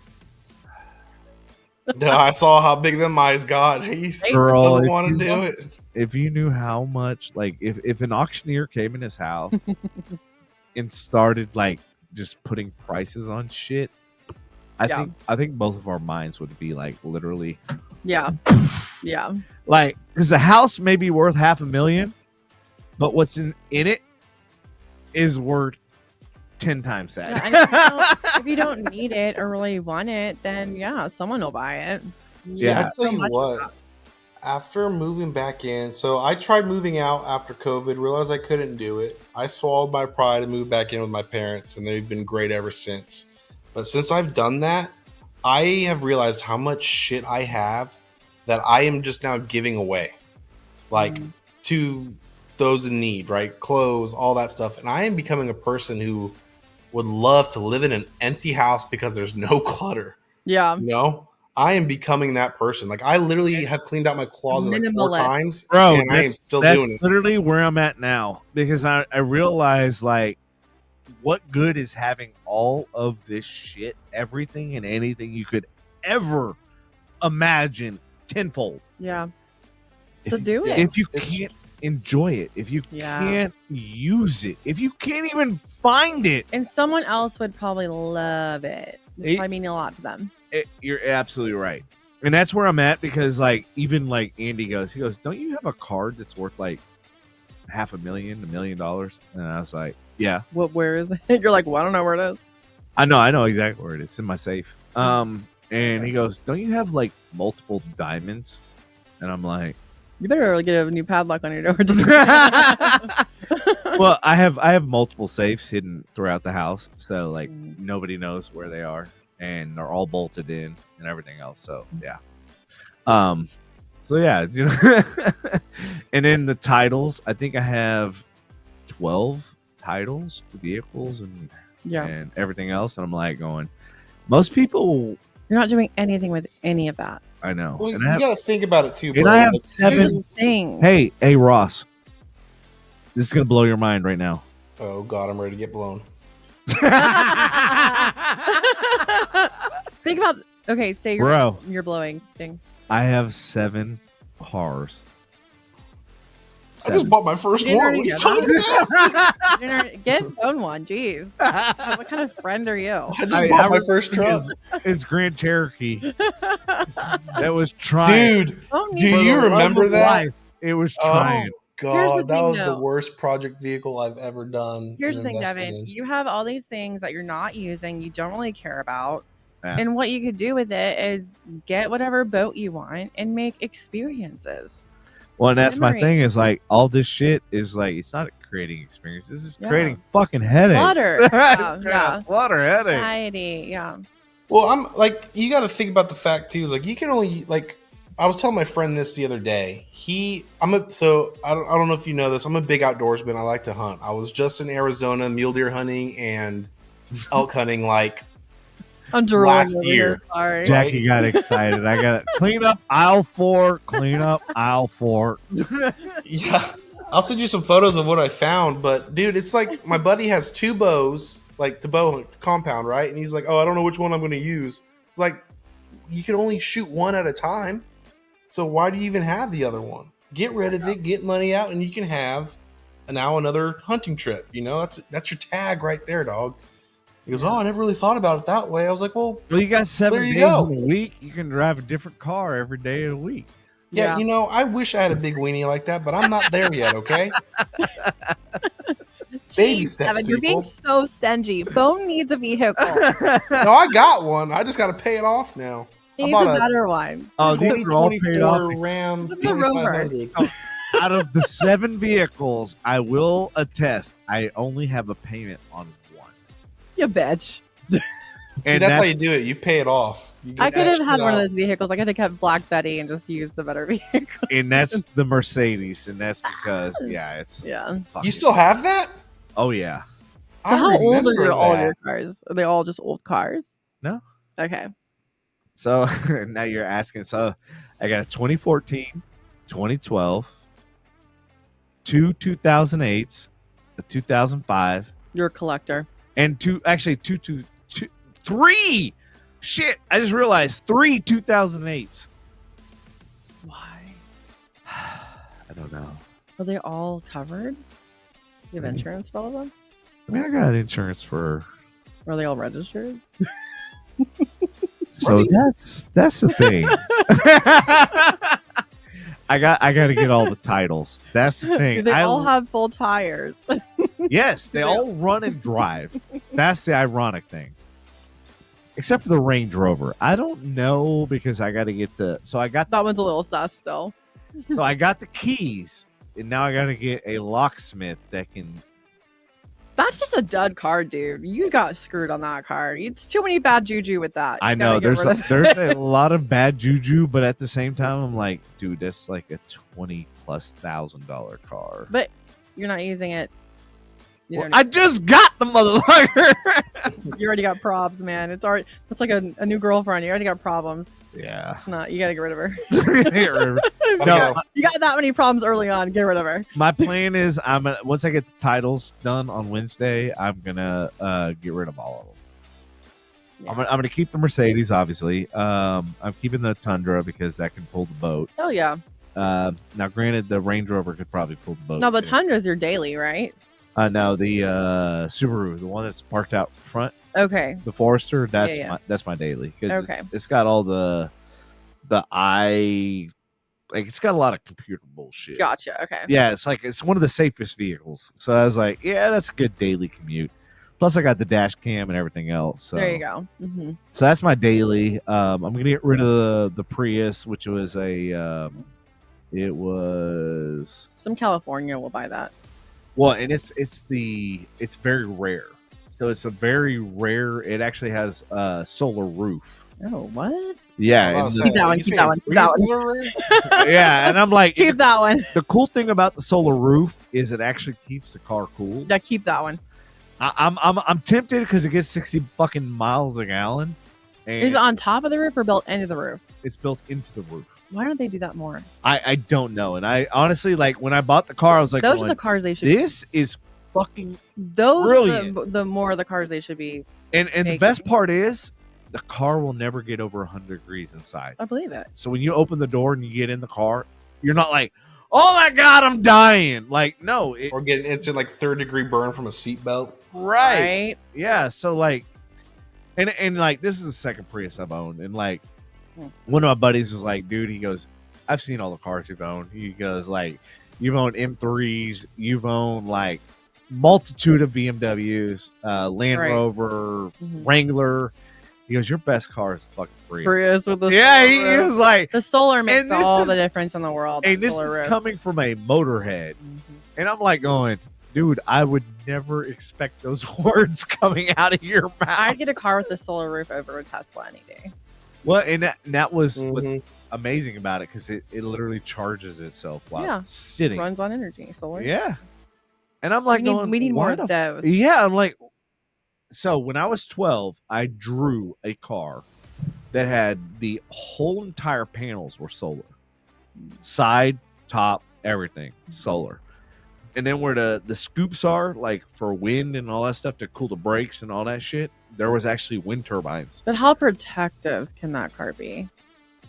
It's depending on the layers. So safe, yeah. You put glass, you put like poly, you can put urethane, you can put all Congratulations, you just created a bomb and a claymore and have 5,000 pieces of shrapnel in you. Yeah. Oh, that would suck. Mm. I mean, it's a great idea, but that would suck. Just imagining like little shards everywhere in you. Oof. Interesting idea. Well, I mean, Yeah. you have safety glass, like you have on the windshield and everything else. It's not Yeah. Yeah.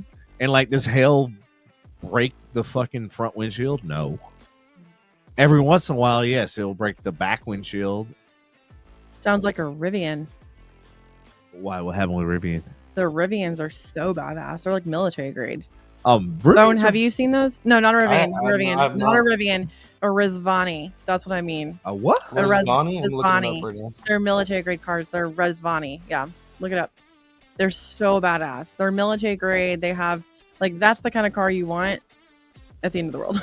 Like if you're gonna stay above ground. Rizvani Motors. Rizvani. They look. So Oh yeah, I've seen those. Yeah. REZVA. Okay. They're like bulletproof. Yeah, Oh, that's hot. Yeah. so hot, right? I dig it. Lady A boner. little too much plastic for me. They're bulletproof.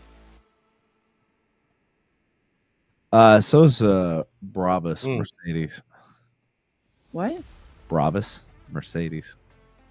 are they? Yep.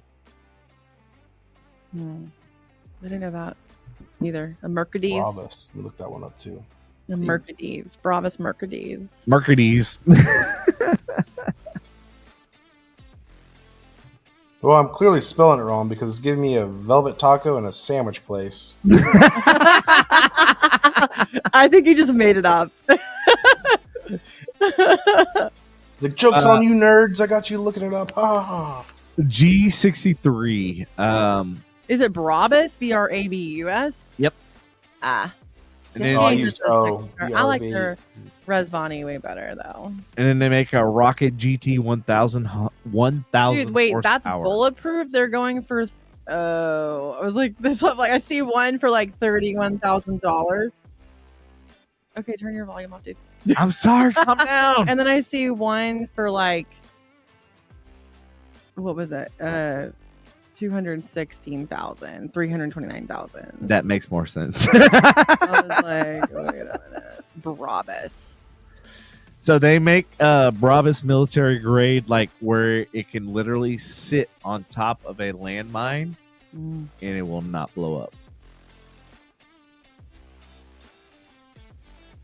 Dude, that looks so cool. They also have a Brabus X Wake. You see this? What? Mm, Uh-oh. that's a sexy. They got some more stuff. They got like Brabus Shadow. It's a boat. What? Sell that shit. Get a Brabus, dude. Like, I saw something else you need now. Oh man, that'll give you some real experiences. Plus a few extra side hoes. It's like every time I bring this boat out, my wiener gets wet and tits are out. I don't know what happens. You'll have a lot more experiences with that, dude. So my the story is with the Brabus, Mercedes, especially the G-Wagon is one of the main ones. They basically reinforce it for military spec, so it's able to withstand like fucking 50 caliber bullet. Wow. Yeah, it's like it's literally made to withstand everything. Yeah. Wow. It's got 800 horsepower, 1,000 newton meters of torque. That's pretty cool. Yeah, so yeah, they're definitely. Is that purpose just to run over the person it's trying to get to? Like, good Yeah, lord. I know, right? It's like people in the like take that. We're to gonna the sink this ship, and we ain't going down with it, but we make sure we got you. Yeah, yeah. I don't know. I'm still about that solar roof. Yeah, so having that solar roof was like literally like that was one of the things why I bought that car, because I was like, man, Yeah. I've never owned a car that had a fucking full-on solar roof. That's pretty cool. And the car like drives great, everything. But literally like I built it from the ground up. Mm-hmm. And I'm like literally now that I have 7 cars, I'm like going. Wait, so did you put the Why? solar roof on it, or was it already on it? It was already Got on it. it. It was Okay. already on there. That's why that was one of the main reasons why I was willing to invest money into it, because I knew it had something that no other vehicle Gotcha. had. So I was like, I'm starting at an advantage. So like, let's fix all the little bullshit and then Right. make this thing fucking awesome. Right. And that's like even like so the Acura that's right here, the all-wheel drive, the one that's like next to my Tundra in the Yeah. driveway. Mm-hmm. That Acura is the highest horsepower of Acura ever produced, and it's all-wheel drive. Wow. It's people like they call it the sleeper car. Mm. The Because what car? Faster than the NSX. And NSX is one of the ones that's like $150,000 for a new NSX. Oh wow. The car is a Acura RL. Hmm. And so it's Heard one of about the cars that I have sitting in my driveway. It's ridiculous fast. Neither Yeah, it's like of a those speed cars demon, like pretty much. just not. And that's I my thing would've is like never. I feel like I'm Jay Never. Leno, like I'm collecting cars, but I know the cars that I have. Like I know what I have. You know what I mean? Like I know that I have Yeah. something that like nobody else has. Like I know something that I have is valuable. I mean, It's not like a run of the mill. Yeah, And then Like, once I'm you not sell, buying- you're gonna be like, "Oh, I shouldn't have done it." you're a collector. That's what I did with the 300ZX, man. I was literally like going, "Fuck my life." As I'm saying that, like when the lights go out. Yeah, we're shut down. Hold on. I'm about to ask, is that me or is that you? No, this It's literally the government. happened. This literally happened actually last time at 4 hours, Oh shit, are we 4 hours? around 4 hours. Yeah. Oh, we're 4 hours. It did the same shit. I think there's a timer on it, and it's There like, is. all right, you Yeah, need to yeah, cool yeah, your yeah, jets, yeah, y'all. yeah. You're absolutely. That's awesome, though. It shows you how much like time you can go through if you have a good crowd. You know. Yeah, definitely. I think we lost a lot of our crowd. We did. So I think a lot of our crowd wasn't expecting us. Oh shit, we went back to like fucking. Oh look, Willow's in the frame. What's up, Bumpers? What's up, baby? Dude, you got a gnarly setup. Dude, he does. Bone, come over here and check it out. I would Why do you love think to. I've That been looks trying to get you on the legit. damn podcast, homie? Yeah, I'm all about it. When do you like? How does this work? Like, do you guys have set schedules or what? On Tuesdays. Every Tuesday, brother. Every Tuesday? His I will make it a co-host mission now to come on with you guys all the time. co-host has failed the last 2 times. Yeah. Yeah. So one of my original co-hosts, that's a whole different scenario. He was actually the reason why I started the podcast, because he had very high anxiety And I was like, hey, if you get it out, you will no longer have Yeah. anxiety. And I go, that's why I built this whole entire studio. And then he ended up doing some nefarious things. Yeah. And I'm not going to talk about that. Yeah. And then Andy ended up buying a house 3 doors down, which is one of my best friends. I've known him for 25 plus years. How have I not met him yet? Have I met him? You probably have. Probably. I think you have. And like, I'm gonna feel stupid as fuck whenever I introduce you, and you're like, "Oh, we know each other." You had a couple events here that I wasn't able to attend. You probably was there too. He's been at a lot of different events and stuff. So anyway, so Andy lives like about a house 3 doors down, and he has not been on the show in the last 3 weeks. Yeah, and I haven't even seen him in like 2.5 weeks. Have we checked if he's still breathing?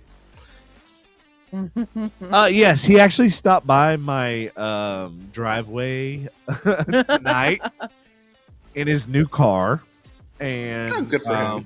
Yeah. First of 7. Yeah, right. It's just the beginning for him.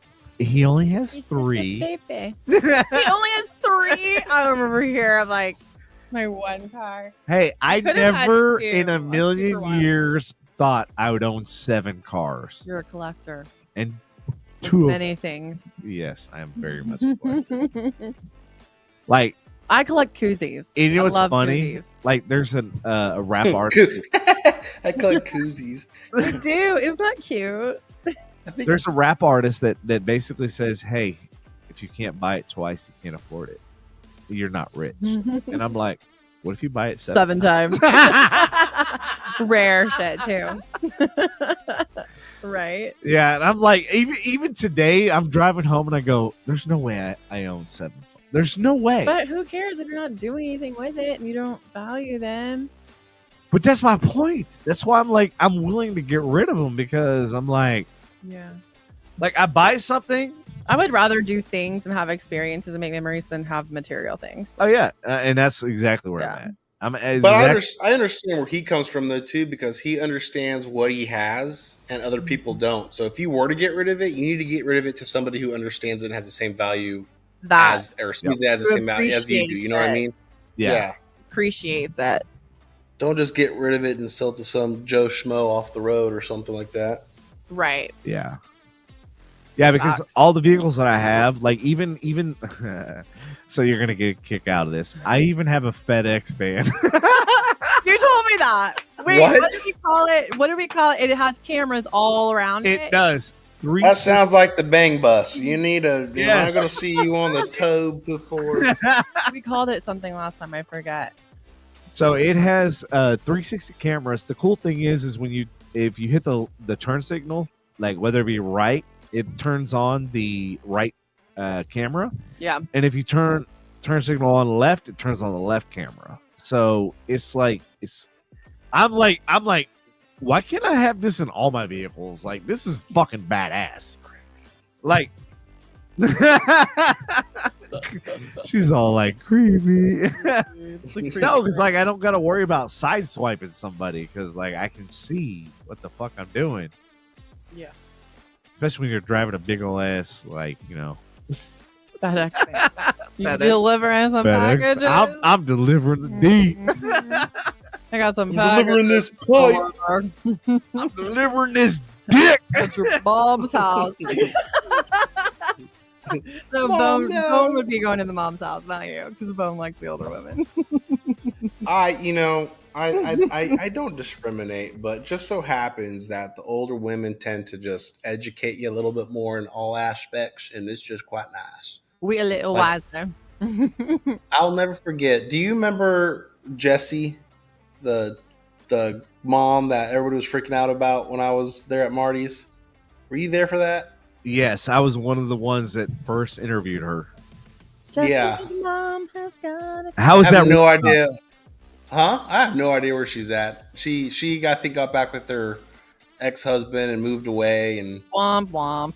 Wah, yeah, wah, wah. I remember her asking me if because she wanted to move back up north with her daughter, or for her daughter. And I remember her asking me as just a young 21, 22-year-old, hey, you should come up with me. I'm like, I wouldn't even know what to do over there. It sounds like you missed out on a lot of opportunities presented to you as a young buck. Dude, honestly, yeah, knowing what I know now, if it presents itself again, it's going to be a different ball game. There will be some home runs hit. And this is why I love Ross, because he's had opportunities that not only knocked on his door, but they like literally kicked his fucking door in. And it's like funny waving in front of you. Hello. It's funny because like I can relate, because if I look back on my history of life, and I think that's why I gravitate to Ross, is because I'm like, he sounds like a cool dude. Oh no, I like love him to death. Like he's literally legitimately like my brother from another mother. Nice. And like I don't say that about any of my guy friends, but he's like one of the few. Him and Ross, you remember Caleb? Caleb. Give me a last name if you can. Ironically, he's also in the service too. Caleb Thauman. He was at Hillside. Hillside? Yep. Remember I think I do, club? yeah. Remember we broke his cherry and took him to the strip club? Oh my god, dude, I forgot about that. Do you remember about like the stench when we came home? Like I had to fucking Brillo pad ourselves. Yeah, that was a bad one. That was a bad one. That was bad, bro. I was like, so I'll never forget. Like, I don't know how we showed up, but like there was a lady that like was an Uber driver that had an Audi or whatever. An Audi. And like, I don't remember how many people there was of us, but it was way max capacity for this Audi. Yeah, if it's the time that I remember, yeah, it was packed. Yeah. And I think we like pre-gamed a little bit at Hillside, and then we just dipped from there or something like that. Yep. And then we went there and like, oh my God. Like, yeah, there were some experiences to be had. And then I felt bad for Caleb because like we completely corrupted this. Oh no. Poor little kid. It was like Ross, I wasn't worried about because I'm like, I know he's too far gone. He's too far gone. Too far gone. So I felt like it was like Ross and I like corrupting. No, I look at it as a learning opportunity. It built character is what it did. Yeah. But like, yeah, we had a lot. It was a very memorable experience. Life's all about experience. Yeah, that or fuzzy memorable experiences. There was that time. What was it that we did at Hillside 2 with? Now I lost my train of thought. Now thinking about it, because I'm trying to think about it. I couldn't tell you, but next time, I'll definitely figure it out.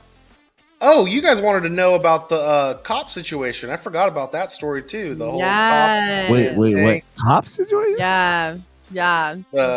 Same cop, two different. Same cop. Oh yeah, like yeah. That was the whole purpose of that was like phone 4 call. hours ago. I know. I just popped back in my head. I'm looking at the clock. I'm like, yeah, it was. Literally So- 4 hours ago. So we were the chick at the time that I was just talking to, right? And it was this was at like Lake Grapevine as well. Lovely. And there was this little back route where we would always take, and I would have picnics all the time or just chill to, hang out or do little illegal substances of some sorts. But Jack, there's a girl that got murdered over there. oh God! Well, that just fucking ruined the story. I didn't know. That explains why the cop was probably there. You know, right? Well, Ross was there. Ross was there. However, on a brighter note, I'm just chilling with this chick, and we just ended up, one thing led to another, and the cop shined its lights on us, and I was like, oh shit. Yeah. And we got caught. Long story short, he says, hey, don't do this. This is a public park, yada, yada. I was like, even though it's like at 1 o'clock, he goes, yeah, just don't do it again. I was like, okay, yeah, officer, sure. Nudge, nudge, wink, wink, tickle, tickle. Did he ask the girl if she was there on her own? No, she asked, he asked her if she was like, okay. And like, are you here on like, are you Yeah, here they with ask him? Do you you if know you're- him? Kind of deal. Right. Mhm. So yeah, so I mean, that's like good vibe checks, right? So she was like, yeah. I never got those questions. Mhm. So then they look at me like I'm not trafficking people. I don't know why they would look at me like that. I was just nothing but skin and You bone look like back a then. trafficking type. Oh God, Never know, And, man. You never know. dude, you can never know now. Today's I have a time. funny, like not really a funny story, but like I have actually a story about the whole trafficking thing, right? So when I was in production, Wait, did Ross finish his story? Ross, were you done? Ross, No, I was not. Okay, go ahead. Sorry. I totally forgot to. I can- Oh, okay. So next week, No, you're right. uh, Good job, co-host. I want to know. on, tell us. One of us. So then next week, I rinsed and repeated. As terrible as that sounds, Next And- summer, Ross. He'll learn his lesson. Exactly right. You know, like the chick wasn't just wasn't my cup of tea, and we agreed to just go our separate ways. And this other chick was like all about it, and, having a good time. Like, okay, cool. So we get there, dude. Sure enough, the same fucking thing happens, and the cop shines his light on us and just started laughing. And I'm thinking, oh, it's just some fucking kids or something, right? Dick with. I was like, fucking go away. And he goes, hey, dude, it's I need you to step off. And I was like, Did wait, he what? remember you? Oh yeah, he did. It was a week later. It was just the same. It Was it the same literally car? Same cop, same everything. Oh my god. But were you in the same car? Well, No, this yeah, was her why- car now. you This is a have different stuff vehicle. Oh in no, cars. he was in her car. Oh, okay. Yeah, this So is a let's different car. change the scenario a little bit. Yeah, and so Surprise, this surprise. cop, he looks at me, and me and him make eye contact, and I literally just said to him, "Look, let's face it, you've caught me doing worse already. It's fine. Like I'm barely getting a suckle right now. This is nothing." And he starts kind of chuckling and goes, "So who's this one?" And then she looked at me. She was like, "What is he talking about?" And I looked at her. And I was like, Oh, I don't know what he's talking ratted about. your ass out. Oh, that's how he punished me, I think, because then he started laughing and he stepped away from the vehicle. I put my pants back on. She's sitting there waiting, and I get out and talk to him. He goes, "Didn't I tell you not to do this again?" I was You're in like, big trouble. "Yeah." And he goes, "Okay, well, are you been drinking?" That's when I got the whole ask the questions. Have you been drinking? Are you smoking? Is there anything in the vehicle? Yada yada. Because now I'm like a repeated offender, and he goes to her. He goes to her, yeah, and says, "Hey, you might want to get." And I looked at him, I was like, "What?" I was like, "What's happening?" She leaves. He takes me home, and he goes, "If I catch you again, Dang. this will be a lot different." And I said, "You know what? Gotta I find another respect spot. Yeah, exactly." So I found new spots, but at the end of the day, he dropped me further. off, and I thought he was going to either arrest me or knock on the door and wake my parents up. And if you don't know my dad is an old school burly man. And whooping. yeah. I don't care how old you are, you're still my son. I'm gonna beat that ass if I need to. Yeah. Yeah. The fuck And was so I was more scared of him knocking on the door, waking up my dad after he dropped me off, than of the cop himself. Yeah. So that's Oh man. yeah, that was a little rough one. But the That's way the rough. cop threw me under the bus, he was like, "So who's this?" And she goes, You "Or really who's did. this one?" And I was like, Yeah. "Oh, You just gotta dog, be why'd you gotta like- do that?" You gotta make friends with them. You were now a regular at that point. Yep. Can't do it again now. Oh my god. Grapevine has a ton of good spots though. Grapevine's Grapevine, Lake Louisville. yeah. Yep. If the Mexicans can hide out there, I mean, so can you. Right? Dude, Nah, there are dude, there was- seriously some families that live in those woods, I swear. There was one time, because I got a little aluminum bass boat. It's nothing crazy. It's like a 5-person. It's for fishing for me and my dad to go catfishing and stuff on. Yeah. It fits in the garage. But me and him, I was able to take it out once and show him this island that me and my buddy used to fish when we kayaked. And we got there now. There was like, I don't know how the hell they got there, but there was like tents of homeless people like sleeping out on this island. I'm like, how did you paddle? Like, how did you get here? There is an island on Grapevine. Mm-hmm. Or there used to be So- at least. Yeah, well, I think it floods all the time now. floods And it's just all- the trees, but when it's dry, it's a pretty We used to decent have island parties fish. out there. We used to paddleboard out there and have parties. Yeah, There's- yeah, I know exactly what you're talking about. Then Yeah. that little Where's island the over cliff there. diving? Because like I went out That's there. a PK. Possum Kingdom. No. There's cliff diving at Grapevine. Like I got video and I got pictures of like Dude, I don't know where, what cove. it was close Yeah, I've to never a been in marina. cliff diving. Not a big cliff. It's pretty. It's like 25 feet. The lake must have been way low. No, I don't know. I would never do no I got cliff pictures. diving in Louisville or Grapevine. All the stumps and Yeah. the way that bottom of the lake just grabs you and holds on to you. They've done like body recoveries at Lake Grapevine and Louisville. People just like sucked in from the bottom, still hanging. You know, like well, the they try to problem push off of it. the problem with Lake Louisville and stuff, and the majority of the drownings are usually at the parks, and they probably alcohol involved. I'm not like saying that, Yeah. but like, yeah, there is an undertow, but like, I've been on that lake. I don't know how many For fucking years. and like I know that lake so well, like I can navigate it at night with just like, Oh wow. yes, yeah, like Louisville? Louisville, yeah. Yeah, I can. Well, Grapevine's a 7-mile lake, so it's so easy. Well, Grapevine's a little bit tricky. It's so easy. It's 7 miles straight. Yeah, You get the dam, go back to the cove. Like it's I don't like Grapevine to me is dirtier than Louisville. really Yeah, no. they actually have a generator or whatever that circulates the water, whereas Louisville does not have that. Louisville's just pissed. No, don't get me wrong. Louisville's a shit lake. Like I fucking hate Louisville. It's a good time. It's a completely different. I love Ray Roberts because it is clean, but I hate the fact that so my family parents friendly. and all the drama out. Really? Yeah. See, I think I've only been there twice, Uh-huh. but it was like super chill. There wasn't like a party cove. And Like not like Ray Roberts? Louisville. Yeah, Louisville had the biggest party cove. that So I've Ray Roberts, if you go into Isle de Bois, like if you go into the little party cove area, seen. it's actually sand, Mhm. and it's Is it kind of like Texoma? yes, Okay, a lot like Mm. Texoma, where you can like, that's fun. and all the boats like Yeah. literally line up, and then like That's a good time. We usually have like sand volleyball or water volleyball. Like we usually have like a lot of stuff set up Yeah. so that like we can have a good time. Yeah, I definitely need to buy me another boat or something. I need to get back into this game. I second that bone. Yeah, you don't need another boat. Just come out on mine. They're good. I'll help pay for it. I don't give a damn. Dude, that's what my friend Aaron did. Him and his buddy Dan got a boat to get the Supra. They bought it together. Yeah, see, I'm like, I don't want to rely on other people. Yeah. I mean, granted, like my boat will be badass. Like once I get the interior done, Like a Babas. like I have all of the flooring. Mm-hmm. So it originally had Berber carpet, which was great. Yeah. It was awesome. I don't know where the fuck it ended up. But if you sell your shit that you don't want, you could get the cabin boat you want. And I could sell that boat too and get, yeah. Even more, yeah. Yeah. What are you gonna do? And so the thing was, Awesome. it's like, I want something trailable, right? And so today I saw there was a 36 foot, I think, Sea Ray.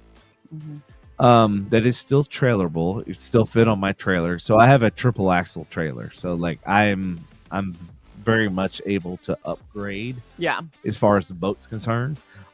It suits my boat perfectly fine. But like if I want to get a bigger boat, like I have the trailer now, which is a lot of the people's problems that buy bigger boats. They don't have a fucking trailer that can handle that extra weight. Yeah. But because my trailer is aluminum, it doesn't have rust, it's not so I can back it into the ocean Right. and not have to worry about rust or anything like that. So like my last trailer was steel.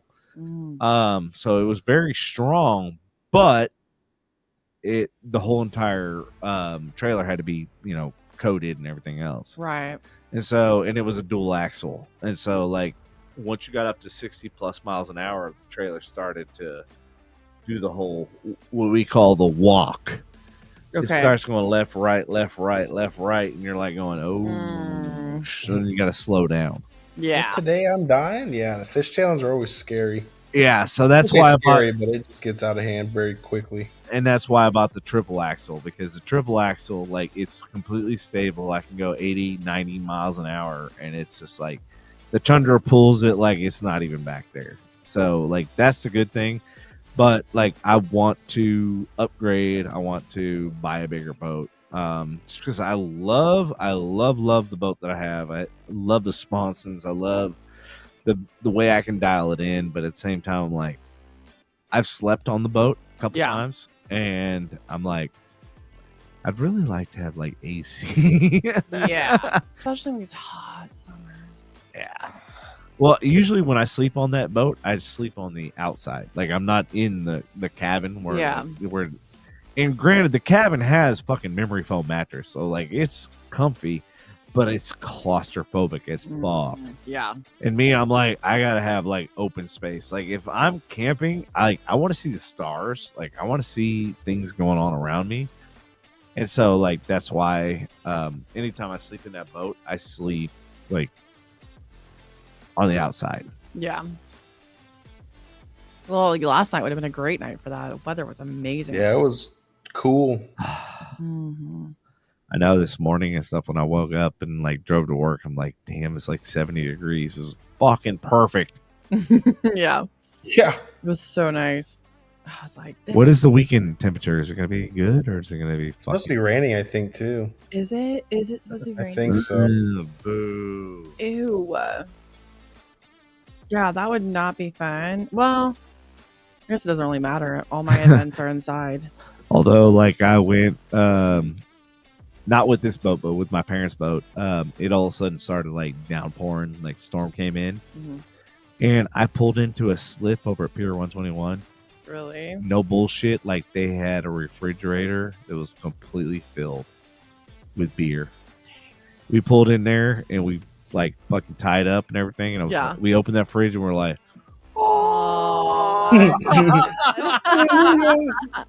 we're like, damn, this night just got infinitely better. That happened to me in Galveston one time. I was with one of my best friends, and we snuck into one of those hotels, like the really nice one, and acted like we were there for a while, like we were, staying there, but we weren't. And like they would serve us, and Saturday night, we got to 74 degrees. Nice. All right, who wants to camp? Let's go. we were drinking. How about it? I got a good tent. Oh yeah, that's the way to go, bro. I got a tent right now that like has a. I have an 8-person tent. Oh, that's so childish. I know, right?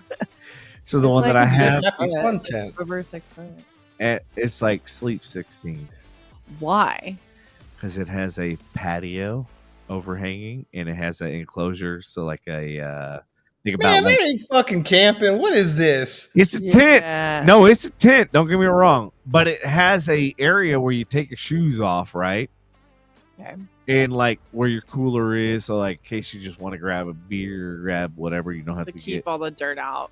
Yes, and then you walk in past that once you take your shoes off and everything, and then there's 2 other areas where you can sleep. So it sleeps like 16 fucking people. Oh yeah, dude, I'm all about camping. I'm all about like. Okay, I just looked it up. A 16-person tent. My lord, it's a 3-room. Yeah, I told you the front foyer. Then this, yeah, looks nice, but you gotta find.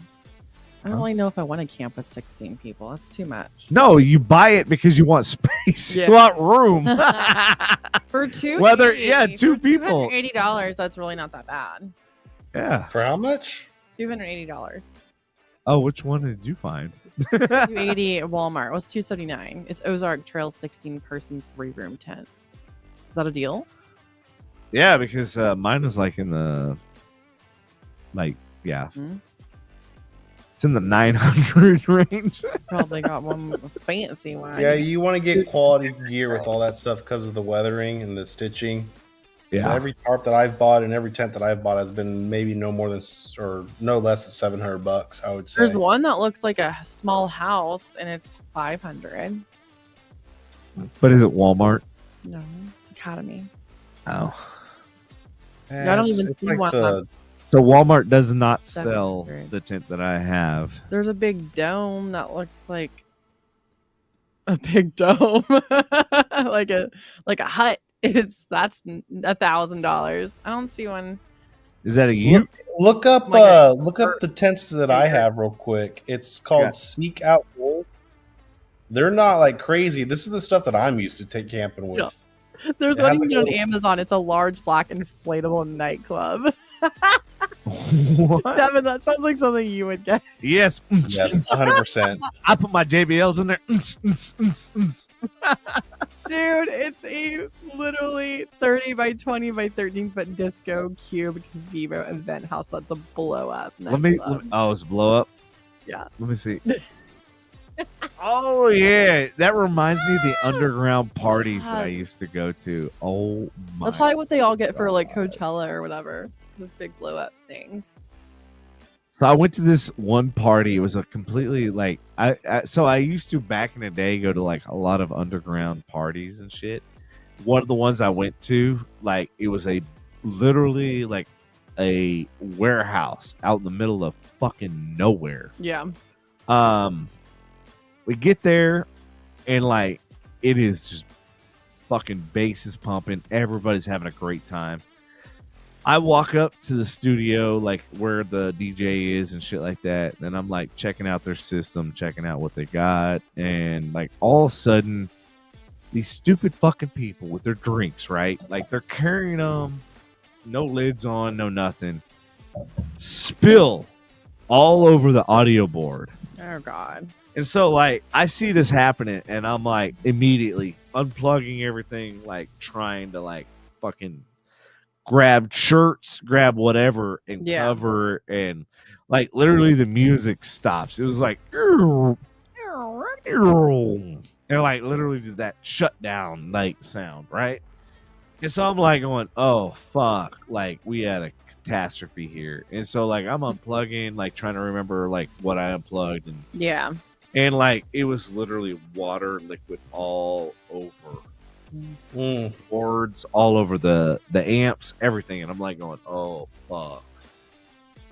So luckily we unplugged everything and then we're able to get everything dry and then plug everything back in, and then the party like continued. But yeah, it was one of those things that like when you have that portability, that type of venue, like you don't think about, right? Like Right. people come in, like they're sloshed. Sounds like They want to hang out with a DJ. They want to come, like talk Yeah. and blah blah. Blah.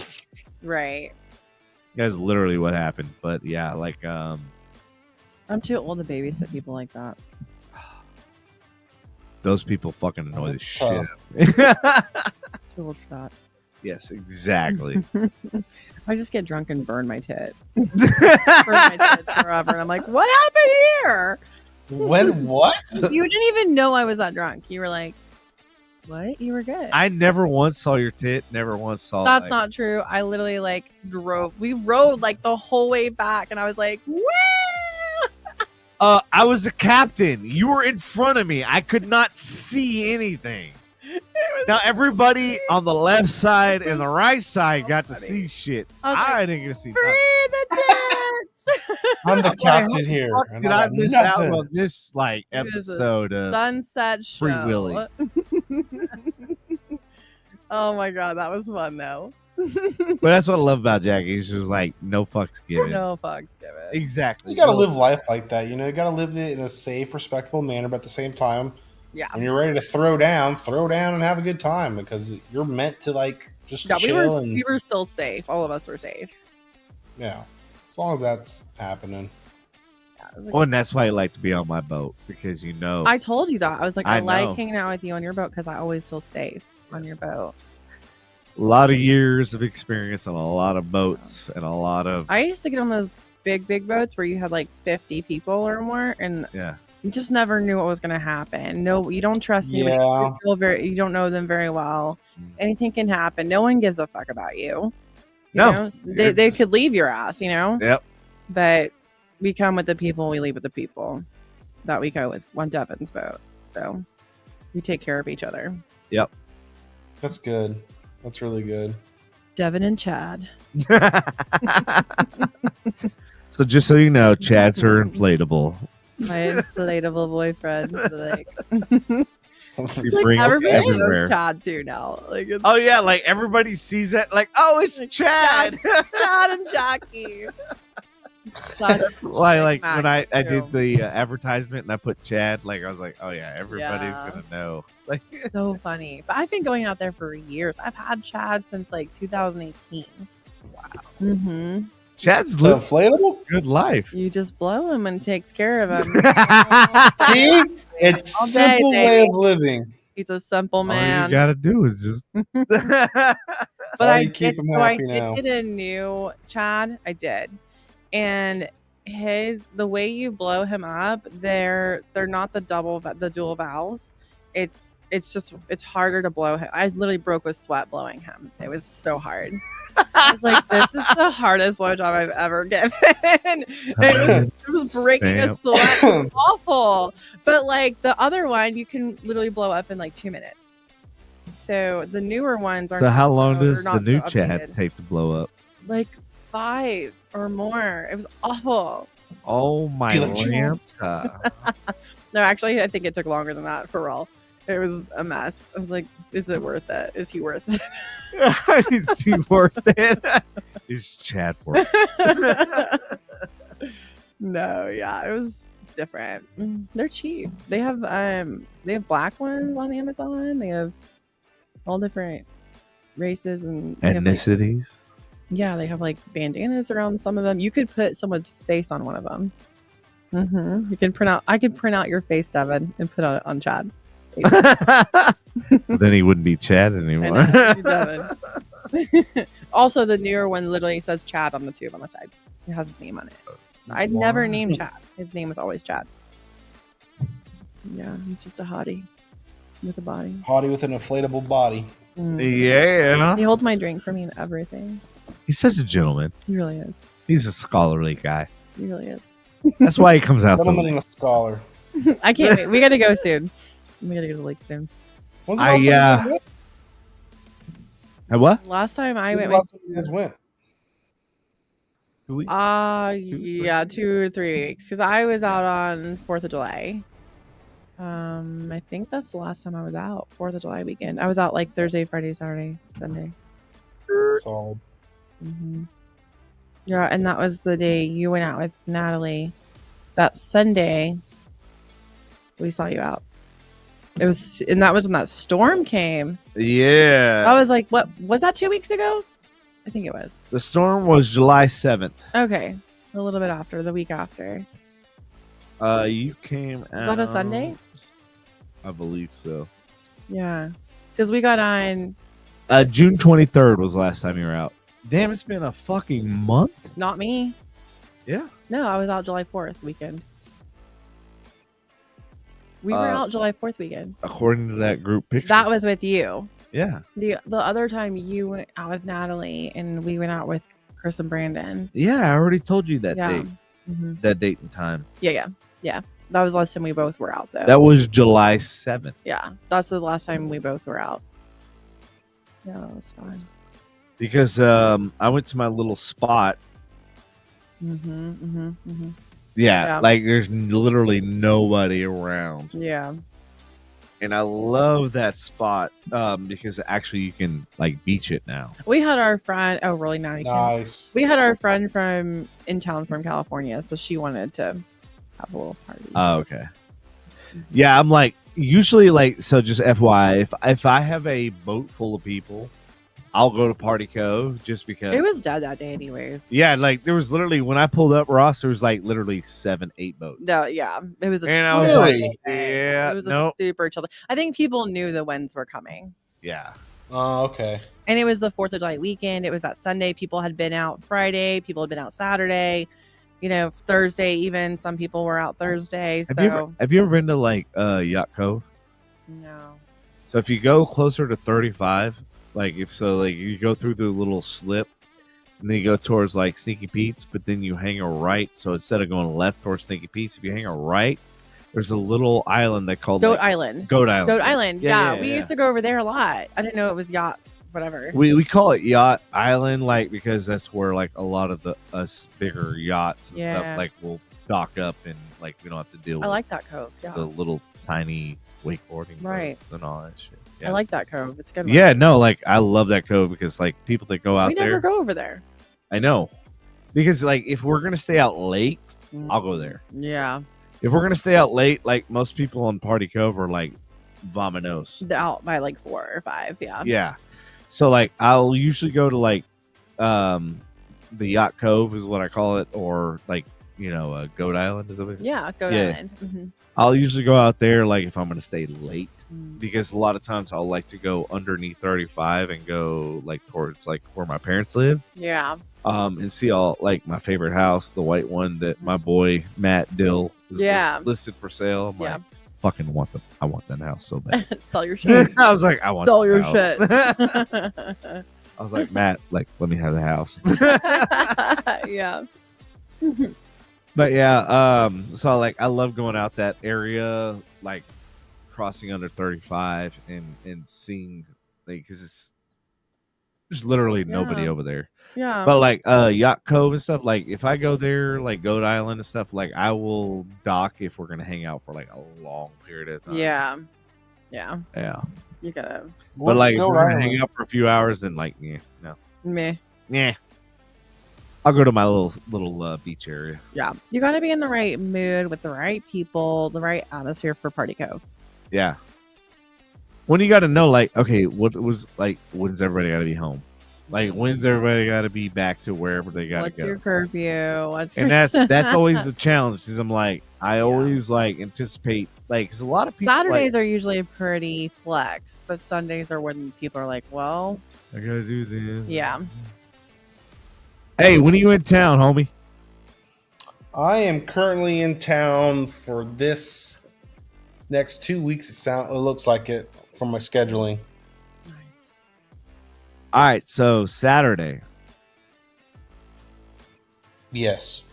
I can go Saturday. I can go Sunday. What? I said I'm out Saturday, but I can go Sunday. Oh, you got your concert or whatever, right? I'm going to that psychic. I'm doing the Playboy party and then the psychic, and then maybe if I Where's the psychic at? it's at the Majestic Theater, and then after that, Do I gotta get there's like tickets? this rave. Yeah, I don't think they're that expensive though. I don't care. Yeah, I think they're like $25. Send me I don't know. the stuff, I'll send it to you. the information. I'll send it to you. So Sunday. Yeah, Sunday. All right. Sunday, Ross, what are you doing? Whatever you're doing. That's right, baby. That's the right answer. All right, we're coming out on the lake. Sunday it is. Sunday fun day. We're going out on the lake. Ooh, that sounds Yeah, that sounds cool. Hell You yeah. have no idea what you're about to get into. Uh-oh. You're gonna Uh-oh. meet Chad. You're gonna be just. Let's see what Chad can do. Oh my god. Hell yeah. It's a good time. All right, Good so time, Sunday, golden what days. time we playing it?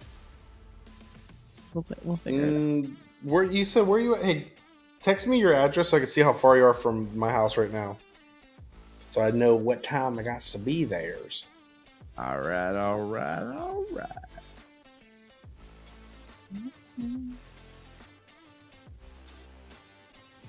Either way, it'll be fun. So usually we meet at my slip, but I'll go ahead and send you my Addy. Yeah, it's always a good time. Yeah, luckily you guys have timed out like being out at my slip at like literally as I'm pulling up. Like I'm like, yeah, I just bought 40 fucking pounds of ice. We're pretty good about it. Yeah, what was it? Dude, you live. Oh my god, you're like 18 minutes away from me, dude. God, 18 minutes. you guys are Yes. neighbors, basically. I'm I like had no 40 idea. away. No, I knew he lived like especially if you're staying at your parents' house. I knew it wasn't far. Yeah. Well, we worked at Marty's too. Even then, it was like that. So it's at the same house. So yeah, you're not far at all, bro. No, not at all. Yeah, you can see my new truck. Oh shit! What kind of truck did Yeah. you get? I bought, and here's why I did this. I normally would not do this because it's ridiculous with the way the market was right now. I would never buy a brand new vehicle. However, in the state of Texas, trucks that are used right now that are 5 or 6 years old are going for just as much as brand new vehicles. So I'd rather Yep. be in something brand new that I know where it's been and be just as fine. So I bought a Ram 2024 2500. That's just your black model. I saved money. I got shitty ass tires on it right now. It saved me like $4,000. So it just needs tires and wheels on it here soon. But other than that, I bought that and gonna get it tinted, lifted, and steps and metal front and back bumpers because I don't want to hit a deer all the time I go up to the mountains. Yeah. That fucking suck. I was gonna say I got plenty of rims. What don't you have? I Fuck roll flu. 35s. What'd you say? The flu? No, I said a fucking clue. Oh, close enough still. No, like I literally have 24-inch rims in my backyard. I have A fucking clue. I have 19-inch rims in my garage, brand new, still in original box. I have AMG fucking rims that are valued at I think like $2,000 a piece. That's for my Mercedes, obviously, because I had to have track tires and then I had to have regular street tires. Because I'm a fucking idiot. I might have you help finance some, or not finance, help me with my finances and stuff. Shit, dude. Well, I'm pretty good with my money, but I need to get on your level. Right. so here's the funny thing. Like nobody knows this. This like I haven't told anybody. So you're about to remember- tell The the whole world. world's about to know. Yeah, the whole world, dude. So you remember, like I was talking about, like my post about like the stock trades and all that sort of stuff. Yeah. So apparently, it got wind to, in the beginning, 2 different trade companies, right? One out of New York and one, fuck, I don't even know where their base location is. The second place. So they basically were like in competition with me for like who can, at the end of the week, who can have the most money generated. And so like that started, and now I belong to 12 finance companies. And the latest finance company, no bullshit, like I'm not even exaggerating, gave me $500 free money utilizing their new AI platform to test their new AI platform. Okay. And whatever, that's the whatever reason why profit. sorry, my bad. No, you're good. Like, no, You were lagging for a second, so I thought you stopped. no, you're good. So like, whatever profit I get from that $500, I get to keep plus that $500. Okay. And so that's why I'm trying to steer everybody like not away from Bitcoin, because like Bitcoin right now is untapped, and if Trump comes into office, Bitcoin is going to be a huge fucking deal, because he's all about crypto. He's all in on crypto. He's all in on taking the money from Federal Reserve and decentralizing it. And that's exactly what Bitcoin is. It's basically taking the power from the Federal Reserve into a decentralized place where your money is not dictated based on the economy. It's dictated on the value of your money, period. And that's why I was like trying to slow y'all's roll about the whole Bitcoin thing. Well, I had Bitcoin and I got crypto. I got a little bit of both, and it's done nothing for me. Well, Bitcoin is crypto. Whatever. Same shit. I got it, and it did nothing for me. So, and it's funny, like Ross, like to your point, like it's funny that like You can get black market stuff on there though. if you have money, people want to give you money.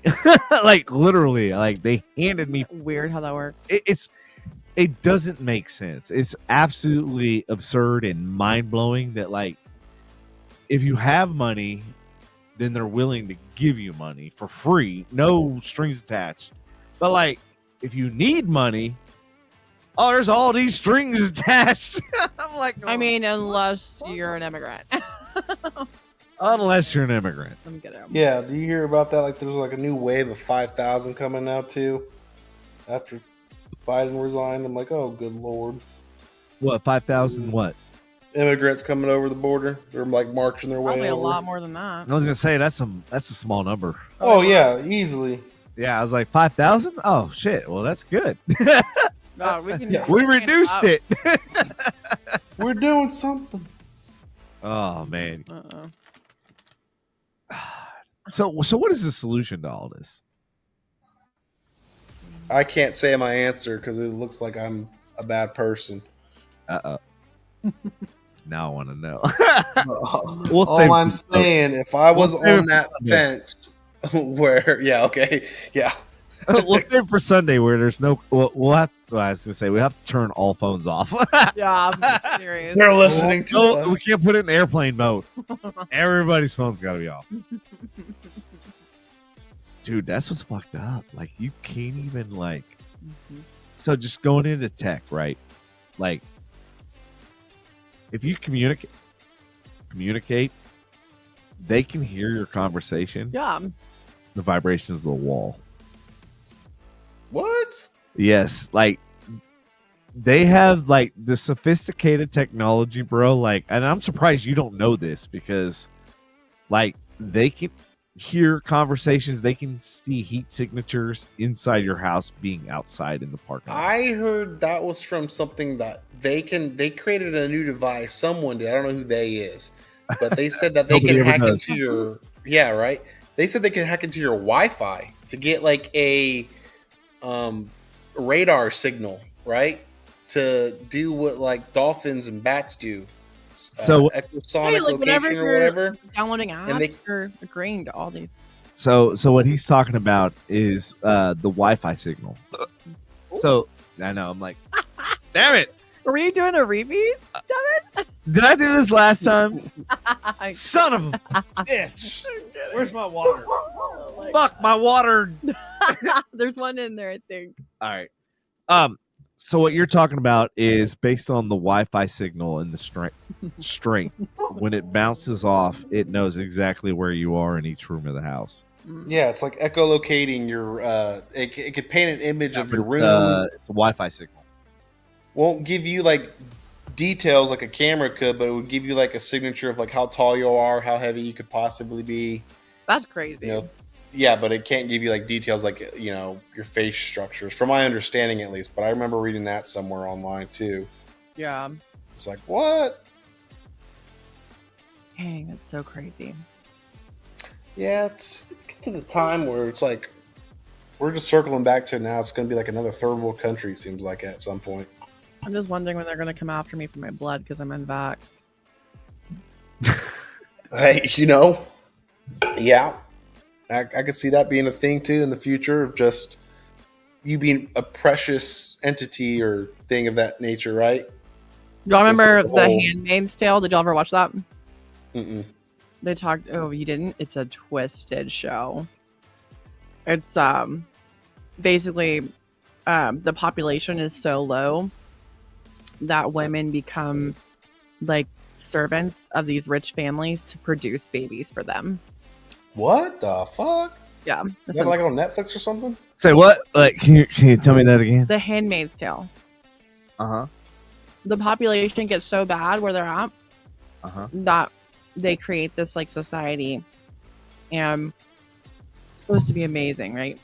But the rich and powerful basically have these women who are like they're kind of like their slave servant or whatever, but they produce babies for them because like the population gets so bad, people stop being able to produce kids. So the ones that can produce them are like gold, but they become essentially servants to produce.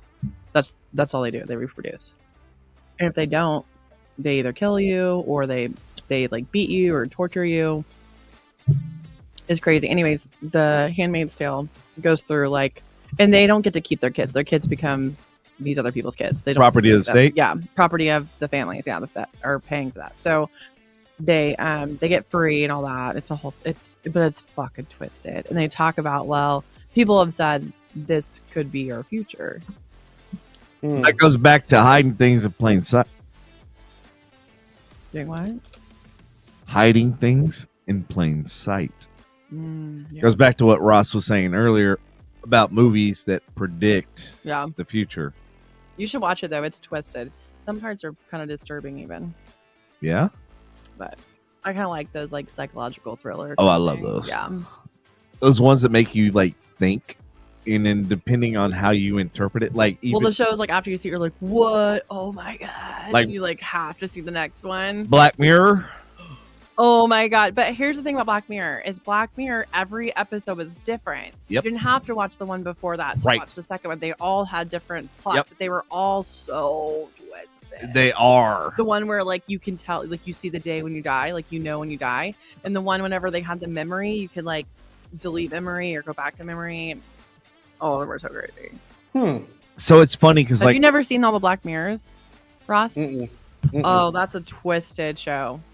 There's one that's interactive. You can like choose. yes, and I actually I was I, What the This is fuck? sick. and you know what the funny thing is about that, like the like I watched after like how they made it type thing, Yeah, and it I was bet you did. it was really interesting because like it's never been done. So they used a program that's like a project management tool. Yeah, So that says if and. So like if you choose this, then this happens. Right. If you choose that, then this happens. right. And like they branched out. And I'm like going, I want to shoot a fucking movie like that. Like I want Whoa, to that's- where everybody in the audience presses and whoever the majority wins, right? Chooses the destination Yeah, of where the film and stuff goes. that's cool. And like yeah, I saw that Black Mirror episode and I saw the behind the scenes and I was like going, oh my god, like that is fucking brilliant. I was almost like afraid to watch it because I was like, this is dark. Like it could be really dark. There's one, did you see the one about like I think it was like all the people that are influencers and stuff? Yeah, yeah, That one was fucked up. yeah. What was this one? There's one where it's like influencers, right? And like literally this woman's live was like a Netflix series, Saying basically. how many likes? Yeah, Yeah, and she was like, and people were like looking at her like, "Oh, you did that? Like, you're a terrible person. You chose that." She's like, "It wasn't me, motherfucker." And so she was like, "I got to take down." it ruined her life. It did, and she had to take down Selma Hayek, right? I don't know. I think that was so. Selma Hayek was the person that was pulling all the strings and basically suing this chick, and chick was trying to sue her. Like it was just like this convoluted. Oh my god, son of a biscuit! Are you see? Can you see this, Ross? I can, yes, I can. I'm sorry. God damn it! Son of a bitch! I'm not even drunk. Fuck. I'm about to say, what's in the flask, buddy? Last time, I don't know. I was like, "What are you drinking?" Because after 2 hours, he was like slurring. And I was like, "Bruh." I was like, "Good talk, but no." All the work. So funny. Yeah. So my drink is gone. Might explain. Not the much hiccup. explain. But yeah, like the Black Mirror episodes and stuff, especially with the robotic stuff, like when Yeah. the dogs started attacking and shit. I'm like going, dude, That's crazy. Boston Dynamics like literally has the same fucking dog. Yeah. Did you ever watch American Horror Story? No, I haven't. It's good. Not any of them. I don't think so. The Asylum one was my favorite. If you like psychological thriller, I'm surprised you haven't watched AHS. It's really good. Which one was the one that had Lady Gaga. Yeah. It was a hotel one. that was the second one, right? Second season? No, Lady Gaga was in way later. Oh, way later. Okay. Mhm. Yeah. I think the Asylum is the second one. Oh, okay. That's the one you liked, right? I like that one. All right, I'm gonna have to check it out. Yeah. It's like I love all those like psychological things you can walk away from, like in different interpretation. Like this is one of the things I like. It's like when I watch something with a group of people, and then we walk away with different like understandings of like the film, like Yeah. the one you were talking about with like the Teslas that were crashing and all that sort of shit. Yeah. Yeah. like I took away something completely different than my parents, and it was really fucking weird. Then you should watch The Fall of the House of Usher. Fall in the House. The Fall of the House of Usher. Is that like? It is twisted at the very end. You're like, oh my god! Like it's just twisted, but it's cool. It's like you're like at first you're like what? It's like you just don't know what's gonna happen next, and it all comes together at the end. It's so good, and it's a short like series. It's a short like limited series. The Fall of the House of Usher. It's really on good. Netflix.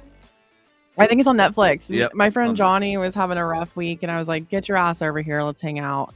And he came over, and we like literally binged it for the whole day. I think he left around like 3 a.m. because we were watching all of it. I was like, "You have to see it. The end. We're this far. You have to finish it." It was so good, though. And my thing is like I have one of the best, I'll have to look into these. and like not even like kudos to me. Like I have one of the best video setup. You need to audio really watch picture. it. Yeah. Yeah, and I'm like, and my thing is like, I'm trying to find something that's like, just it's so badass sound picture. Because like, I haven't How much do you found watch anything. TV and movies? Huh? How often do you watch movies and TV?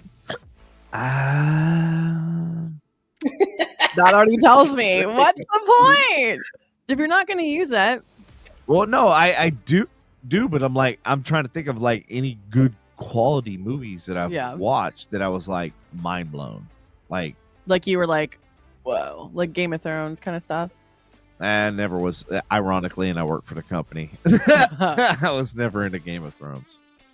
There is, what's it called? I'll think of it. Like Six Underground was pretty good as far as picture quality and as far as like soundtrack and like audio. Dude, watch Furiosa. What is it? On Furiosa, the new Mad Max.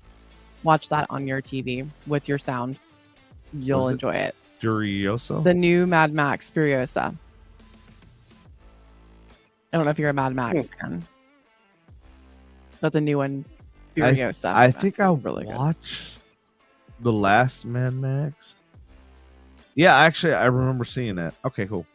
This one is new, and if you like good quality sound and picture, that's a good one to watch. Like my thing is like, and that's what I was trying to tell my buddy Andy. I was like, dude, like the biggest challenge for me is like I have an IMAX certified TV. Yeah. Like trying to find IMAX Furiosa certified. I just saw Twisters, the movie. Oh, you saw it? Yeah, I did. How was it? Wednesday. She wants to go see it. It's so good. Is it good? Yeah, I'm terrified of tornadoes, but this movie was good. Really? Mhm. Okay. Makes you feel better. They just drop you really high and pretty much over after that. They did what? I said they just pick you up and drop you really high. Other than that, it's pretty much over. Really? The pressure? Is there any pressure or anything? What? I don't know. Like I know, like the Twisters, they say you don't want to be in metal because apparently it twists the metal. Yeah, there's like pressure, like things. Mm-hmm. That's what I've heard. I have no idea. Stuck up in Twisters. They don't count how many bodies. You don't have that many bodies. But how many cows do you have, dude? In Twisters, how many cow deaths are there really? No, but the new one's really good.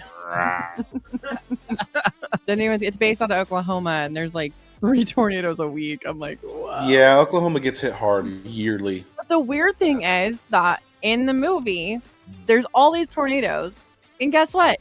Not a single fucking place has a basement or a storm cellar. Not a single place. Which is weird because that's all there is in Oklahoma usually. It's like, why the fuck do you not build a fucking bunker like what? Zuckerberg? Hello. No, yeah, seriously. Like you Because I'm literally, poor. if you know that you have tornadoes all the time and they're trying to save people from these tornadoes, build shelter. That's why I buy a lot. You think that would be in a house if you were to buy a house or a lot, right? You think that would be in it. I wonder if Oklahoma just has like weird soil or something that they can't do that for some reason. They probably have sandy loam like we do here. Actually, they don't have sandy loam. I think they have. I'm not 100% certain, but I feel like they don't have basements like they do in Missouri. No. And it has to do with the bedrock. It has to do with the soil content. It has to do with the water table, and it has to do with the whether it's sandy loam or whatever. That's the problem we have here. We have sandy loam, so you can't dig a basement because of the sand. It'll move and all that sort of shit. Some places That with makes basements, they creep me the fuck out. There was a house that we listed when I was in real estate in Hearst that actually had a basement, and we were like, Yeah.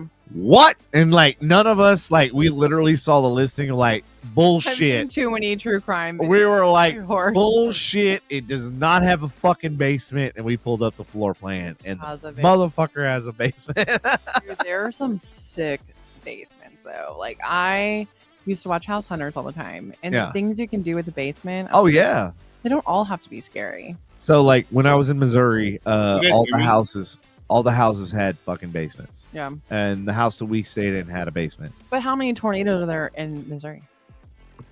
Not very many. But you know what you have to worry about in Missouri? What?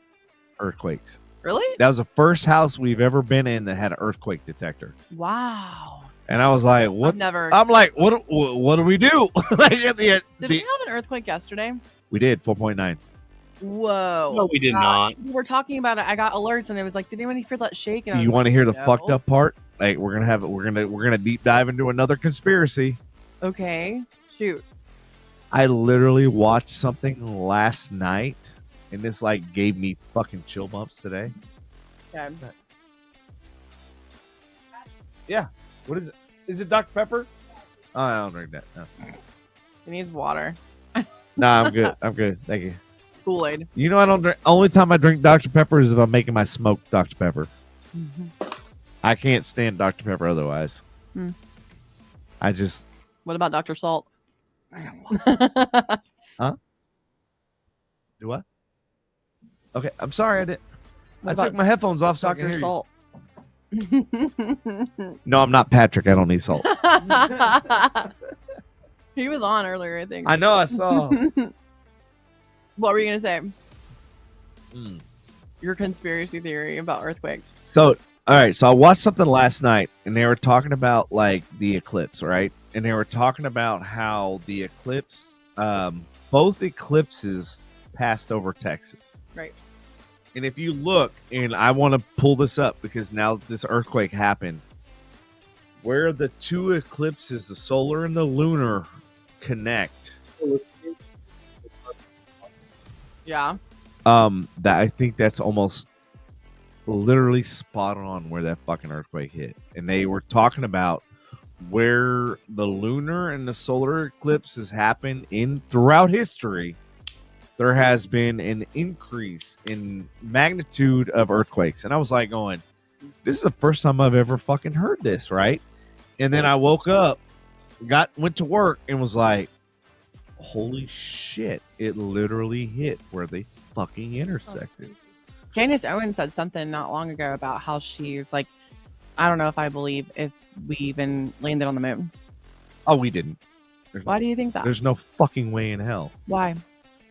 Why? How can they make that up? This cell phone has more fucking power, computational power, than the fucking entire goddamn.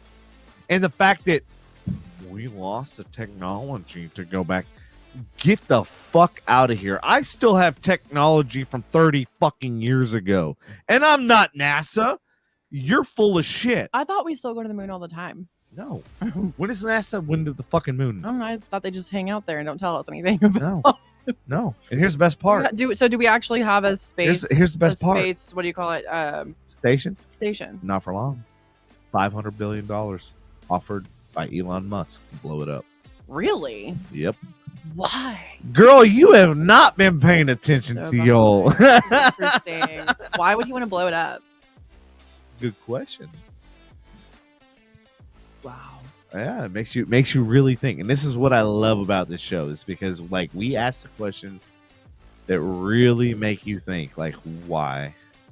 Like, you mean to tell me we landed on the fucking moon with technology? Actually, you know what? I can't even say the cell phone. It'll blow your mind. This watch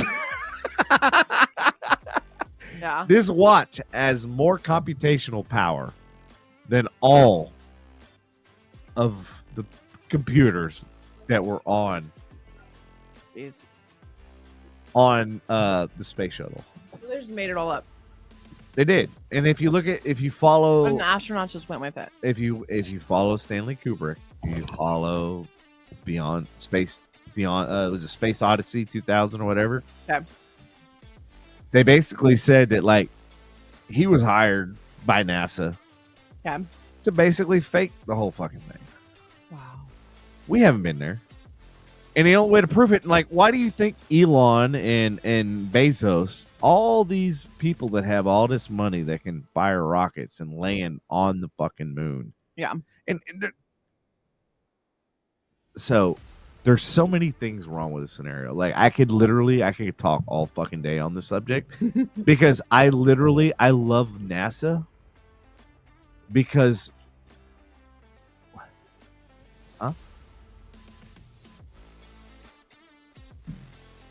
Good night. good night, sweet dreams. You don't have to close the door. We're just telling his lovely girlfriend good night. So think about this. There's so many fucking things. I know, right? We could have a whole nother podcast from this. Yeah, I'm like, there's the Van Bring Allen. us your conspiracy theories. There's the Van Allen radiation belt, which is like they still like struggle to. Yeah. Man, Save it for next time. no, there's. Did we lose Ross? Huh? Did we lose Ross? Did you what? Did we lose Ross? Ross. He's like, are we getting started on this again? Oh man. Kind of what's the best?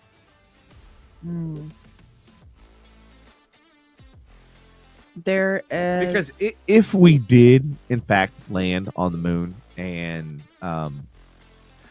the flag and the rover and all that shit is still sitting on the fucking moon, Mhm. why have we not? So like to me, like NASA is a joke. Like I wear NASA stuff because to me it's irony. To me, it's a laughing stock of who we are as America. right. Because I'm like going, okay, so you did it once, but you can't replicate it 30 years later after the technology has increased and everything. Right. else.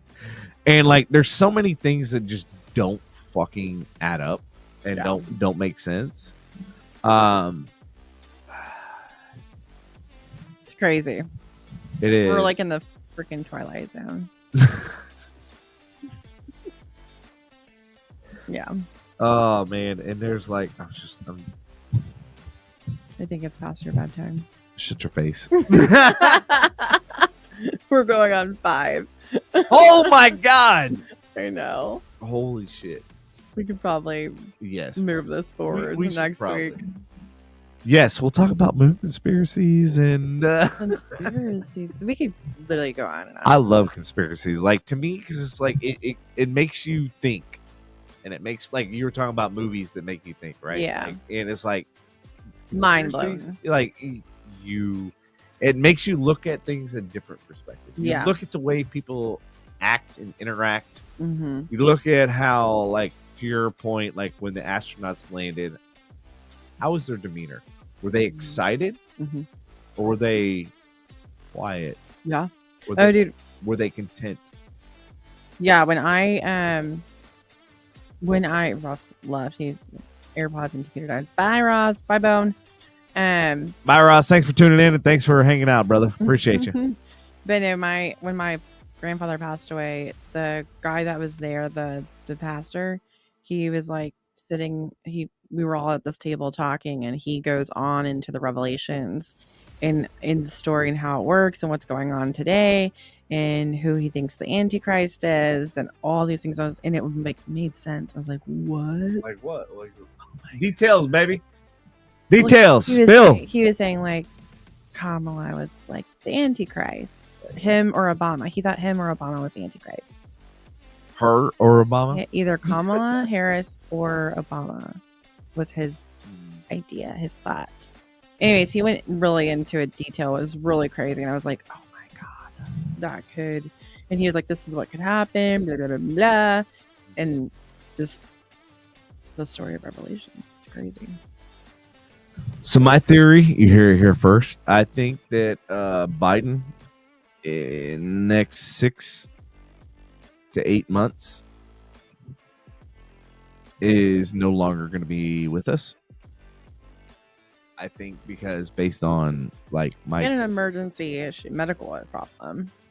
well, my thing is like based on like so like understand Biden's history. Is that really him though? There's like multiple. Yeah, that's true. There's been times where he looks completely different. Oh, do you want to open that can of worms?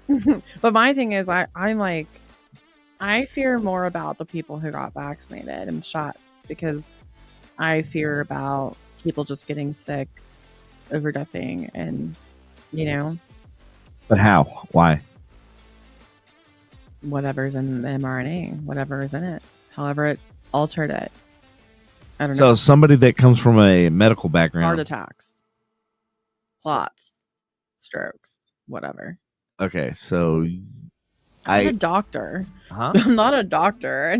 I'm not either, but I do have tons and tons of research, Yeah, and in those files. I worry because my family got. And I will say, unequivocally, one of the main reasons why we're here is people always ask, like, well, what is our purpose in life? Why are we here? What do we have to, like, if there's a higher being and a higher power, blah, blah, blah, like, why do they allow us, like, the fact that they can shut off all of our nuclear capabilities with a flip of a switch, like that makes you understand, like they're at a higher power. If they wanted to, here's the thing that I can't. If they wanted to destroy the world, they could. Exactly. Just like we can destroy the world with nukes and everything else. But the thing is, you got to think about it. Okay, why are they here? What did we do that piqued their interest? One was we started testing nuclear bombs. Mm-hmm. That's when they got afraid. Dude, That's when they got aliens coming. Just when are the aliens coming? very soon. It's sooner rather than later. They laugh at us. And there's a reason why the government is now releasing that information, because they know that time is coming. They know that, like, hey, we gotta like soften the people. We gotta let them understand, like, it's gonna happen. And so that's exactly what they're doing. They're desensitizing us. Like, here's a UFO. Here's a UFO. Or like the whole Miami thing. Remember that when like 70 fucking cop cars showed up, the entire state of Florida showed up to the fucking mall? Really? Yay! For people like with sticks? Really? What the? I was born at night. It That wasn't was last night. They never really said anything about that after. Well, they No one had confiscated answers. everybody's footage. They confiscated a lot of people's phones and a lot of So crazy. yeah, and that's there's a lot of different challenges, but like going back to the RNA and the DNA and all that sort of stuff. So without getting too much into medical and stuff like that, there's the DNA structure, which is a double helix, which you know about. Yeah. The RNA acts as a connection point to the DNA and all that sort of stuff. So once you start modifying your RNA, you're starting to modify your DNA. And so the thing is, and the reason why we're here is because we had previously untampered, unaltered RNA and DNA. Yeah. Which is, when you look at an advanced civilization and the capabilities of what we can do, and then exponentially look at that times 100. So if we can do what we can do now, imagine what they can do 100 years from now. Imagine what they can do 100 light years from now. Yeah. And so, like, I look at it like as a big picture of like, okay, if we can do this now, then that means they can manipulate every single gene, Oh yeah. every single element of your DNA and your RNA Yep. So maybe we're here because we have untampered and but that's where we fucked up. Is because now with the COVID shot and everything else, now we're tampering with our RNA, we're tampering with our DNA. Mhm. But then you got to understand, like, well, why do they need our why do they need our uncompromised DNA and RNA? Yeah. Because maybe they fucked theirs up and they need us to save them. Mhm. And this is We're about to have gold blood. We have gold blood. gold blood. Gold. Gold. All right, everybody. On that note, we're gonna leave you hanging. DPD. Love you long time. Thank y'all for tuning in. It's Bye. been 5 hours and some change. God damn, we're setting some records. Crazy. All right, love you long time. We will catch you next Tuesday.